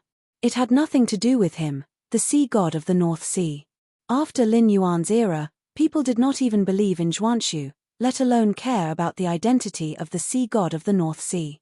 At this moment, the scales of victory had begun to tilt towards the northern frontier. Yu Jiang flapped his wings and forced Batu to retreat. He roared, "Di Shong, what are you waiting for?" Di Shong. When he heard this name, Lin Yuan could not help but be slightly stunned. The prehistoric creatures watching the battle could not help but hold their breaths. After the fall of the Shong dynasty and before the reign of Qin Shi Huang, there was only one human king in the world. In the 800 years of the Zhou dynasty and the later Spring and Autumn period and the Warring States period, the rulers were basically the son of heaven and not the human king. Those in the Warring States period were not even the son of heaven, but only the king of vassals. To the high and mighty creatures in the untainted land, no one cared about the life and death of these vassals except for the Grand Supremes and other powerful people who had set up the human world. But Di Shong was different. Other than Shangqing Tianzuan, they either hid from the world like Hanba, or they had more or less fought with Di Shong. These mighty people from the prehistoric world knew very well how terrifying the human king who carried the will of the 3 sovereigns and 5 emperors was. In the prehistoric world, he forced Hongjun, who was the ruler at that time, to want to get rid of him, but he was helpless. He could only set off a calamity and joined hands with the heavenly Tao to cultivate the emperor of Ju. He even caused the Ren school, Chan school, and Western school to join hands and almost defeat the Shang dynasty. In the end, the battle was so intense that even the 6 saints of heaven had to join the battle. From this point alone, it could be seen how terrifying the Shang dynasty, who dared to compete with heaven, was. Originally, the northern frontier could be considered a sure win.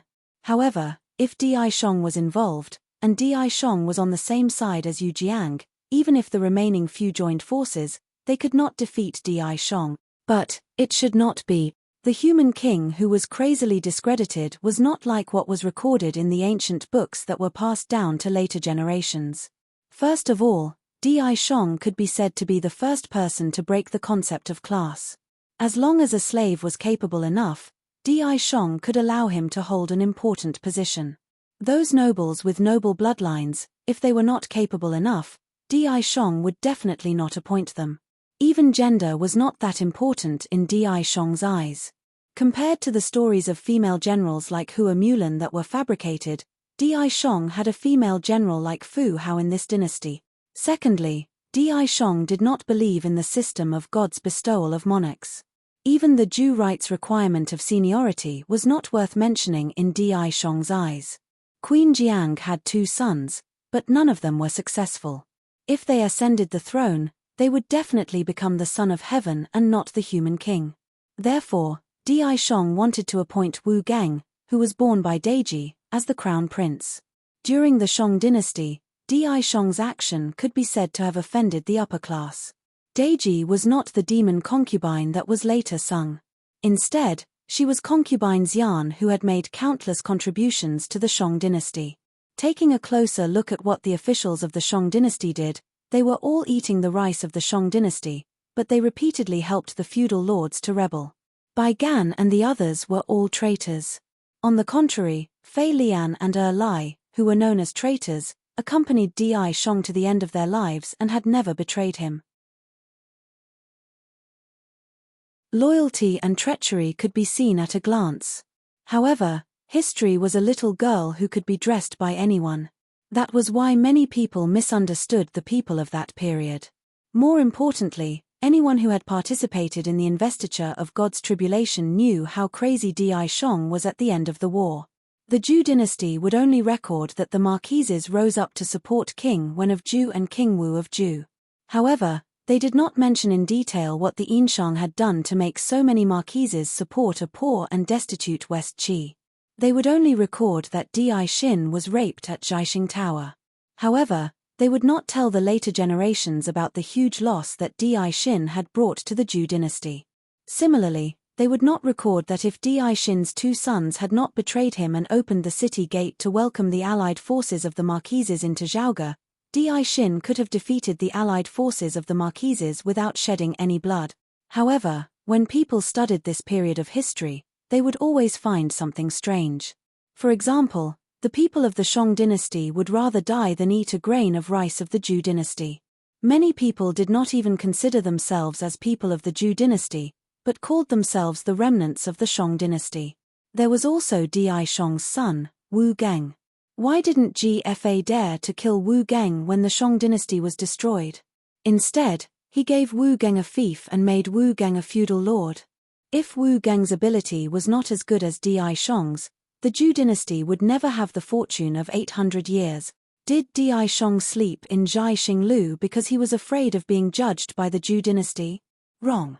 Di Shang sleep in Jiaxing Lu was not because he was afraid of the judgment of the Ju dynasty. On the other hand, it was the most powerful counterattack of a human king against a group of traitors at the last moment. If Di Shang did not rape, Wu Geng would not have lived to the next day. The rulers of the Ju dynasty never dared to call themselves emperors. Compared to human kings like Di Qi, Di Yu, and Di Shang who used emperor as the prefix, the rulers of the Ju dynasty always called themselves king. You're tuning in to the Celestial War YouTube channel. Don't forget to subscribe and join us on this journey to catch the most captivating stories.